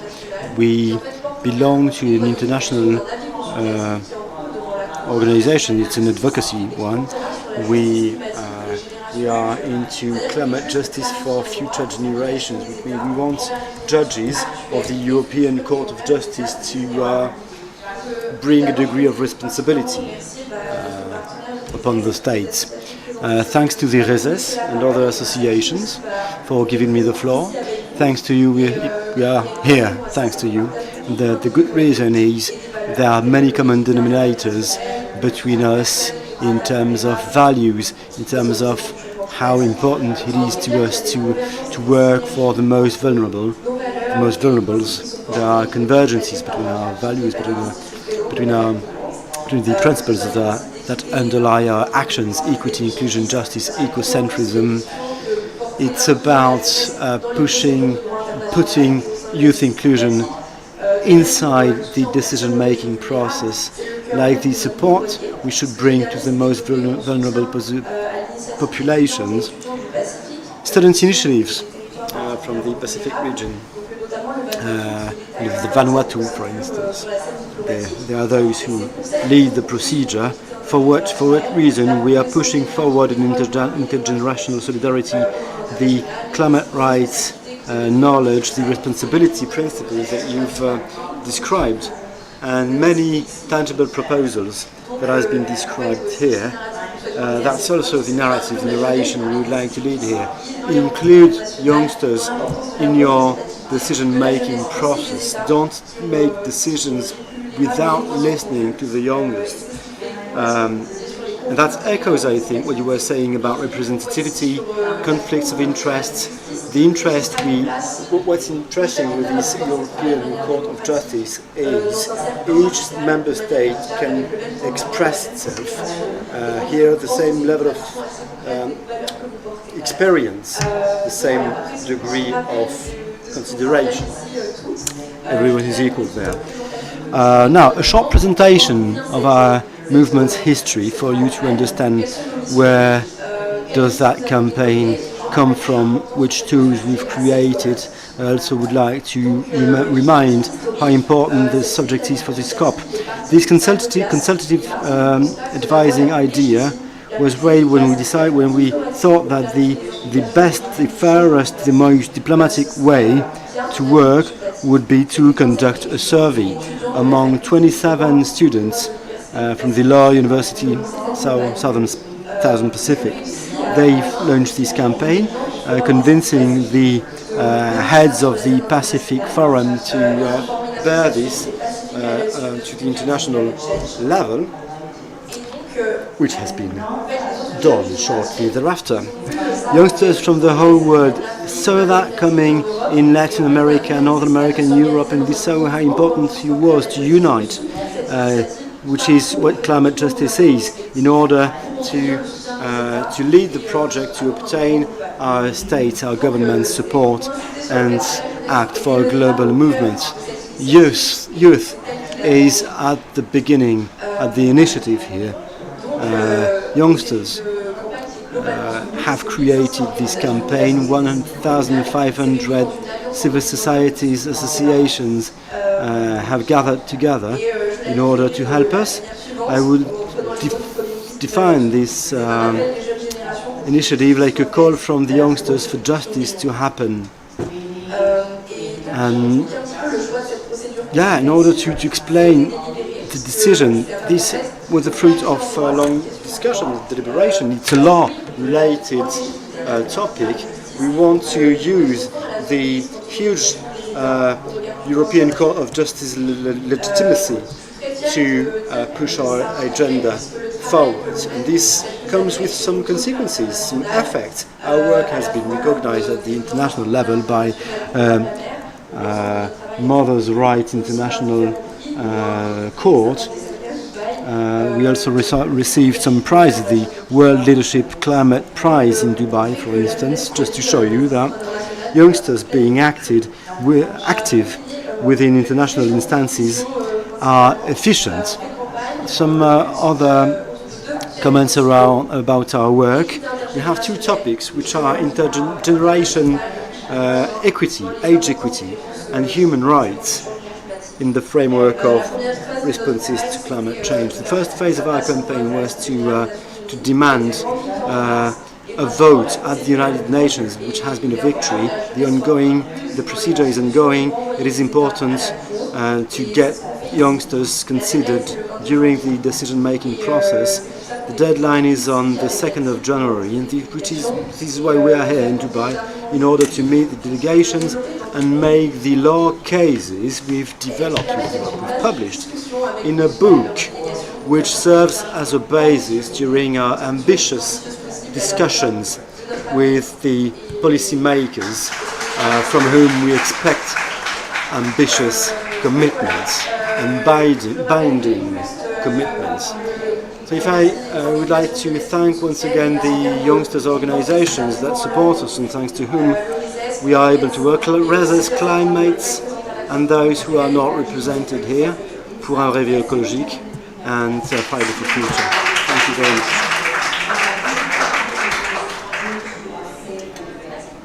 Well, thank you for listening.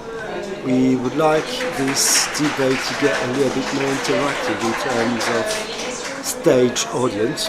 So let's proceed to a questions and answers session. You can ask your questions whenever. I'll start. For everything to grasp more in a more detailed way, to what tangible actions have you? In what tangible actions have you taken part until now? Who will kick things off? All right. Proposals are proposals, and then we need facts. So we cooperate with the Yongo network, thanks to what we take part in negotiations and working groups, and then at a more national scale, that's more via the meetings we've been taking part in, thanks to what we've met local authorities, mayors such like Anne Hidalgo, Ms. Obono of Ministry of Health, Jean Rouvel this morning, in order to get various profiles and learn as much as it gets from their experience. They're gold mines in terms of pieces of advice. You meet decision makers so that you can also bring a level of precision to your proposals. We have proposals, we talk about them with decision makers, and then sometimes we adjust them. Thank you. Yes, carry on, please. Yes, just additionally, we are here at the COP28. There are other people from our association that are also extremely active. We represent them, we work with them within our working groups on various negotiation topics, and we are in permanent contact so that they can follow up what's going on here. We also get pieces of information from them and build on our experience, building with them in order to share with them what's going on here, what we are going through, and they help us as well, helping us making an even more accomplished opinion about things, because they're on the field all the time. So, okay, are there questions from the audience? We have a mic, a mobile mic. Thank you, Julie. Camille, I'm aiming at becoming a doctor. Within the ADEME, I follow the negotiations concerning the world footprint. Nothing spoke from Yongo, as far as I know, at least.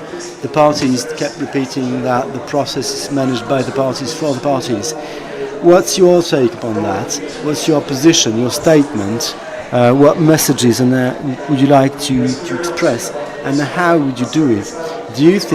How do you feel you've managed to push the message across? And And to what extent do you think the parties are reflecting your demands and your expectations?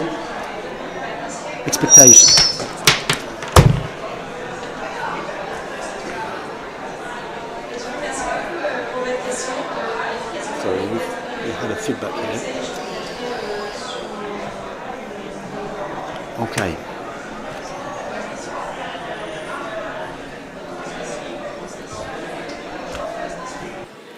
Personnellement, je fais partie d'un groupe de travail Youngo et notre objectif est justement de d'écrire des positions. We ask for position papers and advocacy writing because our work is based upon the mitigation aspects more than the global footprint, but I guess it works more or less the same way. We've been burying our positions throughout various documents, doing some advocacy for our positions. There is only one possibility to get a seat. We don't have no possibility. As Yongo, we are not heard within the negotiation rooms, and it's hard to hear other parties than the states or other groups, which means we are the only efficient way to have youngsters' voices heard. We also have the indirect way, which is to get in touch with negotiators, to have a chat with some of them and say this is what we want as youngsters from the world, and we would like you to express those expectations and those needs on our behalf. Yes, and I would add on the specific role of young delegates. Yeah, we are part of the French delegation, and our role is to talk to negotiators, to make heard the positions that we want to we are asked to transmit. We're trying to work with them for this. What is particular in the case of France is that these are also European positions.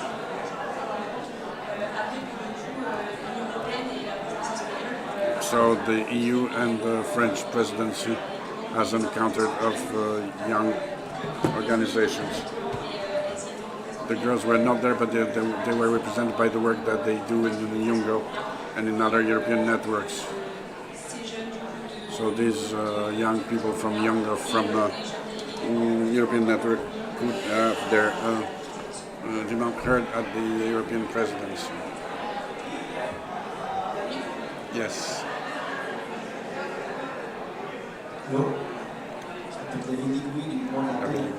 At the movement of the peace from France. I'm surrounding the world in a solar boat for 5 years now. I was at the COP28 in Montreal last year. We managed to have the framework. This is the target 18 to eliminate half of the toxic waste for the biodiversity. We're talking about fertilizers and insecticides, and also that's huge money. There's like $500 billion to be to obtain back. There was this woman from Africa who's the general director in the World Trade Organization. She said that there were more than $1 trillion of toxic subventions for the fossil energies. So we'll foster the fuel with the fuel for the poorest people. That's a privilege for young people, but it's going to go to the pocket of Mr. Pouyanné, if you know him. The idea is to do the same thing. Other people complain that they can't work because they give them extras so they can pay the gas needs for their car. Do you heard of these proposals that was to be seen on CNN? Do you have hope that we could get back the half of it like we did last year? I can give you the text if you want. Of the UN text. Could we get back the half of $1.2 trillion in the coming days? Did you present such proposition? Who could answer this?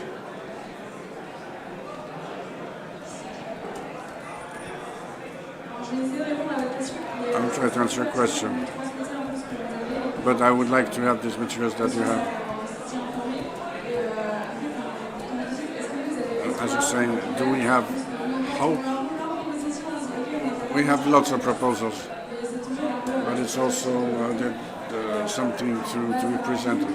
We can't know ourselves. We cannot guarantee to have things done. But there are reasons to connect actors and different associations to have a more general, broader message to carry.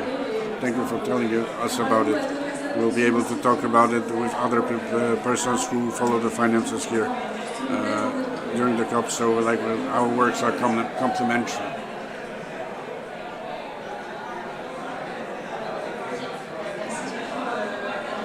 Thank you, Anneman.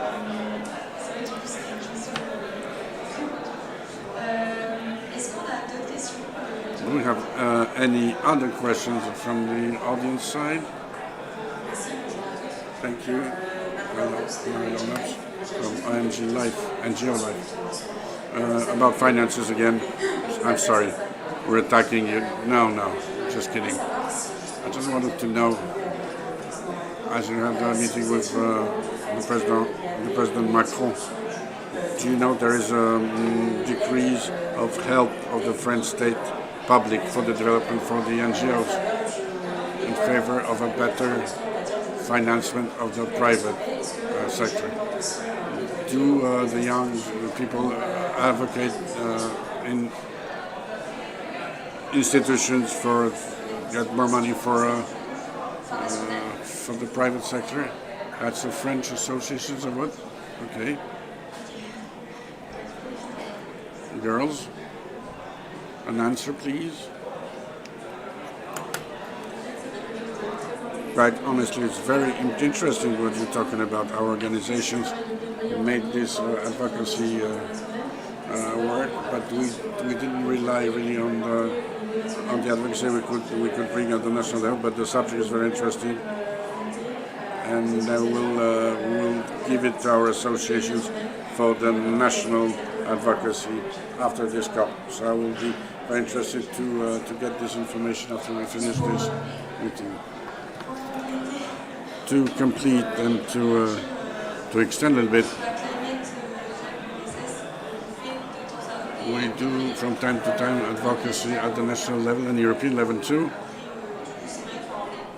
We are our volunteers, so trying to train according to our studies. Our associations don't have the scale to be there everywhere. We manage this time to structure something pretty big for the international negotiations, and we're quite proud of the compared to all the work we have to do it. This is something that we need to dig in deeper. Thank you. Nami, I wanted to ask you.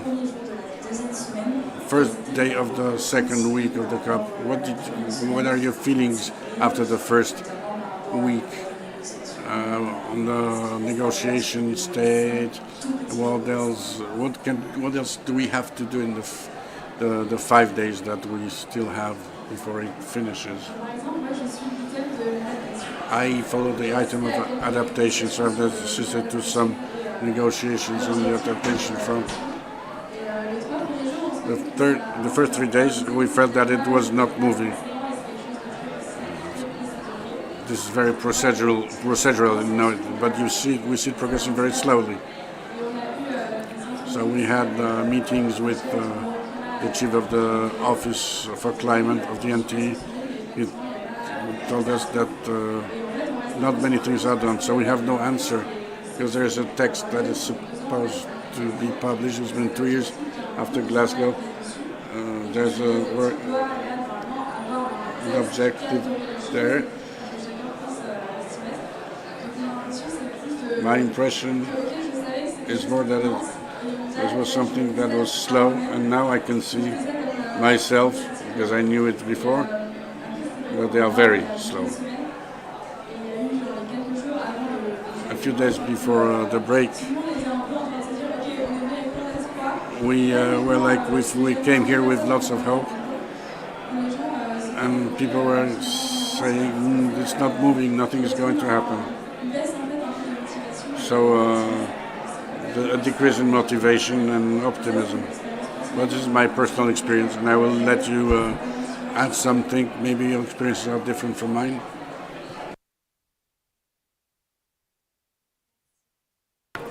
Thank you. World balance. We have very nuanced balance. Something is being published now when we're talking. We know for now, it's pretty frustrated that we don't manage to draw a final text. There are options. There's an option of saying no text, no, to not have any proposal on certain subject, which worries me. Fossil energies, for example, this is dominating the debates. And this is something on which we focus. Biodiversity, we try also to see inclusions, not only in recognizing the impacts of the climate change on the biodiversity, because when we're talking about oceans, it's always like that. So we do agree that there is an impact, but we don't adopt a positive framework. I will take into consideration the margin we have left. We have 120 years to negotiate. We hope to see an acceleration. What I think that there's something that has to be reminded, what we've covered, is that the COPs, it's not only negotiations, it's a moment of gathering of actors. And this is what does the best, to see all the side events, all the pavilions, the pavilions, the pavilion of youth, of education, one of the nature, at the very bottom of the blue zone. All the mobilizations that have been done this year, civil society is more present than ever and conducts actions that can have an influence and impacts. With such an approach, I think that not everything is finished, not everything is lost. Even the negotiations take time. We have possibility to accelerate the movement, so we remain positive and optimistic for what follows. Short word about what we were talking about, and positive also on the idea that COP is not only negotiations but also a gathering of actors. We are here to advocate with them. We can hardly follow the negotiations, but we don't lose courage if we can see that we can do advocacy. We know that it's not only during the COP that it's done. Maybe that will allow us to start new negotiations that will be more efficient. So other different types of advocacy that take place not only during the COP. And the youth is there ready for action. Thank you, girls. I will have to leave you because I was pleased to moderate this panel. I will let you finish this moderation. Thank you very much, girls, and thank you for being here to listen to us. Merci, Caro.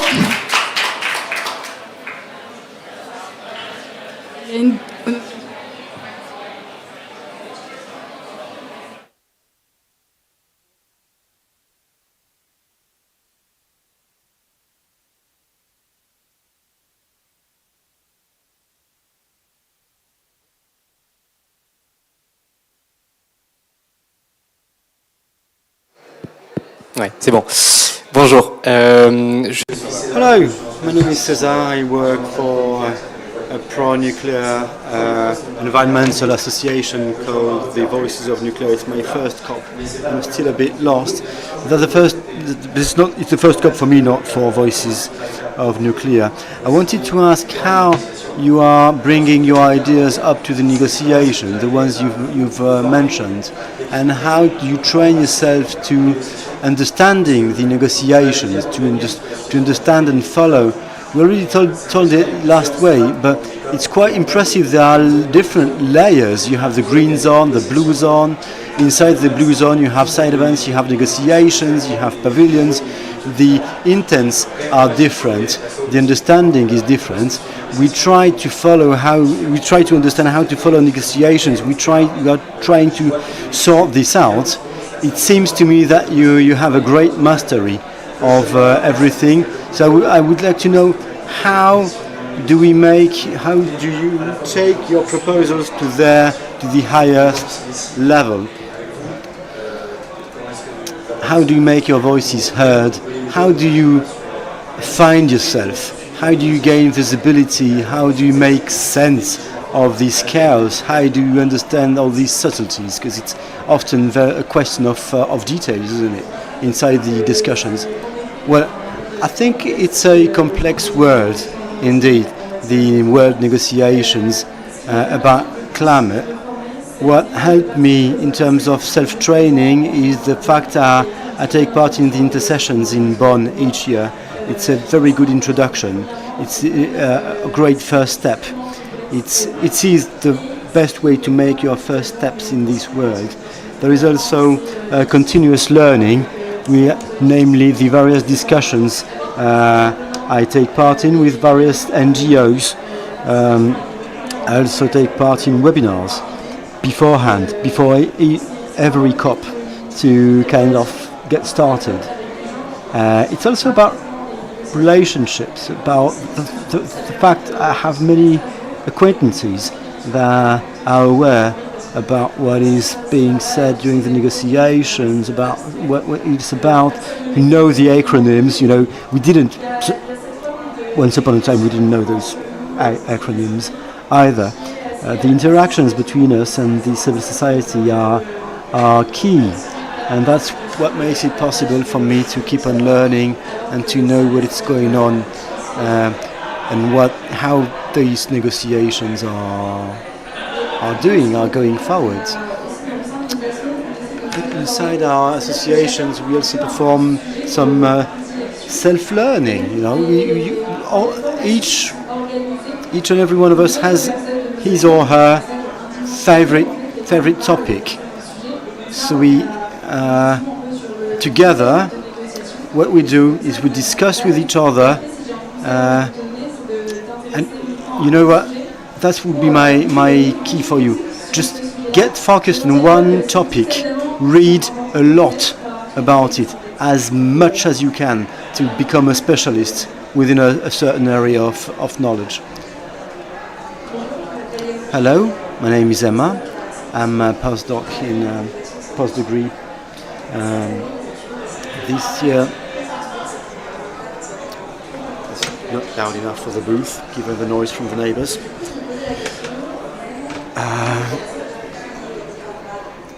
Since you know who is there and who's not there,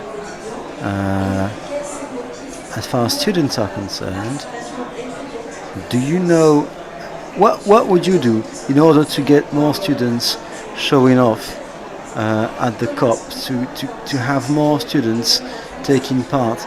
How could you provide students with a platform thanks to what they would keep informed, they would keep in touch? Well, that's more or less about what you were saying earlier, but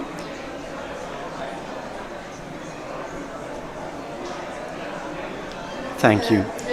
Well, it's related, but I will answer the first part of the question about trainings and self-learning, etc. But the question about how useful we are and whether we are in COP28 in order to determine whether the location makes sense in Dubai, well, that's a source and a topic of reflection, of course. We had lots of doubt. We weren't sure about we didn't feel straightforward about coming here.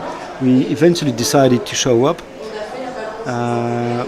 You always weigh the pros and the cons, and at the end of the day we decided that it's worth fighting for wherever the COP is, whether it is in Dubai or elsewhere.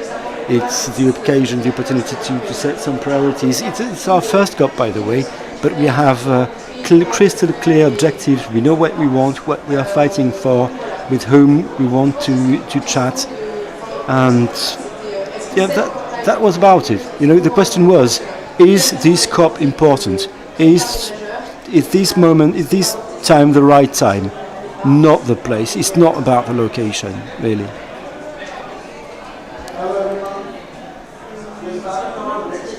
About the first part of the question,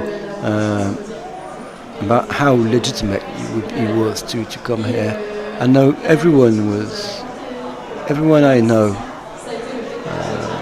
has been thinking about it, but that's the only multilateral place where decisions are made concerning our future, in terms of climate change, of course. There are other topics, but the question was, if we don't go there, who is going to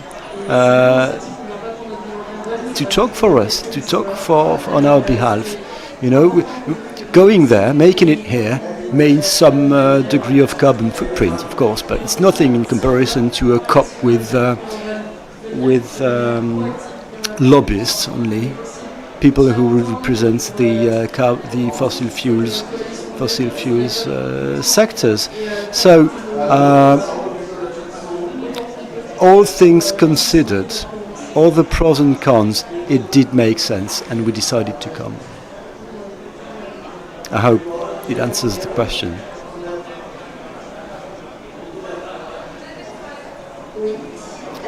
Right. I just wanted to emphasize the legitimacy aspect. I think this panel is 100% feminine, only women, so you can draw just any conclusion you want, but we have some men within our organization. But legitimacy is something we all often think about, how legitimate we are to raise our voices.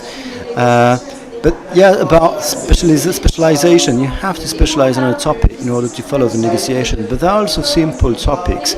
When we come about climate justice, climate change fighting, inequalities, the fact you can fight several fights at the same time, it's extremely handy, and it's the reason why we are here. We also talk on behalf of the French students who are not here, obviously, who sometimes choose other pathways because transition has is so very important for them that they change pathways in a quite counterintuitive way, and a bit of a paradox. But that's what convinced us to make it to Dubai, to come here and to take part in this COP28. Thank you.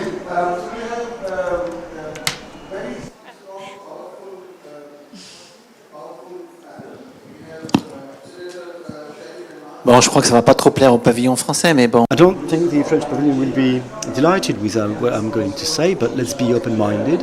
I think Macron is being judged together with his government, and that's, I think, a bit of a scandal, the scandal of the century. What do you make of it? If you know what I'm talking about. Yeah, I've been made voluntary by my teammates. Well, personally speaking, I study future generations' rights, and I think climate action is part of the climate justice action. I have a colleague here who is writing a thesis about about it. So that's one of the topics.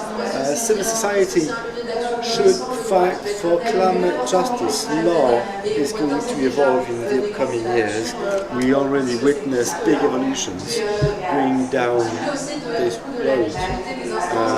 It's about the legitimacy of those very instances who make decisions and make judgments. The specific campaign we are bearing, it's not only conflicts, it's not only contentious, it's just to show that law can be updated considering what's at stake, taking into consideration today's problems and tomorrow's problems, future generations' problems.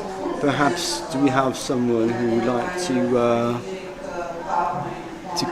to further comment on that?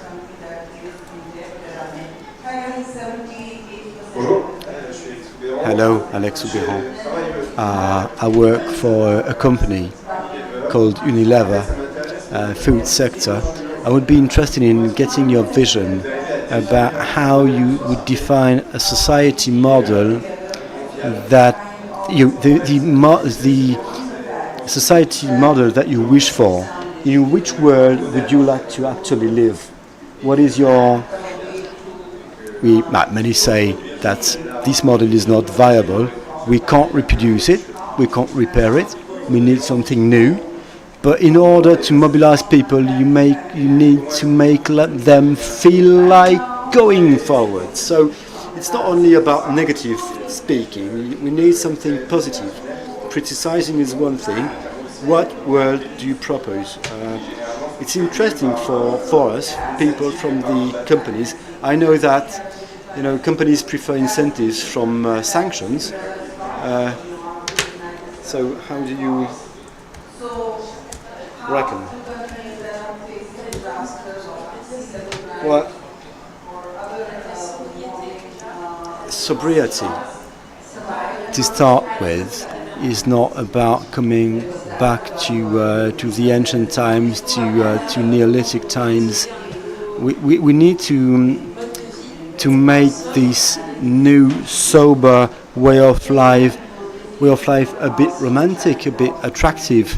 It has to be the world we want to become reality. It has to be sexy and fancy, that's true. Well, you know what? Dubai is a dystopia, if you ask me. It's not an utopia, it's a dystopia. It's Orwellian. I really wouldn't like to live here. It's not Orwellian, but it's a climate change dystopia. That would be about breaking up with silos. And I think environmentalism altogether, with all the stakeholders putting in place all the tools in order to make people feel like going forward. It's about expressing, it's about democratizing knowledge, it's about making things simple, it's about explaining things people like they're five. The sobriety should not be a constraint, a punition, but a choice, a decision. And you're right, it's about giving people the motion for radical changes and support them. It needs developing other things, alternatives. You need to have a broad vision and see things in a systemic way. And it's not about giving orders, telling people what they have to do. I completely agree with you. If we want the economy to become more sober, energy efficient, we have to romanticize, as my colleague said, and make the green future something sexy and fancy. It's not about if we tell people they have to stop being happy, they won't go for it. So let's take what do you prefer, living in a polluted city or in a forest? It's a simple example, but we have to remind people that without modernity, we were just as happy, but in another way. Another comfort. We used to be in the past, before the modern times, just as happy as we are. Vegans are just as happy as the others.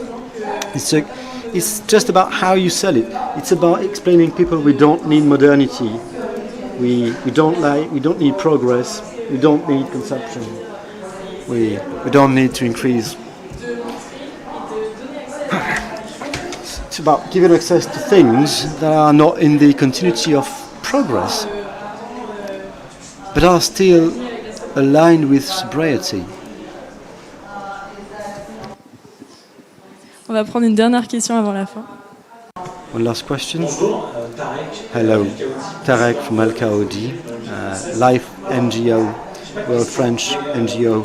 I don't have any questions. Just for a conclusion, I would like to thank you and to congratulate you, because you are the young generation.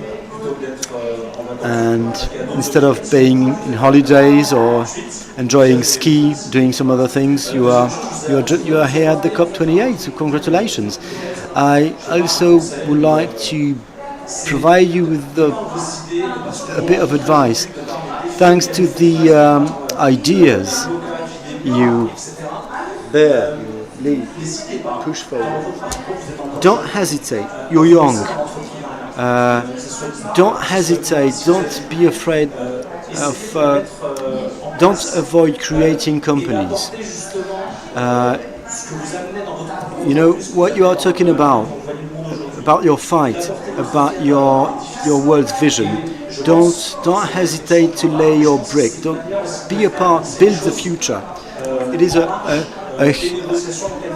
a wonderful way to change the world, beyond the political world, beyond the COPs, beyond the NGOs world, apart from the negotiations. If you want to be an actor, if you want to really put your hands on the wheel, the best choice is to create companies, to create startups.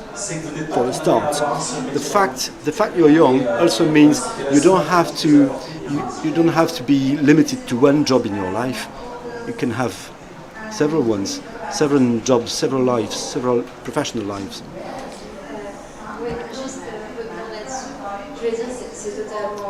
Well, that's true.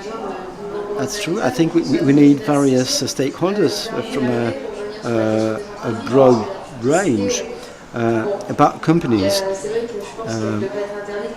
I think ads should be forbidden as for certain, for the dirtiest products in terms of pollution.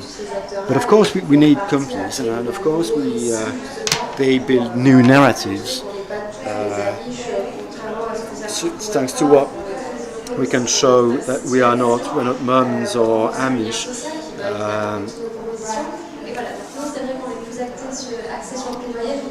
We are more into advocacy, but there are many youngsters networks that can act us. The students are mobilized. We often talk about youth, plural, youngsters, not the youth. We are many, we are diverse. Some of us are into advocacy, some others are into social advocacy, others into fight against climate change. Some of us are into politics, some of us will be keen on creating companies. It's an individual thing. Well, okay, thank you for your questions and thank you for following this event. Feel free to have a chat with us. Would you like to get some additional pieces of information? Thank you and have a nice afternoon.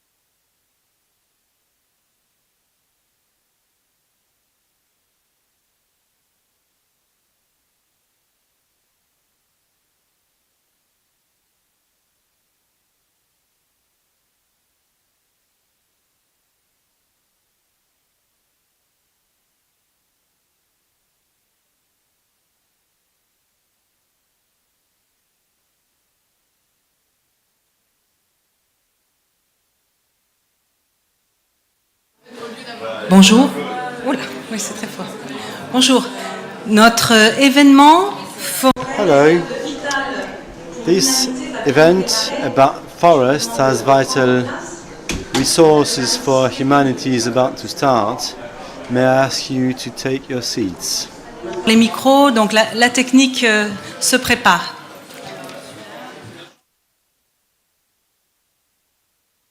We're getting ready from a technical point of view.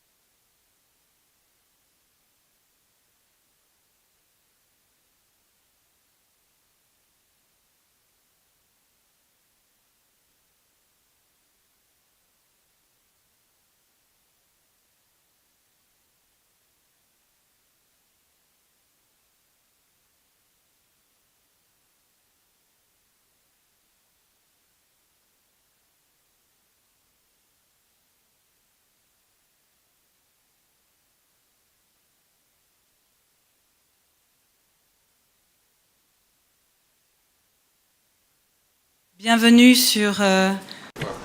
Hello and welcome to this event at the French Pavilion about forest as vital resources for humanity, co-organized by the Ministry for Europe and Foreign Affairs, French government, the FFM, plus other actors. My name is Anne Barr. I'm responsible for the gender and climate, for Climate Future. We are an NGO. We have founded the Women and Gender Constituency. For this event, the French Pavilion proposes simultaneous interpretation between French and English, as for all the events held by the French Pavilion. Feel free to take some headsets unless you're bilingual. We also will have an interpreter for Portuguese. She will translate into English and the book into French. So, let's kick things off.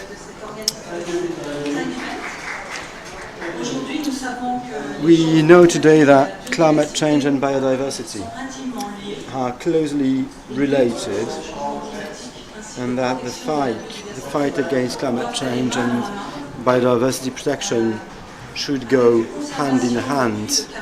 We also have to preserve carbon sinks. This is essential if we are to meet the 1.5 objectives or below. Our organization, it's an eco-feminist organization, Women and Gender for the Future. We cooperate with NGOs at the international level through the Green Livelihood Alliance, which commits various representatives from local communities and indigenous communities. This project is funded by the Ministry of Foreign Affairs in the Netherlands. We are aiming at supporting a proper struggle against climate change, integrating local communities and indigenous communities in this governance. Our organization is engaged with local communities in Cameroon and in the Democratic Republic of Congo, working with the AFD, the Raja Foundation, and the City of Paris. We today have the honor to coordinate this event with the Ministry of Foreign Affairs, the French Fund for Environment, Conservation International, and their local partners. We have together with us here panelists from various backgrounds who are to talk about the main principles for sustainable preservation of forests in terms of human rights cooperation at the national and international level, and via the implementation of new financing mechanisms. So, together with me on stage, Mr. Christophe Guillou, Sustainable Development, French Ministry for Foreign Affairs, recently nominated co-facilitator for the Congo Basin Partnerships, French Government 2023-2025. Dr. Aurélie Fleuret Kumba-Pambo, a researcher with various hats, Ambassador for Climate and Sustainable Development, Gabon. She's been focal point for biodiversity and scientific advisor for the national agencies, for the National Parks Agency in Gabon. She's into the partnerships Congo Basin, together with Mr. Guillou, Miss Ernestine Lekeki from Cameroon, co-founder of an NGO called Cameroon Gender and Environment Watch. She obtained the Climate Solutions Award. It's organized by the Women and Gender constituency in order to give some degree of visibility and to give value to the climate initiative that put the gender equality at the very heart of their actions. She received various awards for her initiative against forest fires and for forest preservation in general, for promoting bioculture and gender equality within forest governance institutions. Mr. Tashka Yawanawa, he's the head of a tribe in Amazonia, Brazil. He's been in this position since 2002. In 1 year, he's contributed to doubling of their territory, enhancing communication, improving communication between his people and the surrounding world. Their population amounts to 1,200 people. Stephanie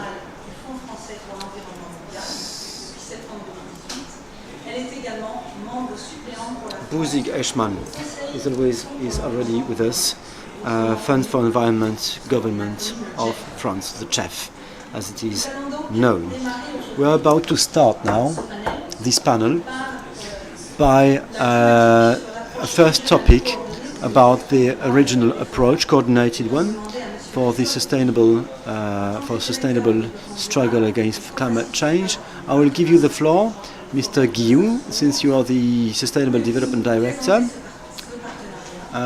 You cooperate with Congo. Could you tell us a couple of words about your roadmap, about what the bolts and nuts of your partnership, and to what extent, in what manner, these kind of partnerships can help in terms of forest protection, good practices in terms of governance, and multi-stakeholder partnerships. You have the floor. Well, thank you. Hello, everyone. I would like to thank you for inviting me.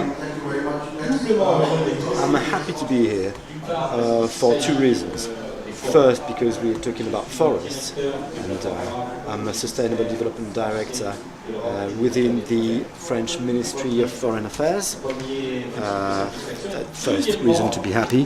The second thing is, I also, within my direction, with my department, I'm in charge of all the feminist initiatives, which are more and more numerous year after year. We've been the fourth country in the world, France, to adopt a feminist approach to diplomacy. We are promoting gender equality, the women-men balance within our diplomacy departments. I'm extremely happy to be here. I would like to start from the end, which is what you said about French diplomacy in the framework, as far as forests are concerned. There's no framework, but so tell a couple of words also about the partnership and cooperation with the Congo Basin. So, introduction first. France has been, for a long time, deeply interested in forests, diplomacy-wise.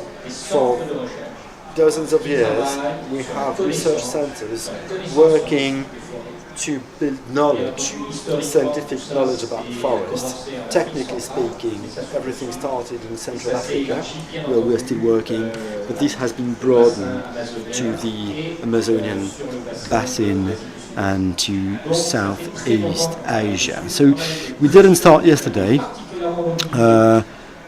Our presidents have been committed, especially Jacques Chirac, to name him. But we now have a champion, Emmanuel Macron, who decided to place forest management, forest protection at the very top of his priorities. Drop a tangible example. We have redefined, Emmanuel Macron has redefined the 10 priorities for France's action at the international level. 10 priorities. Among the two main ones, they are more or less related with forest and climate change fighting. Two priorities in terms of public aid to development. Let me remind you that since last year, France is number 4 in terms of help to the rest of the world. We are doing 50% more public aid to development. Last year, that's the figures we have in comparison to the 5 last years. We've increased our public aid by 50%. Nowadays, among the 10 first priorities, as I told you, the 2 first ones are related with forests. What I would like to tell you today is this forest knowledge is, of course, insufficient. Still, we have to work more upon ecosystem scientific knowledge. Collectively, as a team, as a whole, we'll have to improve things to take it to the next level. We've been talking with a colleague about the Congo Basin. We observe that forests there publish 10 times, you get 10 times less studies about the Congo Basin than you get about Amazonia. France's actions taken by France are also international governance related, because we can't do it alone, of course. We need partners. But what we do is we try to have the biggest funding tools in the world. I'm thinking about the multilateral development banks and about the World Bank. We want them to do more, not in terms of poverty reduction, but also about forest protection, biodiversity protection, and environment protection in general. It's climate change related, of course, as well. And we are doing it. We are getting there. We are getting there step by step. There's been a World Bank, our WMF lately meeting and a summit about peoples and the planet in last June in Paris. So it's put at the very heart of the actions taken by France at an international level. Now, about your question concerning the forests in the Congo Basin, as you know, this is the second region in the world in terms of amount of forests. We got things started 2 months ago, after, thanks to a partnership with Germany, by the way. And for the first time, you know, this mechanism has existed for around 20 years. And the idea is to have the ecosystem existing around the Congo Basin working in a coordinated and efficient manner. One example, 125 organizations and institutions that have to serve some priorities that you've chosen together. 125 NGOs, civil society, local authorities, governments, international organizations, central governments, but also indigenous communities, researchers, of course, last but not least. Got things started 6 months ago. It will last 18 more months. We want public aid to be more efficient. We want to put in place, create and lead projects that meet the population, the community's expectations and needs. People are at the very heart of the reflection. We want to rebuild the way we cooperate. Nowadays in France, I'm not sure you're aware, but we don't talk anymore about public aid to development. I use it, but what we are supposed to use is solidarity and sustainability investments. But it's the same thing. You change the word, but it means something, because investments always means future, always mean it will pay off with time. And that's what it's about. It's not only about helping, it's also about investing in the future. Look at some figures. We have significantly improved our efforts for forests. Our President Macron, told we would take part in a partnership in Papua New Guinea, 100 million euros. Congo, 50 million euros. 50 million euros. Democratic Republic Congo, 60 million euros for forests only. Together with other partners, of course, mobilizing everything we can do in terms of innovation-related investments. And that will be about it for now, I think. I think I'll give the floor to my co-facilitator for her to tell us a bit more about the priorities and everything we want to achieve together. Just to tell you that we are now at the very heart of what French diplomacy does, both in terms of forests and in terms of gender. Thank you for your attention. Thank you very much. Dr. Aurélie Flore, you are responsible for climate in Gabon. And you can facilitate this partnership, this co-facilitation joint between France and the Gabon. It's something new, never happened before. There is a roadmap that has been presented last July. Could you tell us the main points of it? Why this cooperation multi-actor? Thank you very much. I want to thank you first of all for this invitation, and I wanted to thank my co-facilitator for French Republic for the partnership of the forest of the Congo Basin. Before starting, I wanted to say something. I am happy that this co-facilitation is done with France. Why? Because I would dare to say that the preservation of the environment is a part of the DNA of Gabon. It's politics. Very early we came to the aware of the importance of the forest that we have, the importance of the rich biodiversity that we have, a biodiversity that is unique and endemic. So the environment was very early considered as a pillar of development, economic development. Since the 70s, we started creating zones for conservation. In 72, after the conference in Stockholm, we created a ministry department responsible for the environment, which proves that the environment is a part of our DNA. And it continues with policies, environmental policies and forest policies that are innovative, like forbidding the lifts, the elevators locally.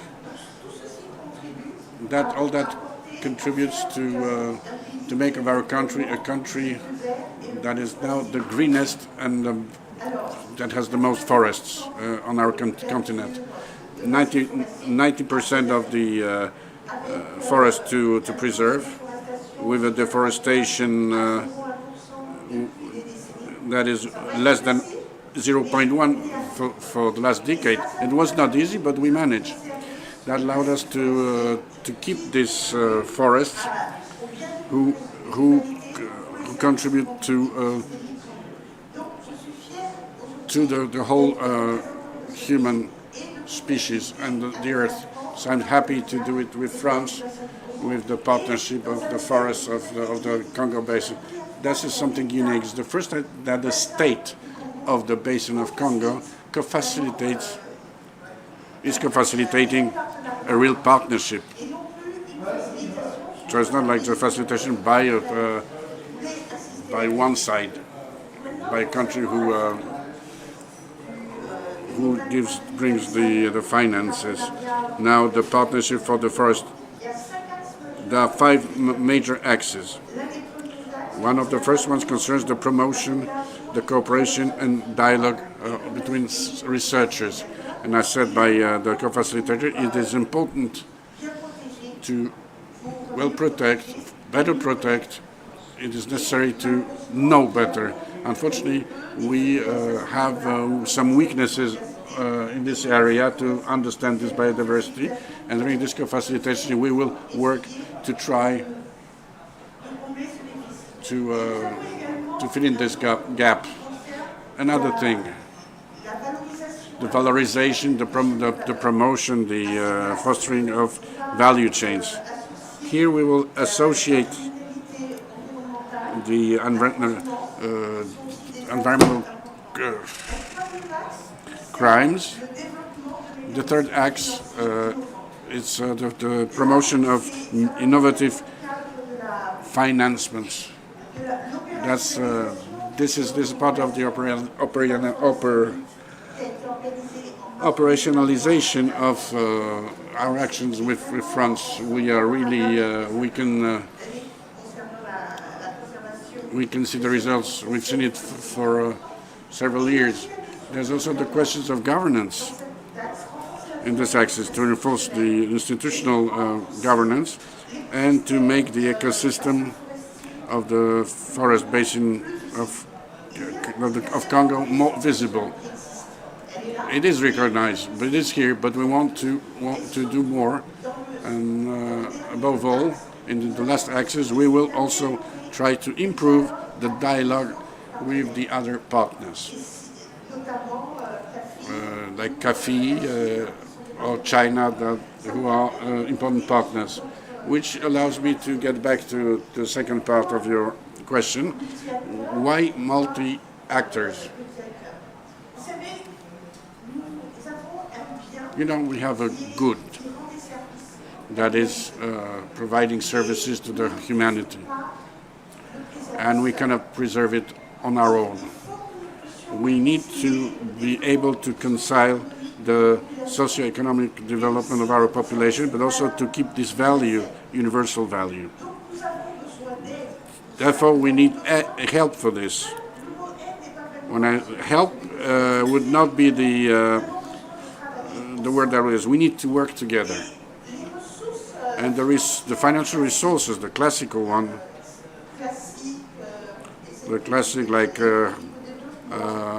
public help for development, foreign investments, national and the national resources are not sufficient, not adequate anymore. That's why we're looking for new paths for innovative financement. And this innovation bases on the diversity of actors with a development of PPPs, but also through new innovative mechanisms like reconversion of debts.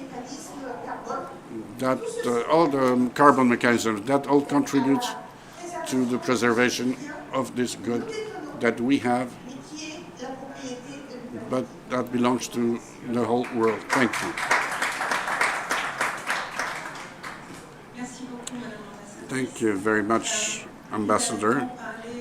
So you've spoken about the knowledge, how to improve knowledge on the forest. Who knows better forest than the people who live in this forest? How to ensure that for a good governance, inclusive governance, these populations can be integrated in the strengthening of knowledge, but also in the management, really sustainable management. How to ensure that the access to this common good that's called forest is guaranteed for the populations, and how to ensure that their actions to fight the climate change, the forest fires, deforestation are reinforced, are supported. For this, we have invited Ertistine Lekeki from Kamju, the Cameroon Gender Environment Watch, an organization that has been created in Cameroon and that has been rewarded many times, and also a representative of the people of Yanawawa, of Amazonia, accompanied by his wife, who manages with the foundation called Century Nature Foundation. So I will first give the floor to Ernestine, who's going to talk in French, to speak in French. So I'm formulating my question in English, in French, but the translation is here. I would like you to tell us about the way you've made the advocacy for the integration of women in the institution of forest, and how you conduct awareness-raising campaigns for local populations with the participation as the main actors, the participation of women to fight the fires that have a very strong impact on forests and who cause the deforestation in your region. I'm meaning the north of Cameroon, the forest, of course, which are working for building and the structuration of the agriculture part of the thing, to ensure that women participate and they can reinforce their capacities and their role. So I've given you the floor to explain how this work allows you to ensure an inclusive governance with the feminist approach of forests of Cameroon. Thank you very much for giving me the floor, and thank you to France for providing this space for us to share what we do with women in our area. As Anne said, I'm Savizam Ernestine Lekeki, and I'm from Cameroon Gender and Environment Watch. We work in the northwest, west, and Adamawa regions of Cameroon, and our conservation and gender promotion intervention takes a more holistic approach that embraces environmental education, forest protection, and regeneration, entrepreneurship, value chain development of non-timber forest products, agroecology, and girl-child development. In this 20,000 hectare Kilum Ijim forest, our interventions have reached out to 80,000 people, and 60% of them are women and girls. We believe that we cannot talk sustainability when it comes to environment and climate issues without embracing women and engaging them in these processes. And for us in Kamju, it is very, very important because our women are blessed with lots of potentials. And it is important that we work with them to bring out these potentials for the good of conservation, the good of the environment, climate, and development. When it comes to environmental education, we work closely with the women and we embrace more practical realities. Practical realities through discussions, debates, taking them to the radio, going to community events, and also going to women's social and cultural groups. This is important to change negative mindsets towards the environment and build positive attitudes. We cannot talk change and move towards change if we don't first accept from our mind that this change is necessary. We also work with the women and engage them in tree nursery development. Our forest is a non-timber forest product, non-timber forest with lots of non-timber forest products. And it is important that we plant back the native trees in the forest to ensure that the forest we are regenerating keeps the indigenous practices, indigenous value, indigenous ecosystem intact. So through this, we engage women to collect seeds and seedlings from the forest, nurse them in the tree nursery, take care of the tree nursery, and plant back these trees in the forest. As of November 2023, our tree nursery has a capacity of 200,000 native trees that are found in this forest, ready to plant back in this same forest in the coming year. Tree planting for us is a regular exercise that we do annually every year. And to plant these trees, there is a planning phase of it. And in the planning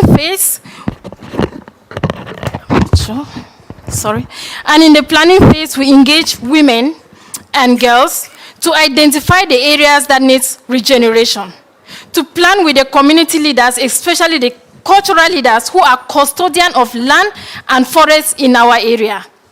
With this, we bring women's voices into this space of planning to plant the trees.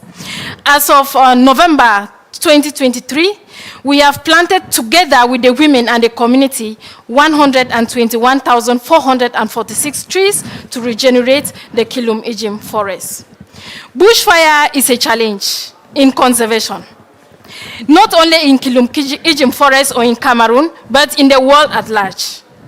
And with us, we look at bushfire more than a sensitization to be done for the communities. It is important that the communities realize how important the forest is for them. And with this, we brought together our strategy of value chain development, especially the value chain development of honey, bee farming. Through bee farming, we train the community members, especially women, in honey production, beeswax extraction, honey and bee farming technology using locally available materials like the beehives, the bee smokers, and other tools that are used in the honey value chain.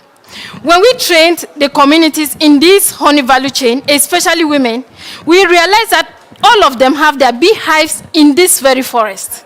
And with the money that comes from the honey, the community saw the need to keep on planting the trees, to keep on preventing bushfires that destroy their beehives.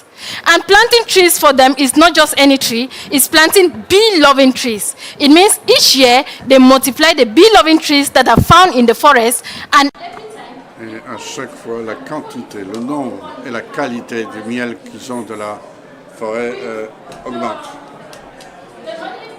L'argent qui vient du miel avec cet argent, les communautés, en particulier les femmes, voient que la forêt est importante pour eux, que ça a de la valeur. Et c'est comme ça qu'on se bat contre les feux de forêt et de... Thanks to the engagement. L'engagement des femmes avec le développement des choses telles que le miel.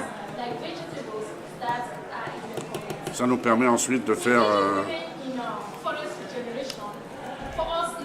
la régénération des forêts pour nous très important, pas seulement pour prendre soin et pour protéger les écosystèmes que nous avons dans la forêt, mais aussi en termes de vie, par exemple la création d'emplois pour les gens locaux, notamment les femmes.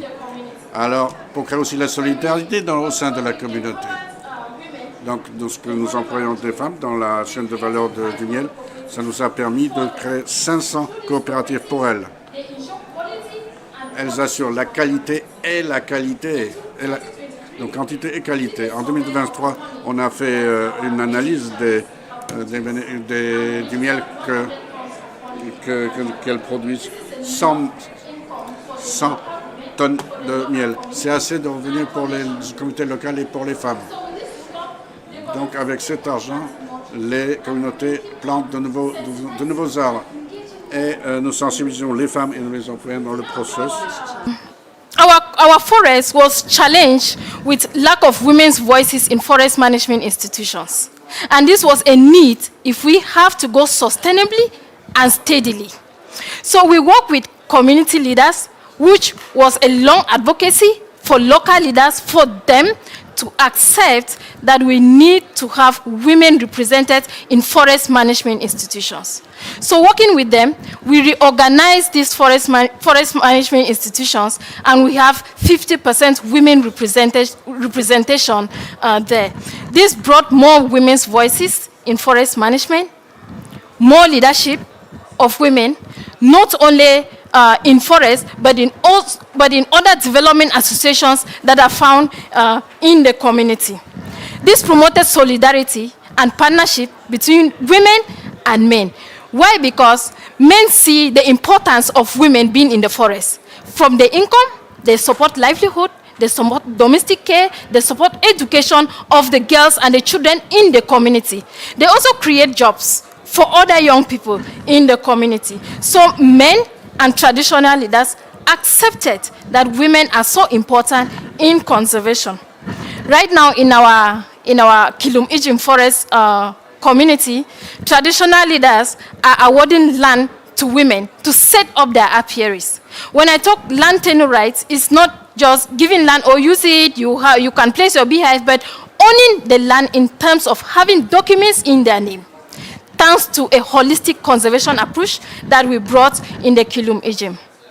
One other challenge too that we have in conservation is farmer-grazer conflicts, which sometimes leads to destruction of land, property, displacement, division in the community. In our conservation holistic approach, we held workshops to manage and prevent conflict at local levels. This workshop took the approach of partnership between the grazers and the farmers, where the farmers have to acknowledge that for us to go green, conserve the soil, produce healthy food, we need to promote organic farming. And in organic farming, they need the cow dung and the good dung, the fowl droppings that the grazers have. So this created this win-win partnership between the grazers and the farmers, where the grazers now also acknowledge that because the farmer is going to buy our cow dung, we need to confine our animals in one place, gather the dung, and sell to the farmer. This created another economic opportunity for the indigenous group women that are in our area, who are mostly grazers. The successes that we registered in the Kilum Ijim forest in the northwest region of Cameroon are now being replicable in the west and Adamawa regions of Cameroon. This replication is supported by French Development Agency and Women Engaged for a Common Future. This technical and financial support, as of November 2023, have reached out to 2,450 women, and we anticipate to reach out to 4,150 beneficiaries, women, by 2025. Of course, I will go to my recommendations to round it up. I think the recommendation can come when we interact with the public. Okay. Unless you have just one you want to make, absolutely, and then we pass the floor. I will round up by saying that women's participation in forest management is key. It is beneficial for the ecosystem, for the economy, for nation building, and for leadership that we are looking for in the world. Bravo. Merci beaucoup, Ernestine. Thank you very much, Ernestine, for sharing your experience. You've shown how crucial it is to have a balanced, fair participation from women and indigenous communities. We know that now, thanks to, or because of globalization, forests are shrinking, and the place made for indigenous communities is also shrinking. They are often more and more remote. We've invited Tashka Wamanawa, head of the Wamanawa people in Amazonia, who's doubled the size of the territory where his people live, fighting for the rights of his tribe in Amazonia, which is a huge accomplishment. He's having their rights fully respected. Your wife will interpret into Portuguese. I will give her leave her translating. My question about your recommendations, your needs, your expectations towards COP28, toward political decision makers, how to safeguard human rights, how to make it possible for people like you to engage trials if needed. What are your needs and expectations? Thank you very much, my good friend, for invite us to be here, for the French government to accept us. Speak by the forest. I'm speak by animals that don't have voice, plants, spirits of the rainforest. I'm Tashka Yawanawa. I'm the chief of the Yawanawa people. The Yawanawa people live in the Yawanawa territory, which is located in the state of Acre, in the Brazilian Amazon rainforest. I'm here with my wife, Laura Soriano. We work together for the Yawanawas. The Yawanawa is about 1,650 people. I don't want to break the protocol, but everything the Yawanawa do, we sing before. We do a pray when we born, when we pray when we happy, when we talk, and do a pray, ask for the Creator. Blessing all of us here, blessing this meeting, the copy, inspire us, because we are talking about to protect the Mother Earth. We'll be very short.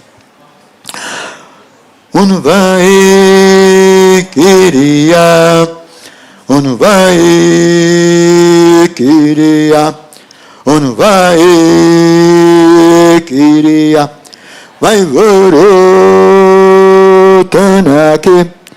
vai vorotana Katsigachi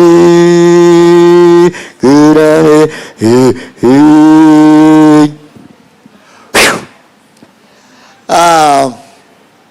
I'm so happy because I can see more and more people engaged to work, to protect, to create new ways not cause so much damage to the nature. Because before, many people I just think it's just responsibility for indigenous people to protect the Mother Earth. It's just indigenous people's responsibility to maintain the environment. Today, it's not just indigenous people's responsibility. Today, it's responsibility of each one of us that live in this earth. It's not just about indigenous people. And I'm happy more people engage into that. I'm talking to you today here, and I hope you can duplicate, tell more people that it's not just about indigenous people responsibility. And for Yawanawa, for immemorial time, we see the nature, we see the forest as a home, where the place we can find peace, harmony, place where we can get our food, place we can get pure air, and also for the whole humanity today. And for this reason we are working to maintain that, not just for ourselves. We maintain a millennial knowledge about medicinal plants. We maintain a millennial tradition to keep the Amazonian alive, because Amazonian without indigenous people, they know to have the guardian to protect them, the same as we do. And I'm very happy in this way create new partnerships like Mauricio and IC International Conservation have been with International Conservation with also with French support, and we have developed many beautiful things to protect 200,000 hectares of the land, to maintain, to create a new business where not cause damage our culture and our land. And but I also to pass to my wife, she can complement into that. Is how that show everybody can change the world. Wherever you do, wherever you are, your little action can make a change. I used to say we are all connected to the global network.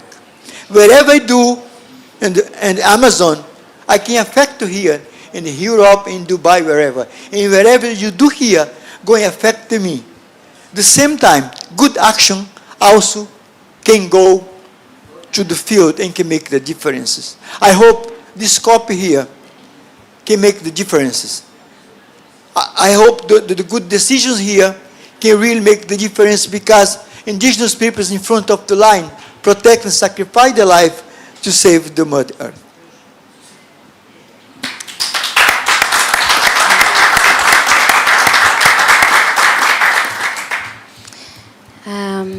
Thank you so much for this opportunity to be here, speaking here with you all.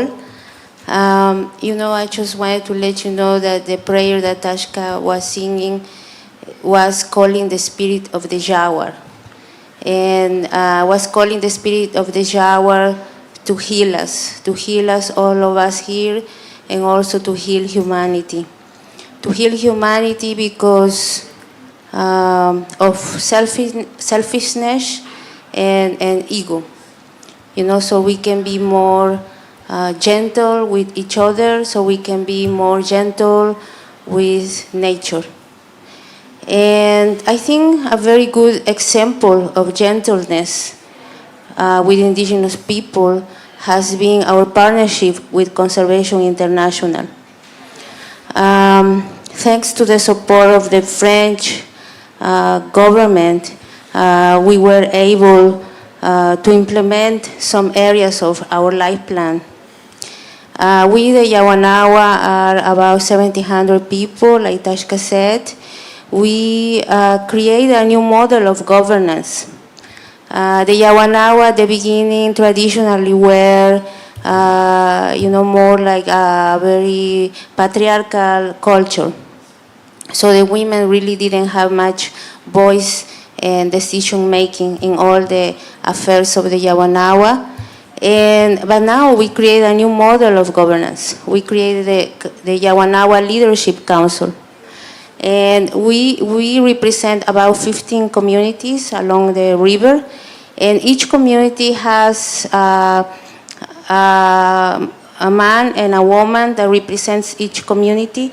And those two are part of our council. So nowadays, we have the women making the decisions of all the affairs of the Yawanawa.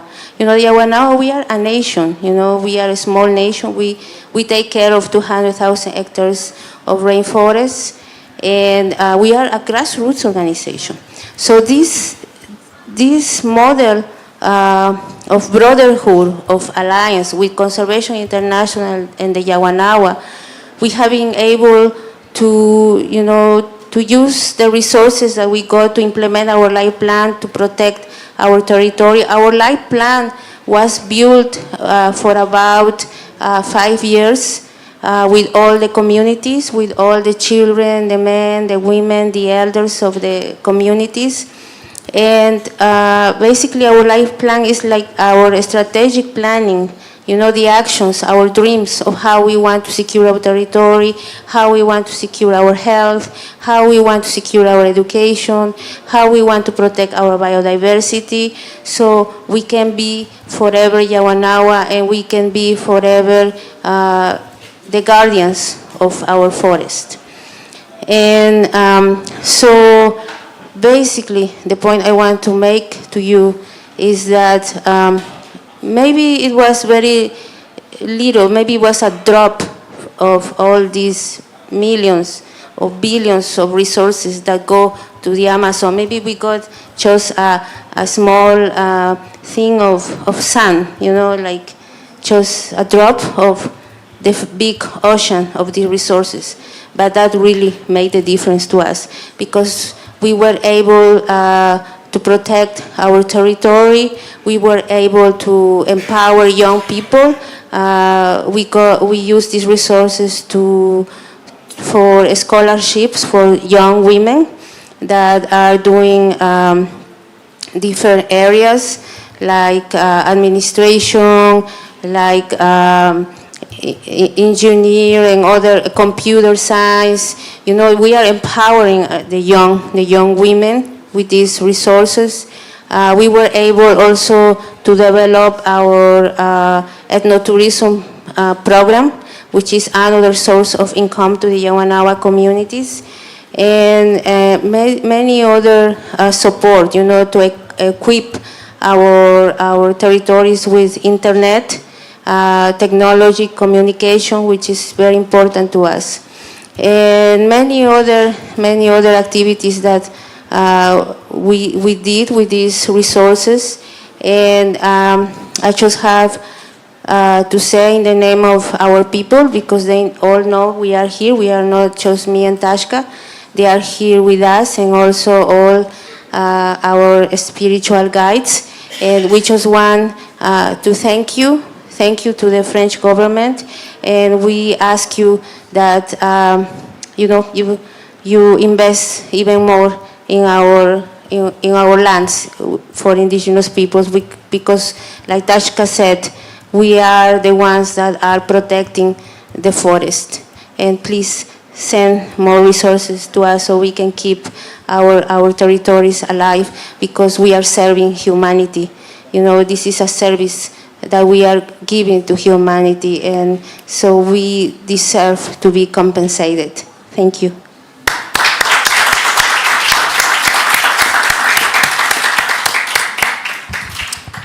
Merci beaucoup, Tashka. Thank you very much, Tashka Laura. It was a fundamental thing what we've heard. So now we're switching to the scientific research subject, an element that is absolutely essential for the conservation of forests. The French Environmental World Fund has published recommendations on the sustainable management of forests in Central Africa, where we look at these forests, whether it's in Africa or in Amazonia. We know how endangered they are. We know how the exploitation, for example, mines is a menace for the human rights, the rights of women who are sexually abused very often, and they have a very extreme difficult lives that is already here because of the situation of the front. Stéphanie, you are the secretary of the French fund, you are also representative of France in the GEF. Could you explain us what are the recommendations that the French World Environmental Fund has created to guarantee that human rights are respected and production of ecosystem? First of all, thank you for this invitation, me too, from my side too. For those who don't know, the FFM, the French fund, it's a public fund created by the state in '94 to finance pilot projects, innovation projects that aim at to preserve the environment and also to help local populations. But it's not innovation for innovation that we're looking for. We're trying to develop recommendations, share the solutions that have been tested and the lessons drawn. Yes, I'm happy to announce the small film that will tell about the recommendations in the Congo Basin. We conducted with scientific partners, with CIRAT amongst others. That gives concrete elements of technical actions. Well, actually, it's the next part of what was said. We're talking about the regional governance of ecosystems with this dimension of the scientific help. We've spoken about populations who live in this forest and the inclusivity of the forest and the inclusivity of the building of these projects for preserving this forest. So we actually continue with aspects that are more technical, practical, with the example of Central Africa forests. I want to see the video. The video will sum up the recommendations that have been elaborated.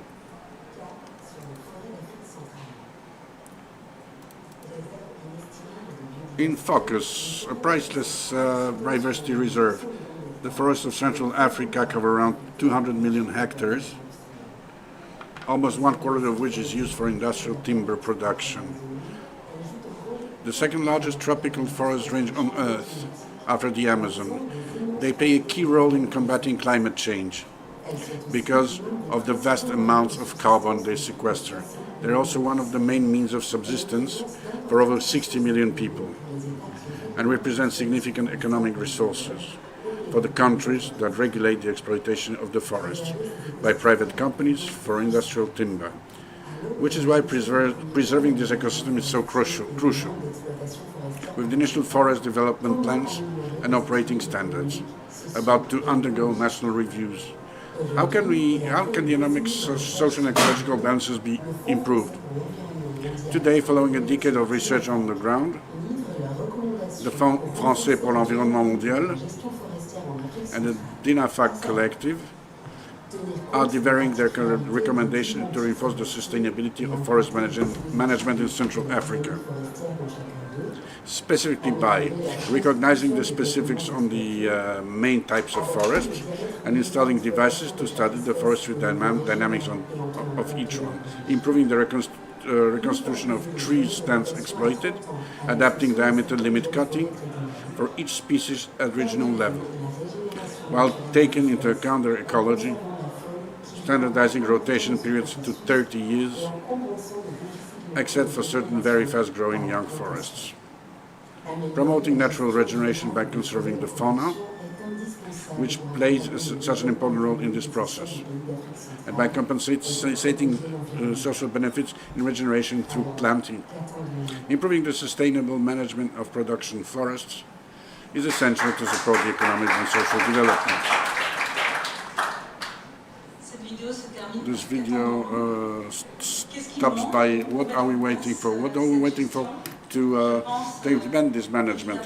I'm thinking, of course, about the certain guarantee elements, but also we need finances. You wanted to tell us, on the basis of this governance, inclusive principle of governance, about the way you launched innovative financement mechanisms. We heard today the voices of civil society, of the people who criticize the carbon markets. Could you tell us something about this, please? Right, yeah, it is the fourth element, the access to fundings. I'm quite happy to take the floor after my colleague from Cameroon, saying the French Fund for World Environment helps, thanks to both French to the Franks NGOs, local NGOs and bigger stakeholders, in order to mobilize sources of funding and to get tangible solutions on the field with local communities and indigenous communities.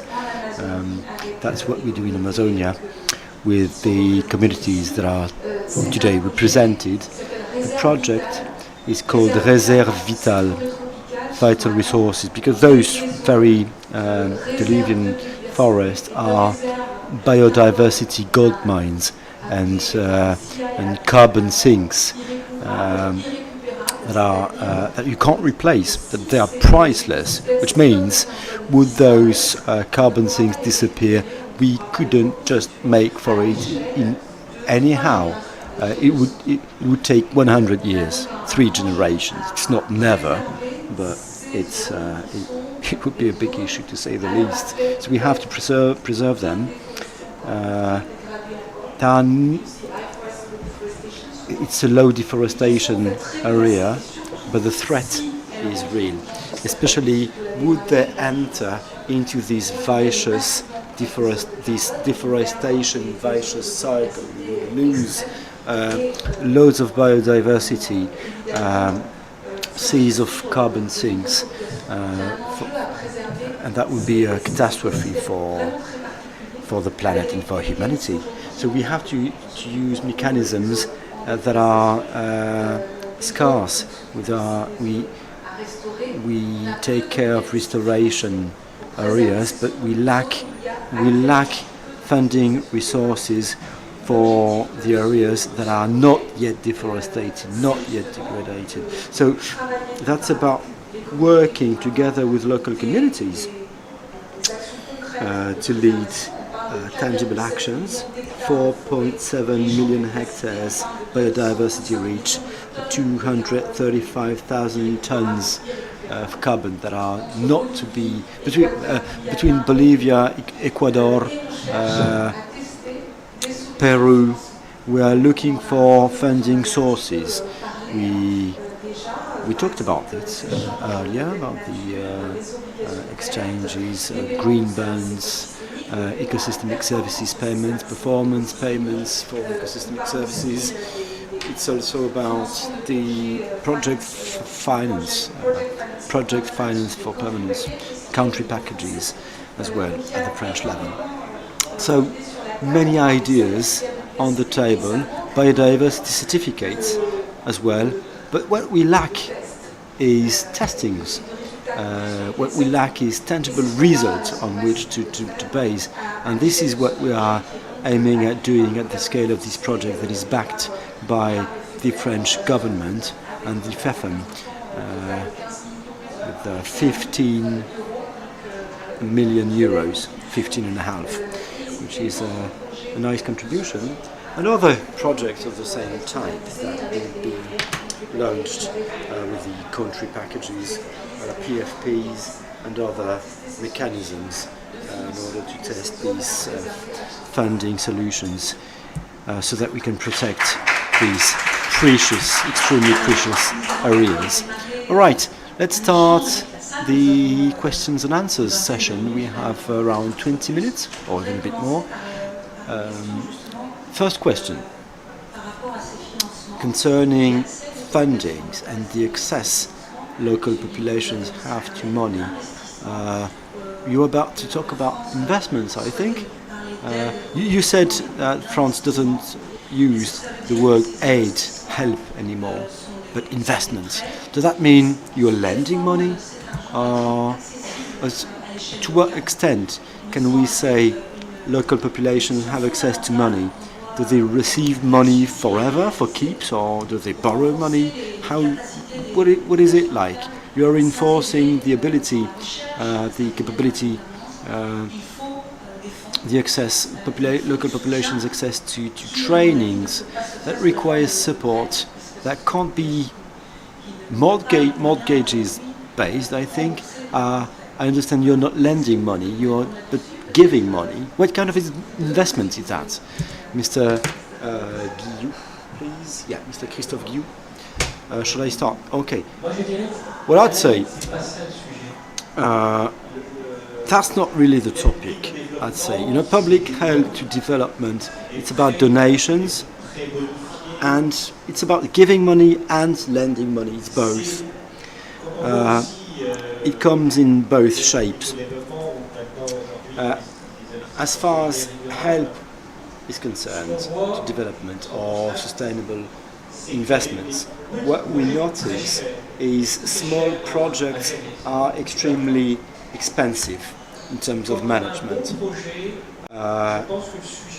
When you get a good project, it's less about how you're going to support it financially. You always find money.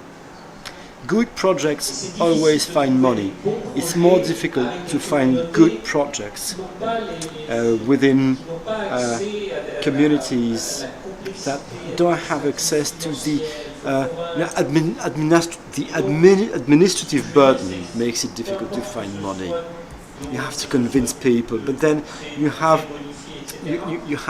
loans. You have loans on favorable terms. You have gifts.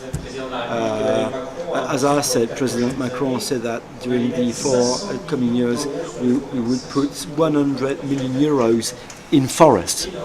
100 million euros in 4 years. It's huge, and we'll do that. But the difficulty is to reach and meet, not to reach, but to meet people's needs. Politically speaking, it's not always easy to do that. It's more about the project, and then you find money. Loans on favorable terms, gifts, it depends, but you find money. As Christophe Guillou said, you have a broad range of funding tools, but now it's about adapting financing tools to the project. You sometimes get small projects that are expensive, but for which the ROI is quite interesting, the return of investment, because they're innovative. And then you get other projects that are led by local authorities or central governments that are ready to invest and to support the populations, which doesn't mean that you won't make it, you won't reach the same results, but the way will be different. Morocco has borrowed from the AFD quite significant sums. India borrows from the AFD in order to protect biodiversity and forests. So some major stakeholders borrow money and lead and preserve their ecosystems. You have to use the wide range. That's for the sustainable sustainability tools. But you also have to mobilize other stakeholders like philanthropies, companies, thanks to the RSE, public stakeholders, thanks to taxes, thanks to fiscality. The financial actors, green bonds, etc. Companies through their CSR policies. And that's what Conservation International is about. We are focused on Amazonia, but the idea is to test various funding sources, thinking broadly. It's not only about public aid to development or solidarity sustainability fundings. It's about all tools that can be used and adapted to the to the various projects that can produce value. Well, we know there is the public debt topic, which is yet another story. Sorry, are you asking for the floor? Yeah. To date, we've always benefited from a broad range of funding mechanism, but the access to those is often a problem. That's the issue very often. And I think innovation, this is where we need bits of innovation. How to facilitate the access to various funding mechanisms. Because it's, you know, as you said, money is there. There is money ready to help projects, money looking for projects. There are projects looking for money looking for projects. But the way, what you get on the pathway between the first and the latter is often quite complicated. So we need to make it more simple, to make it more digest, clear and simple, crystal clear, so that money meets projects and projects meet money. Well, thank you. Do we have people that would like to ask questions? Don't be afraid. Yeah, hello. I come from Mauritania. I've been working for 15 years in civil society. I'm now Member of Parliament. I'm quite surprised to hear about fundings and investments and to hear about loans. Loans is what surprises me, you know, because money is not a problem. You always find money, as you said. You always find money when you start looking for it. But the most important is those forests belong to people, belong to populations. We have to reinforce the leadership of those very populations, because it is a life and death matter. It's about their survival, their destiny. My forest, my life. That's a good motto. We have to raise awareness. We have to talk to governments. We know how governments in Africa work. We have a democracy crisis in Central Africa. You can lend money, you can invest, but what will happen is money will be redirected, not in the way we would like it to be, you know, and that's the main issue here. Well, all right. Perhaps somebody would like to answer this question or comment on that comment. It's more a comment than a question, but perhaps you can still answer the comment. You can still comment on the comment. Laura? Thank you for your comment, and I just wanted to contribute here that, you know, you are talking about investments and funding and resources, and at least for us indigenous people in the Amazon, I feel that, you know, like I said, because we are protectors of all the forests, we need, you know, it's more than just to be compensated for the protection of the forest, and that also you consider when you do investment or when you provide funding to protect our territories, our forests, that you consider that we need continue flowing of resources. So that's so that you really make the difference. You know, like we have our life plan. Our life plan is called life plan because it's our life. You know, in order for us to survive, in order for us to maintain our religion, our cosmology, which makes us to protect our territory, we need resources now. You know, and so this has to be continuous. It cannot be drops by drops. It must be continuous if you really want to make the difference. Thank you.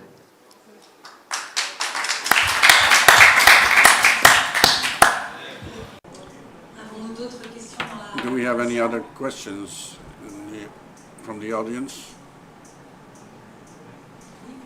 Yeah. Yes. If I may allow myself, I thank Kilo Christoph's team. Just wanted to thank you for all this information. We're talking about we're talking to indigenous people about being innovative. I talk with, there is a project, Amazona Verde.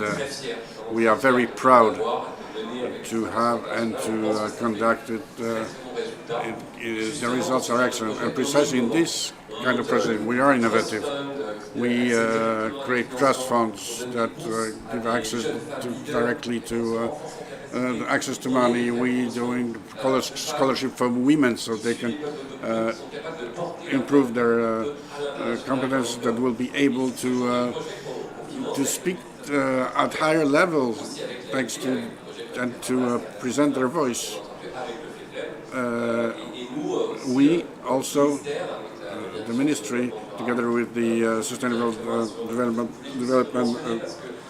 Directorate, we just wanted to say these are things we're doing and we'll keep on doing, and we are proud of it.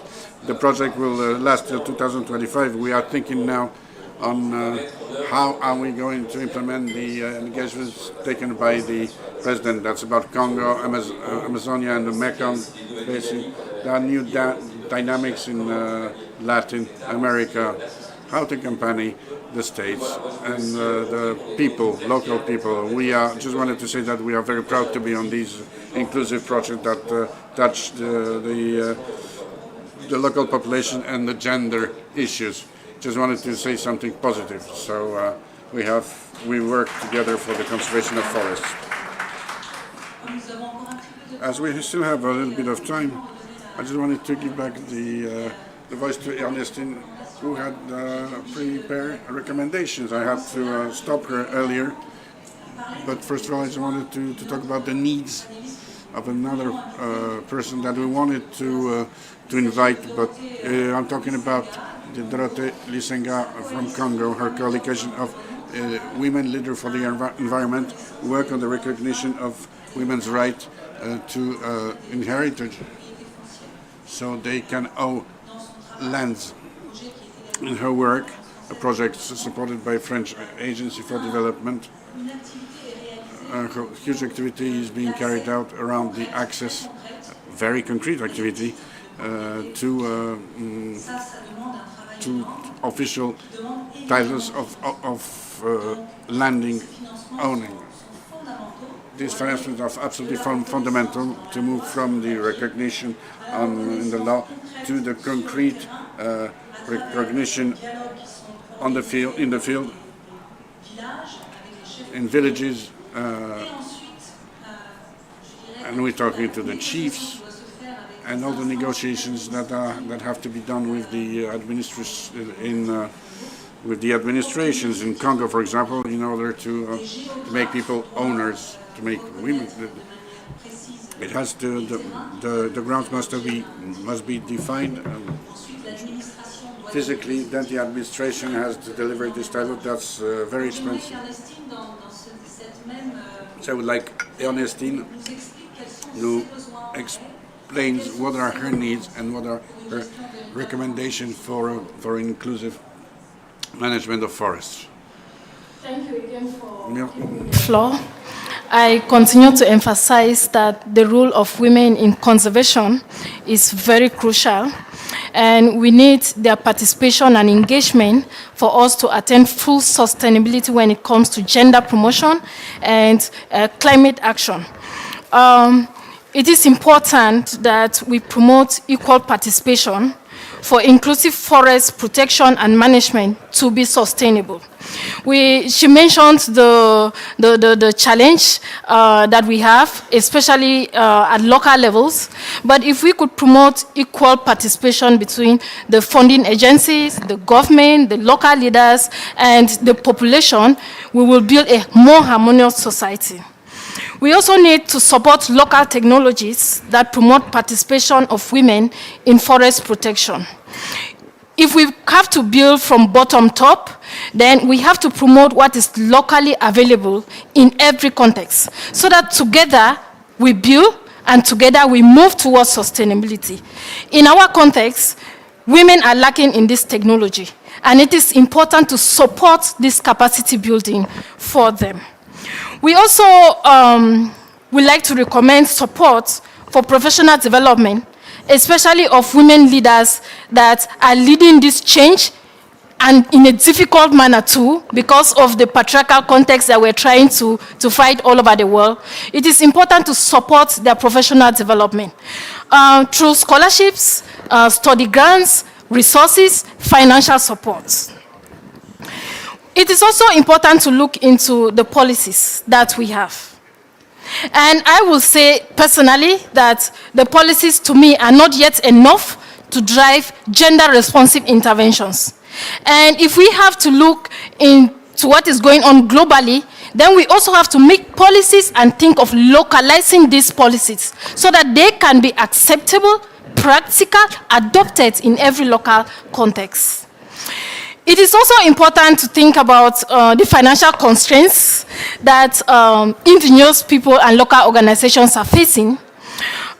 Most often, the financial mechanism is such that there are so many barriers for local organizations to access them because of the administrative procedures, the requirements that local organizations don't have. So it is important that we look into all this and see how we can enhance access, direct access of local organizations to finances.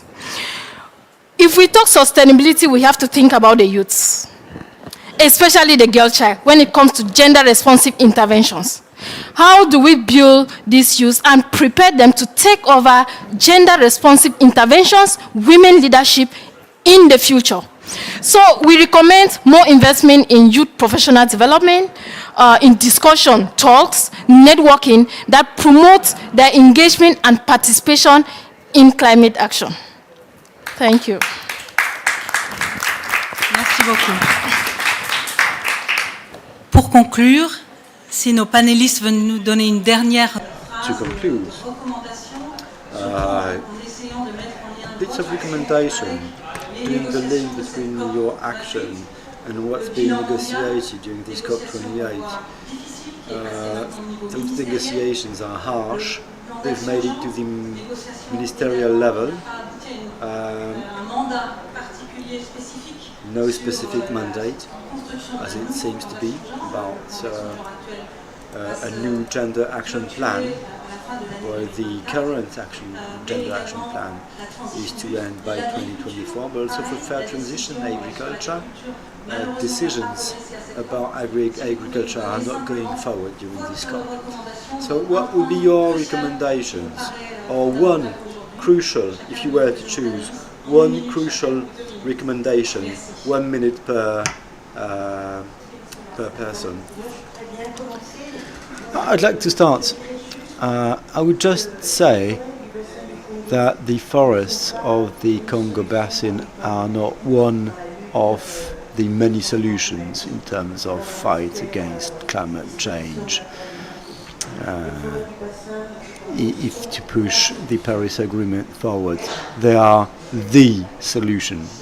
That's what I would like to say.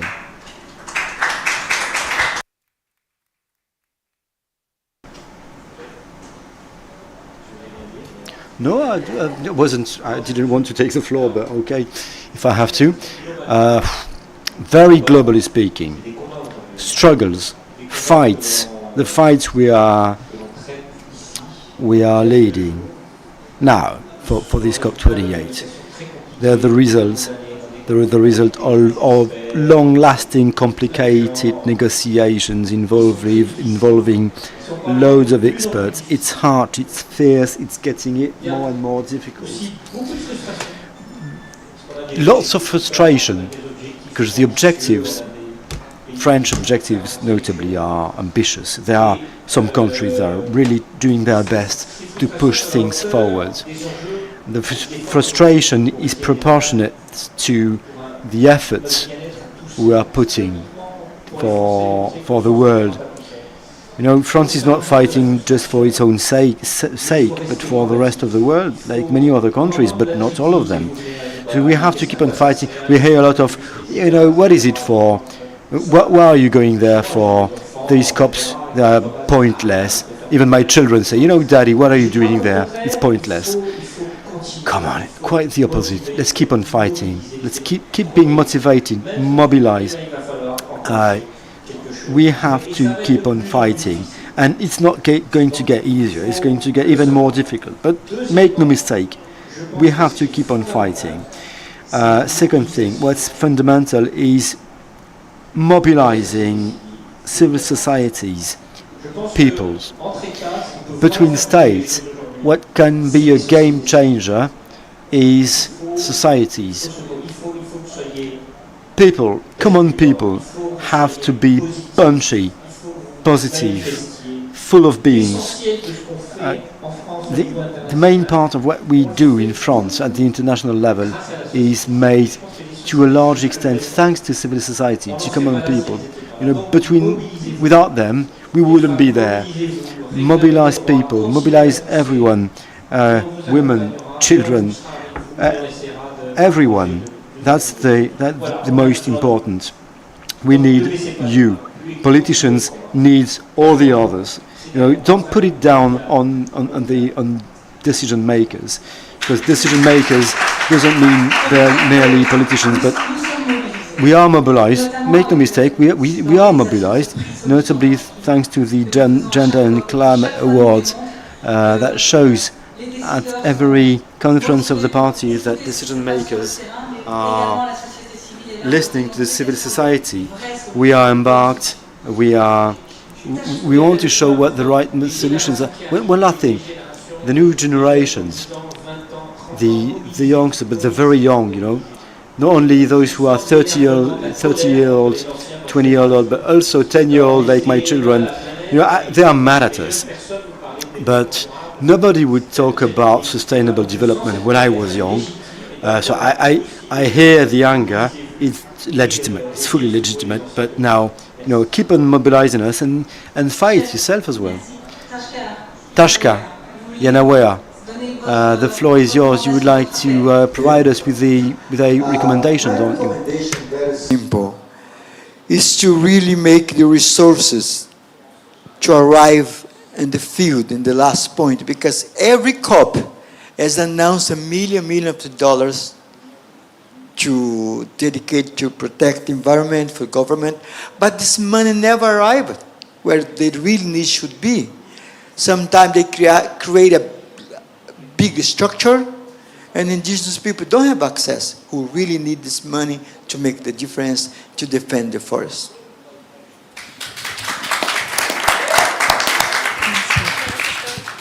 Stéphanie Bouzy.